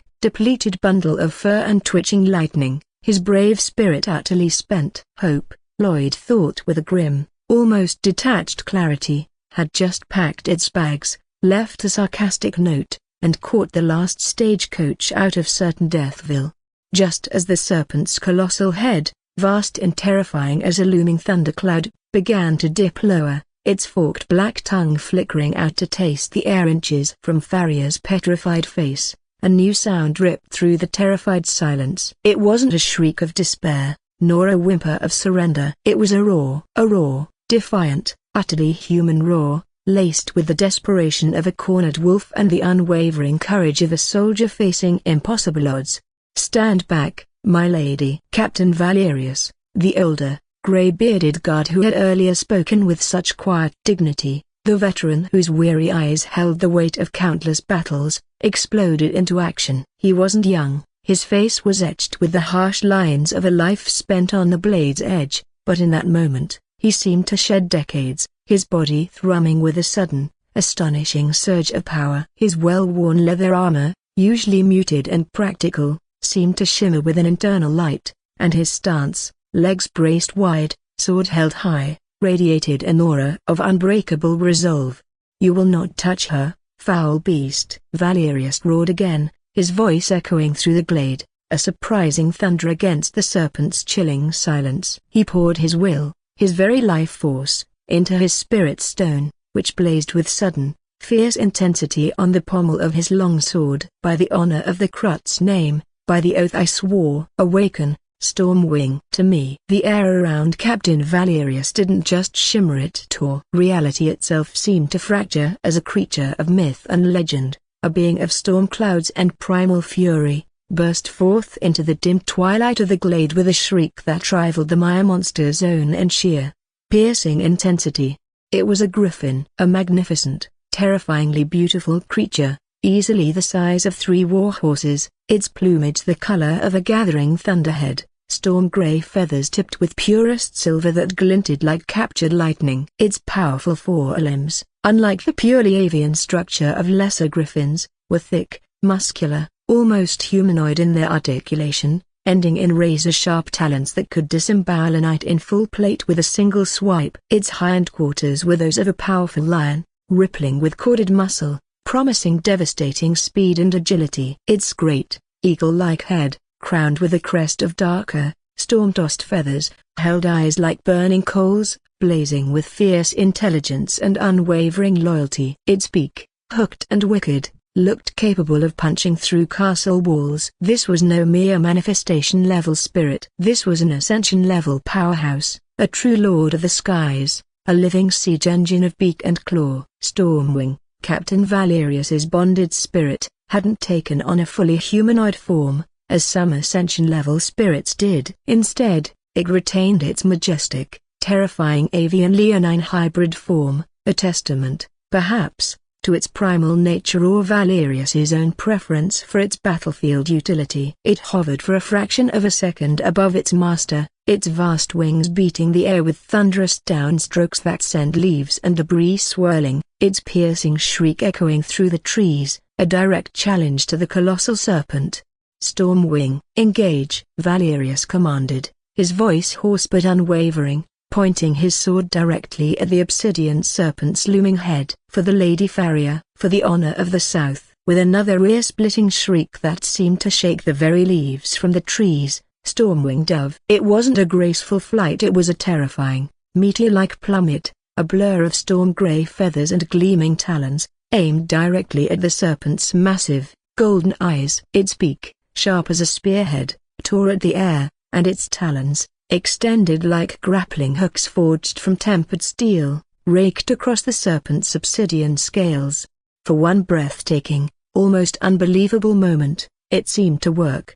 The attack was so sudden, so unexpected, so filled with desperate, concentrated fury, that the gigantic serpent actually recoiled slightly, its massive head jerking back as Stormwing's talons, sharp enough to shred solid oak, scored deep, screeching gouges across its seemingly impenetrable hide. Dark, viscous ichor, black as tar and smelling faintly of ozone and ancient decay, welled from the shallow wounds. The serpent let out a hiss, a sound like 1,000 furnaces igniting simultaneously, a sound that wasn't just anger, but surprise, and perhaps, a flicker of actual pain.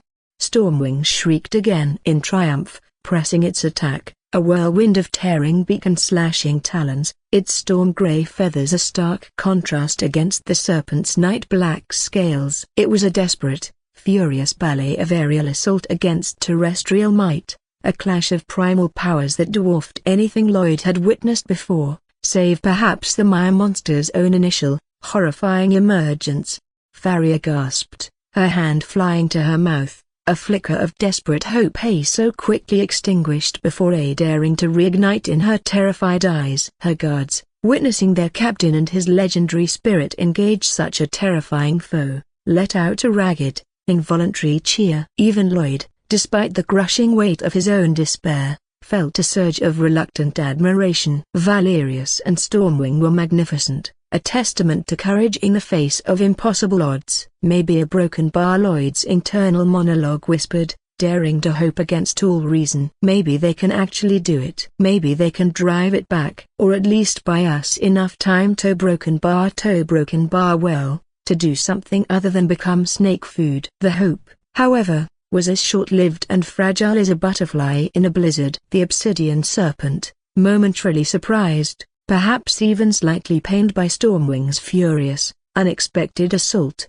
recovered with terrifying speed. Its golden eyes, which had flickered with surprise, now narrowed into malevolent, incandescent slits, blazing with a cold, ancient, utterly implacable fury. The initial shock had passed. The annoyance had solidified into lethal intent. This insignificant, fluttering pest, this bothersome gnat with sharp claws and a loud screech, had dared to draw its blood. It had dared to interfere. With a movement so swift it was almost impossible to follow, despite its colossal size, the serpent's massive head, which had recoiled, now lunged forward again. It wasn't an attack with fangs or venom. It was simpler, cruder, more contemptuous. It was a casual, almost dismissive flick, like a giant batting away an irritating fly. The serpent's vast, obsidian-scaled snout, easily as wide as a carriage, slammed into Stormwing's side with the force of a collapsing mountain. There was a sickening crunch of bone and feather, a strangled, agonized shriek from the magnificent griffin that was cut off mid-cry. Stormwing, moments before a whirlwind of storm-grey fury, was sent tumbling through the air like a broken, feathered toy, its powerful wings bent at unnatural angles, its body irrational in the grip of irresistible force. It crashed, with a sound like a falling tree, into a dense thicket of ancient, ironwood oaks several dozen yards away, the impact shaking the very ground, sending a shower of splintered wood and torn foliage into the air. A final, broken, screeching whimper, laced with unbearable agony, echoed from the depths of the shattered thicket. Then, silence. A terrible, profound silence. Chapter 144. Captain Valerius stumbled, his face ashen, his sword falling from his nerveless fingers to clatter uselessly on the mossy ground. A single, choked gasp escaped his lips. He clutched at his chest, his body spasming as the devastating backlash from his spirit's critical injury, its near destruction, surged through their bond. He collapsed to his knees, his eyes wide with a despair so profound it was almost physical, staring towards the spot where Stormwing had vanished. His spirit, his companion of decades, the embodiment of his strength and honor, swatted aside, broken, with a single, contemptuous gesture. The disparity in power was absolute, unfathomable. Crushing terror, stark and undiluted, gripped the remaining members of Faria's group. Their last, best hope, their veteran captain and his ascension-level spirit, had been neutralized with an ease that bordered on the insulting. If Stormwing, a creature of mythic power, was nothing more than a minor irritant to this colossal serpent, what chance did they, mere mortals armed with slivers of steel and fragile courage, possibly have.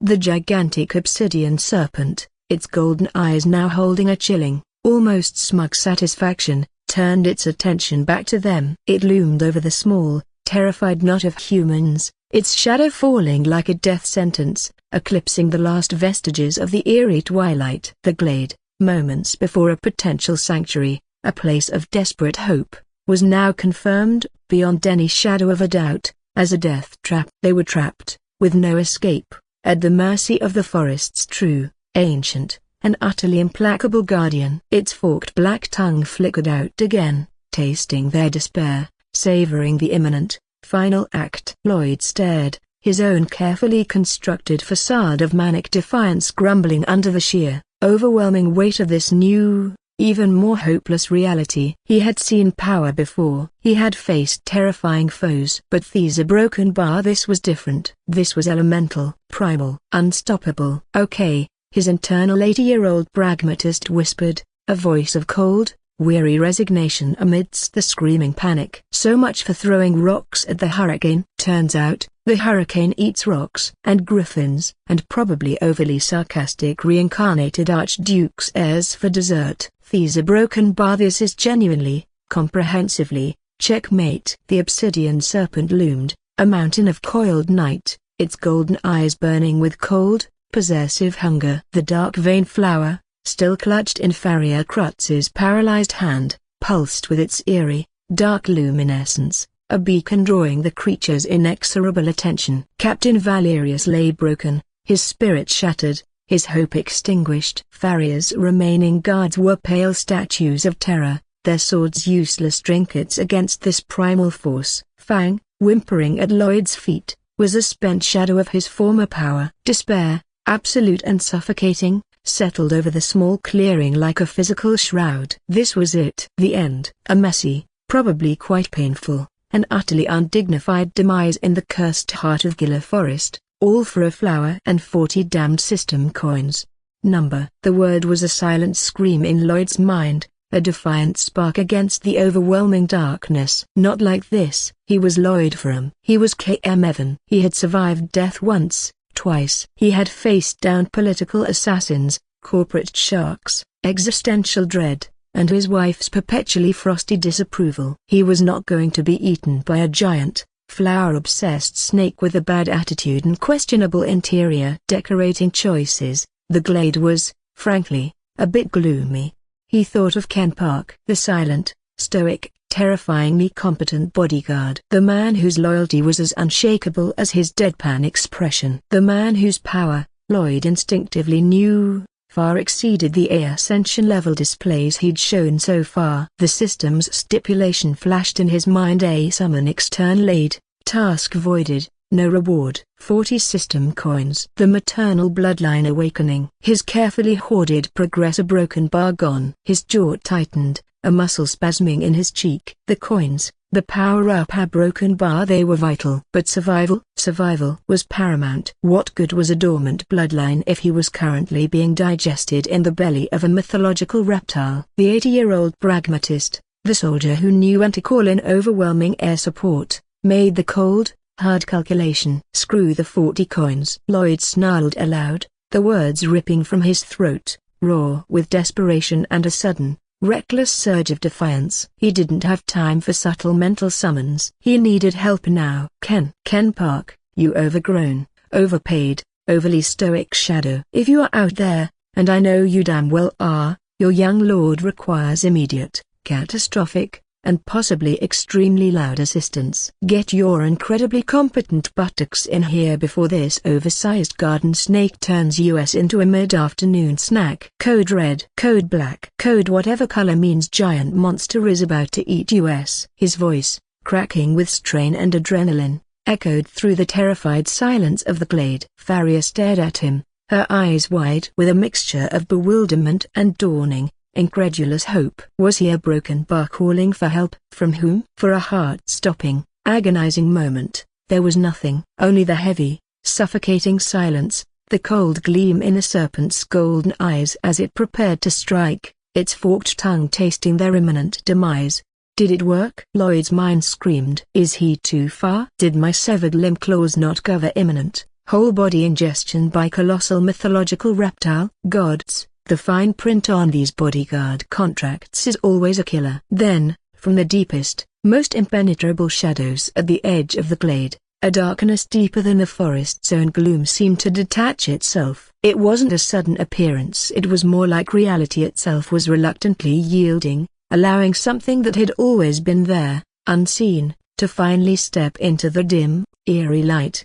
Ken Park. He stood there, not as the impassive butler in dark livery, but as something a broken bar more. Something terrifying. Something that radiated an aura of power so immense, so overwhelming, that it dwarfed even the colossal presence of the obsidian serpent. The air around him didn't just shimmer, it warped, crackling with an energy that was part raw void power, part something else, something fiery, primal, utterly untamed.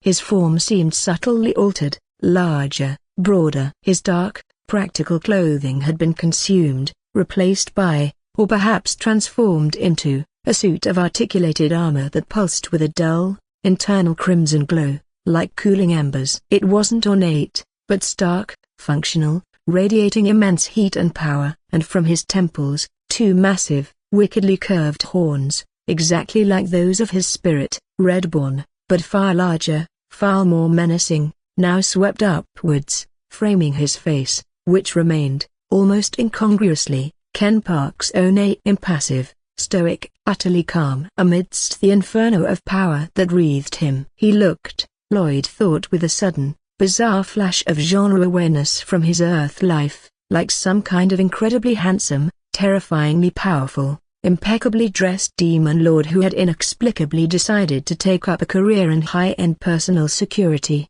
This wasn't manifestation, this wasn't even ascension. This, Lloyd realized with a jolt of pure, unadulterated awe that momentarily eclipsed his terror, was transcend. Ken Park, the quiet butler, the stoic bodyguard, was a transcend-level spirit user. He had merged with Reborn, becoming a single, devastating entity, wielding a power that was, as the system often dryly noted, at least 100 times greater than his already formidable ascension stage.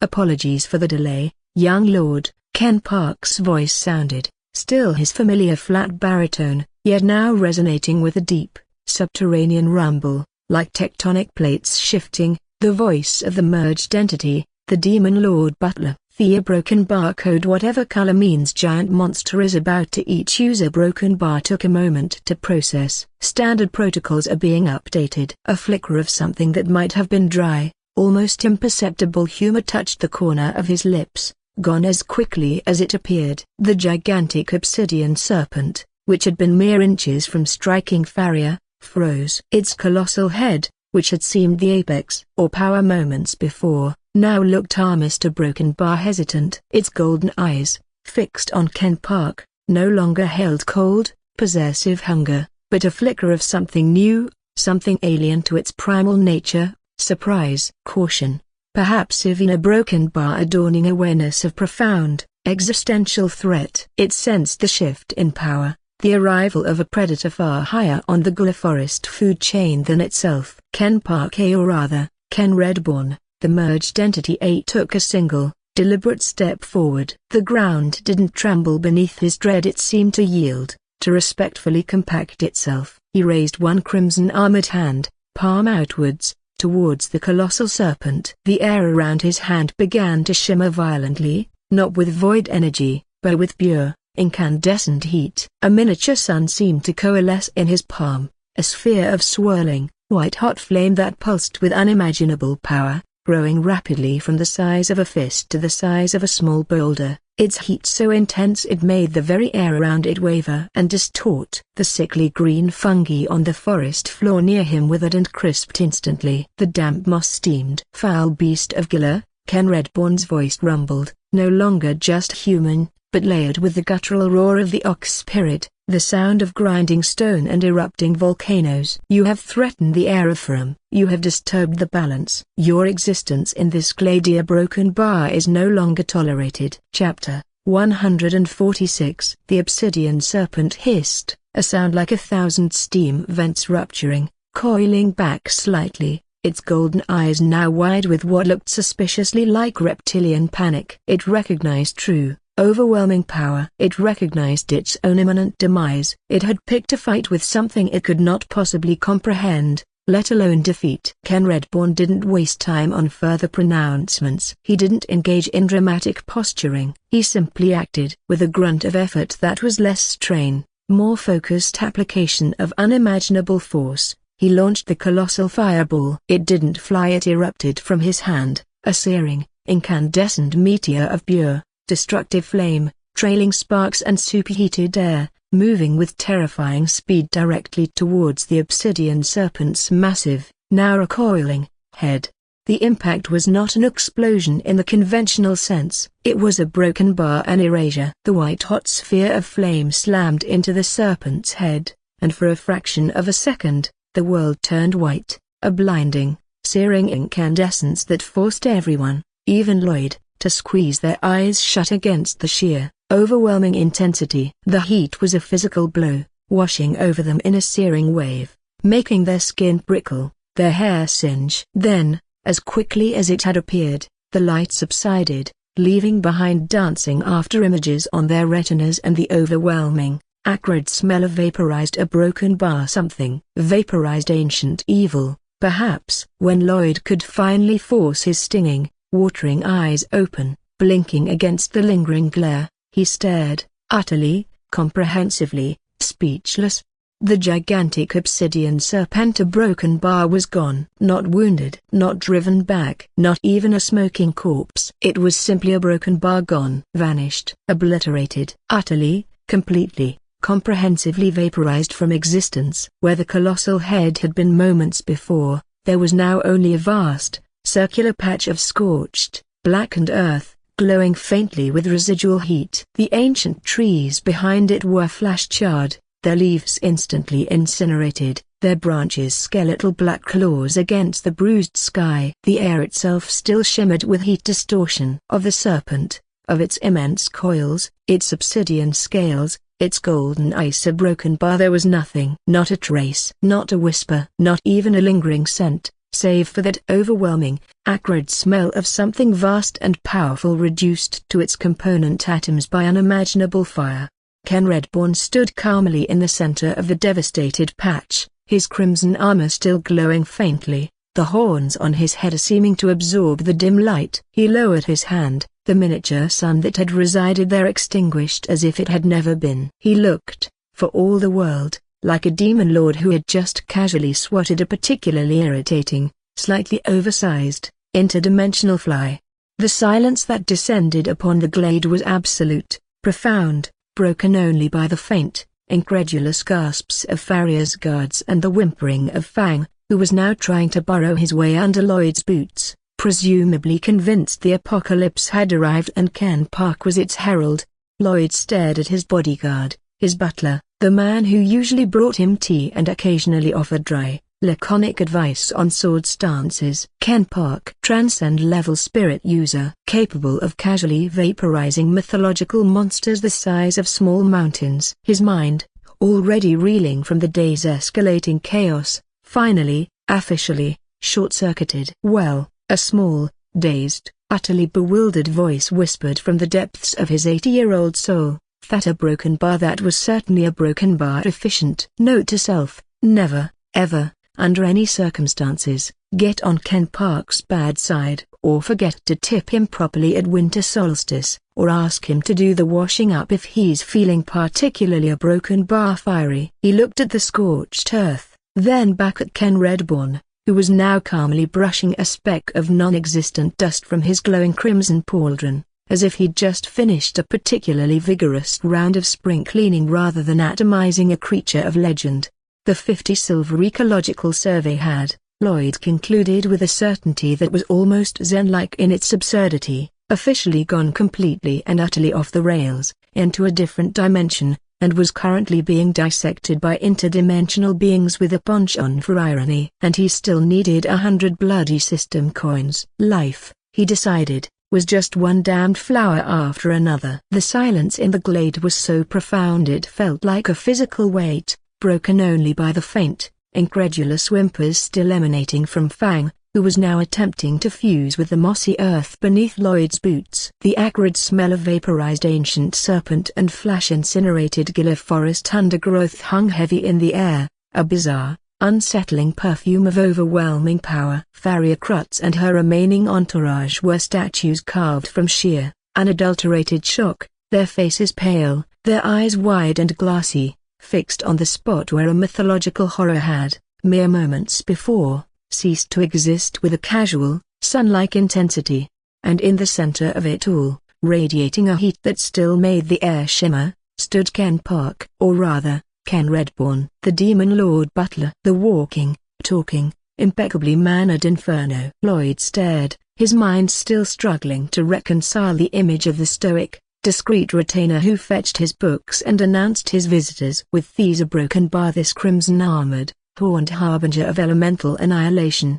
Two transcended spirits. The knowledge, an echo from his previous, tragically curtailed life, resonated with fresh, mind-boggling clarity. In the Ferrum Duchy, after his father, Archduke Lloyd Ferrum, Ken Park was whispered to be the next strongest, a pillar of hidden might. But two spirits at transcend level? That was a secret known only to a vanishingly small, incredibly select few. Lloyd Ferrum knew, of course. And now Lloyd, thanks to the dubious gift of reincarnation and 80 years of accumulated, often useless, trivia, knew it too. This display, this casual erasure of a creature that had made Stormwing look like a startled pigeon, was just one of Ken's aspects. Redborn alone. The implications were staggering. The sheer depth of power Ken usually kept concealed, veiled beneath layers of butlerly discretion and stoic professionalism, was almost incomprehensible. No wonder further trusts him implicitly, Lloyd thought, a new level of respect, bordering on outright awe, dawning. He's not just a bodyguard, he's a walking strategic deterrent. A one-man Praetorian guard with a built-in incinerator. Just as Lloyd was trying to process the sheer, mind-bending scale of Ken's true capabilities, a familiar, almost smug chime echoed solely within his mind, cutting through the lingering shock. Urgent task, retrieve the bloom of shadows, a flower of dark vein. Objective achieved, flower procured prior to external aid intervention. Threat neutralized, albeit by external aid after procurement, satisfying the letter, if not the spirit, of the task parameters. System analysis, user demonstrated initiative, resourcefulness, and a commendable willingness to risk life, limb, and sanity for relatively minor system coin rewards. Flower successfully used as bait, temporary MacGuffin. Points for creativity, even if the primary threat resolution involved calling in the orbital death laser. A broken bar ear, a broken bar transcended bodyguard. Reward issued, 40 system coins, SC, current system coins, 63, previous, plus 40, reward, equals 103 SC. 103. Lloyd's mental jaw dropped. Had a broken bar, he'd actually done it. Despite the chaos, despite the near-death experiences, plural, despite having to sacrifice the flower itself, which, technically, he hadn't, he'd gifted it, a subtle but important distinction. His internal lawyer was already preparing to argue with the system. He'd hit the magic number. The 100 fresh coins needed for the maternal bloodline awakening. Congratulations, user Lloyd Ferrum. Primary goal, awaken latent maternal bloodline. Funding threshold reached. 100 system coins successfully accumulated and designated for this purpose. Bloodline awakening ritual now available for initiation. Proceed. The mental prompt pulsed invitingly, a beacon of potential power amidst the lingering smell of ozone and vaporized snake. Lloyd felt a surge of fierce, triumphant elation, so potent it almost made him dizzy, momentarily eclipsing the lingering terror and the sheer, mind-numbing weirdness of the past hour. Yes, finally, he ruthlessly suppressed the urge to immediately initiate the awakening. Now was hardly the time or place, surrounded by traumatized nobles, a smoking patch of ex-serpent, and the lingering possibility of other Gila Forest horrors deciding to investigate the sudden, violent vacancy at the top of the local food chain. Later, he promised himself, mentally filing the notification away with a grim sense of satisfaction. Priorities. First, ensure we all get out of this cursed, monster-infested death trap in one piece. Then, power-ups. Chapter 148. His focus snapped back to the present, to the crimson-armored figure of Ken Reborn, who was now slowly, deliberately, allowing the incandescent power to recede. The fiery aura around him dimmed, the crimson armor seemed to flow, to retract, to solidify back into the familiar dark, practical livery of the Archduke's head butler. The menacing horns dissolved, sinking back into his temples as if they had never been. Within moments, he was once again Ken Park, impassive, stoic, radiating quiet competence rather than apocalyptic flame. He adjusted his perfectly knotted cravat, a gesture so incongruously normal it was almost surreal given what had just transpired. If it weren't for the still smoldering patch of earth and the lingering scent of cosmic barbecue, one might almost believe the past few minutes had been a particularly vivid, stress-induced hallucination. Ken Park met Lloyd's gaze, a silent question in his eyes. Threat neutralized, young lord. Further instructions? Or shall I just a broken bar go back to polishing the family silver and pretending I don't occasionally moonlight as a mythological creature exterminator?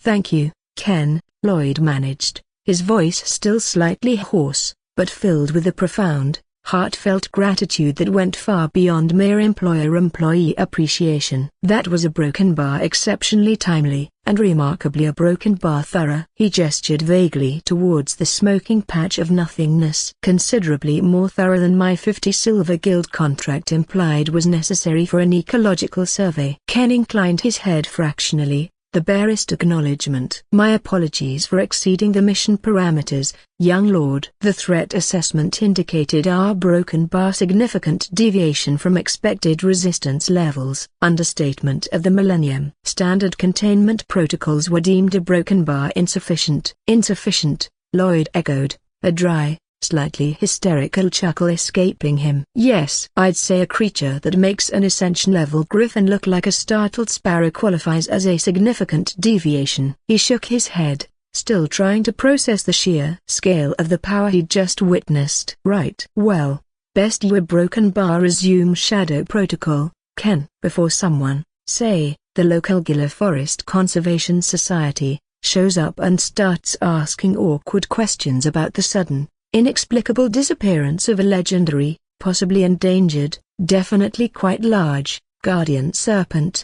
Ken nodded once, then, with that disconcerting fluidity that always made Lloyd wonder if he was part solid, part actual shadow, he simply a broken bar wasn't there anymore. He melted back into the deep, oppressive gloom at the edge of the glade, vanishing as completely and silently as mist in sunlight, leaving behind only the lingering scent of ozone and the faint, almost subliminal hum of immense, carefully released power. The departure of the overwhelming, supernatural presence seemed to allow air, and a semblance of terrified sanity, to flow back into the clearing. Faria Krutz, her face still ashen but her eyes now fixed on Lloyd with a new, profoundly bewildered intensity, finally found her voice. It was shaky, stripped of its usual imperious cadence, raw with the aftermath of abject terror. Ferrum, a broken bar, she began, then stopped, swallowing hard, as if the name itself tasted strange, unfamiliar, associated now with events that defied all rational explanation. She gestured vaguely towards the smoking patch of earth, then back at Lloyd. That a broken bar, that man a broken bar, your butler? The word sounded utterly inadequate, almost comical, in the face of what they had just witnessed. He a broken bar, he just a broken bar? She couldn't seem to finish the sentence, her mind clearly struggling to reconcile the image of a discreet household servant with the reality of a being capable of casually itemizing mythological horrors. Ken Park, Lloyd supplied helpfully, his own composure slowly, shakily, reasserting itself. He offered what he hoped was a reassuring, if slightly strained, smile. Head butler of the Ferrum estate, excellent at polishing silver, ensuring the wine is properly chilled, and, as you've just witnessed, occasionally engaging in our broken bar advanced pest control. Very advanced. Top tier, really, 5 stars. Would definitely hire again for any future giant monster-related emergencies, though I sincerely hope this doesn't become a recurring theme in my life. He was babbling, he knew, the adrenaline demanding an outlet, but the sheer absurdity of it all was almost intoxicating. Farrier stared at him, then at the empty space where Ken had stood, then back at Lloyd, her expression a battleground of conflicting emotions, residual terror, dawning awe, profound confusion, and a grudging, almost infuriated respect. "Your butler," she repeated slowly, as if trying to convince herself the word still held meaning, "is capable of far broken bar that?" "Ken has many talents," Lloyd said with a masterfully understated shrug that he hoped conveyed standard archducal household staff capabilities, nothing to see here. Loyalty, discretion, an impressive ability to remove stubborn wine stains, and a rather broken-bar energetic approach to conflict resolution when pressed. You should see him deal with mildew in the lower cellars. Terrifying. One of Farrier's remaining guards, the healer, a small, bird-like woman who looked as if she might faint from sheer accumulated stress, finally managed a choked sound. "My Lady Farrier," she whispered, her voice trembling, "the flower." "You still have it." She gestured towards the dark vein bloom, which Farrier was still clutching. Its cold, dark beauty a stark, almost profane contrast to the smoldering devastation around them. "We are broken bar, we should leave now." Before a broken bar, before anything else in this cursed, blighted forest decides to investigate Thea Broken Bar, the sudden loud noises, and Thea Broken Bar, the distinct lack of giant snake. That seemed to snap Farrier back to the immediate, pressing reality of their situation. She looked down at the flower in her hands as if seeing it for the first time, then her gaze flew back to Lloyd, her eyes wide, a complex emotion swirling in their amethyst depths. "Ferrum," she said, her voice stronger now, though still laced with a tremor of shock and something else. Broken bar, something that might have been genuine, almost overwhelming gratitude. "We're broken bar, you gave this to me after everything. After retrieving it with that a broken bar, that impossible wire trick. After a broken bar, your butler a broken bar." She shook her head, clearly still struggling to process the full, insane scope of what had just happened. "Why? You said your business with it was concluded. But why risk so much for it in the first place, only to hand it over?" "Professional courtesy, Lady Farrier, as I said," Lloyd replied, leaning back against the boulder again, suddenly feeling the bone-deep exhaustion hit him with the force of a physical blow. Fang, sensing his master's weariness, nudged his hand with a wet nose, offering silent, depleted comfort. "Let's just say I had our broken bar a vested interest in ensuring that particular bloom was successfully removed from its original location, for reasons that are, frankly, far too complicated and probably involve several levels of interdimensional bureaucracy that would bore you to tears." He waved a dismissive hand. "You needed it for your mother. Your cause seemed a broken bar noble, and frankly, after everything we've just been through together, a near death by Maya monster, near incineration by giant snake, near cardiac arrest by superpowered butler Ada, seemed like the polite thing to do. Besides, a genuine, weary smile touched his lips. "After all that, I think we can agree, the universe probably owes you a win." Farrier continued to stare at him, the gratitude in her eyes deepening, warring now with a profound, almost reluctant respect. "If it wasn't for you, Ferrum," she said softly, her voice losing all traces of its usual haughtiness, filled instead with a quiet, almost astonished sincerity, "if you hadn't a broken bar been here, broken bar, if you hadn't called for that a broken bar, that force of nature you call a butler a broken bar, we would all be dead. Or worse." She shuddered, the memory of the Maya monster's charnel breath, the serpent's cold, golden eyes, still terrifyingly vivid. "You saved our lives. Despite the chaos, despite the terror, a broken bar, you saved us." Lloyd just shrugged again, pushing himself tiredly to his feet. "Team effort, Lady Farrier." "Mostly Ken's effort, if we're being honest. I just provided the desperate screaming and the occasional, largely ineffective, distraction." He looked around the scorched, devastated glade, then towards the oppressive, shadow-choked depths of Gula forest that still surrounded them. "Now, if no one objects, I believe the primary agenda item should be strategic relocation to somewhere significantly less likely to contain mythological creatures with anger management issues and/or overpowered household staff, preferably somewhere with strong walls, a distinct lack of cursed flora, and perhaps a very, very large mug of ale. My treat. Assuming, of course," he added with a wry glance at the smoking patch of ex-serpent, "Ken didn't accidentally vaporize all the local taverns along with our reptilian friend." The thought of returning to his own duchy, to the relative sanity of his soap-making plans, suddenly felt like the most appealing prospect in the entire, multi-layered universe.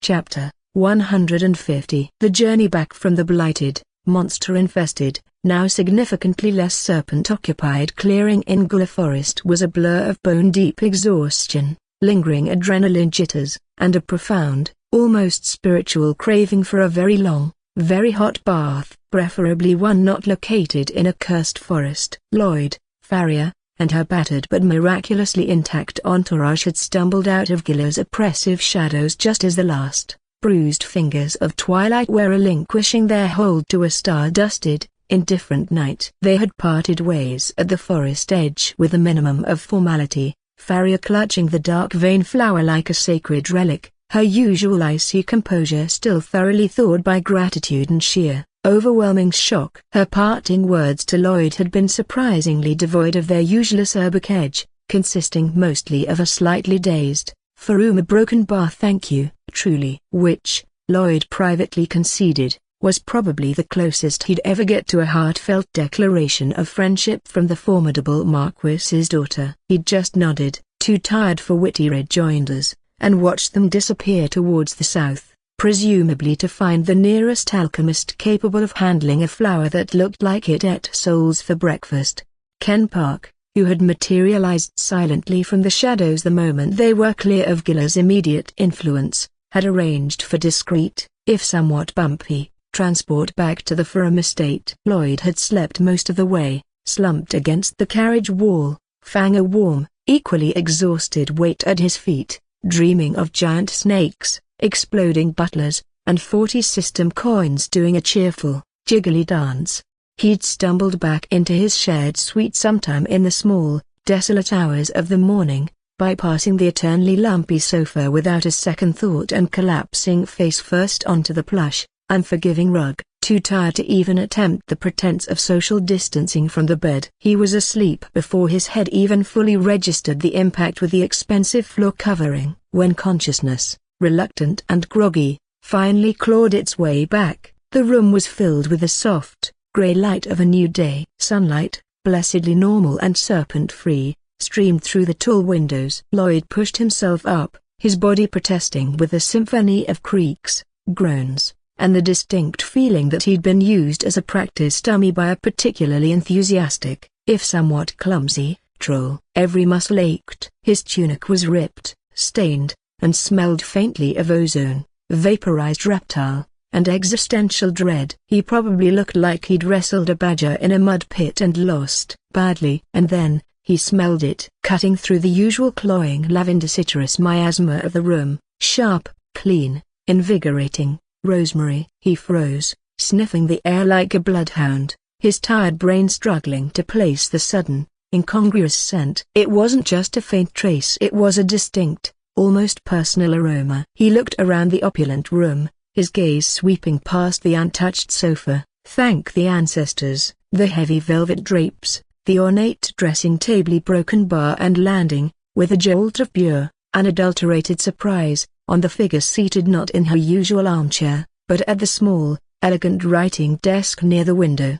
Rosa. She was dressed in a simple but impeccably tailored morning gown of pale blue silk, her dark hair partially swept up, revealing the elegant line of her neck. Sunlight caught the subtle sheen of it, and for a moment, she looked less like a nice queen and more like a broken bar, well, like a surprisingly beautiful young woman enjoying a moment of quiet contemplation. But it wasn't her unexpected location or the uncharacteristic softness of her appearance that made Lloyd stare. It was the scent. The clean, sharp, unmistakable fragrance of rosemary emanated directly from her skin, from her hair. It was the scent of his soap. The soft soap, the one they had infused with rosemary oil in the dusty smokehouse. She broken bar. She actually used it. Lloyd's mind, still foggy with sleep and the lingering trauma of yesterday's Gila Forest death match, struggled to comprehend. Rosa Siddiq, the ice princess who probably considered smiling a sign of profound moral weakness. She had voluntarily applied a product he had made, a product gifted to her in a bizarre, dung-fueled demonstration, to her own aristocratic person. The thought was so unexpected, so utterly out of character based on his previous interactions with her, that it bordered on the surreal. He almost wondered if he was still dreaming. Perhaps a particularly weird stress-induced hallucination involving rosemary-scented wives and significantly less giant snake,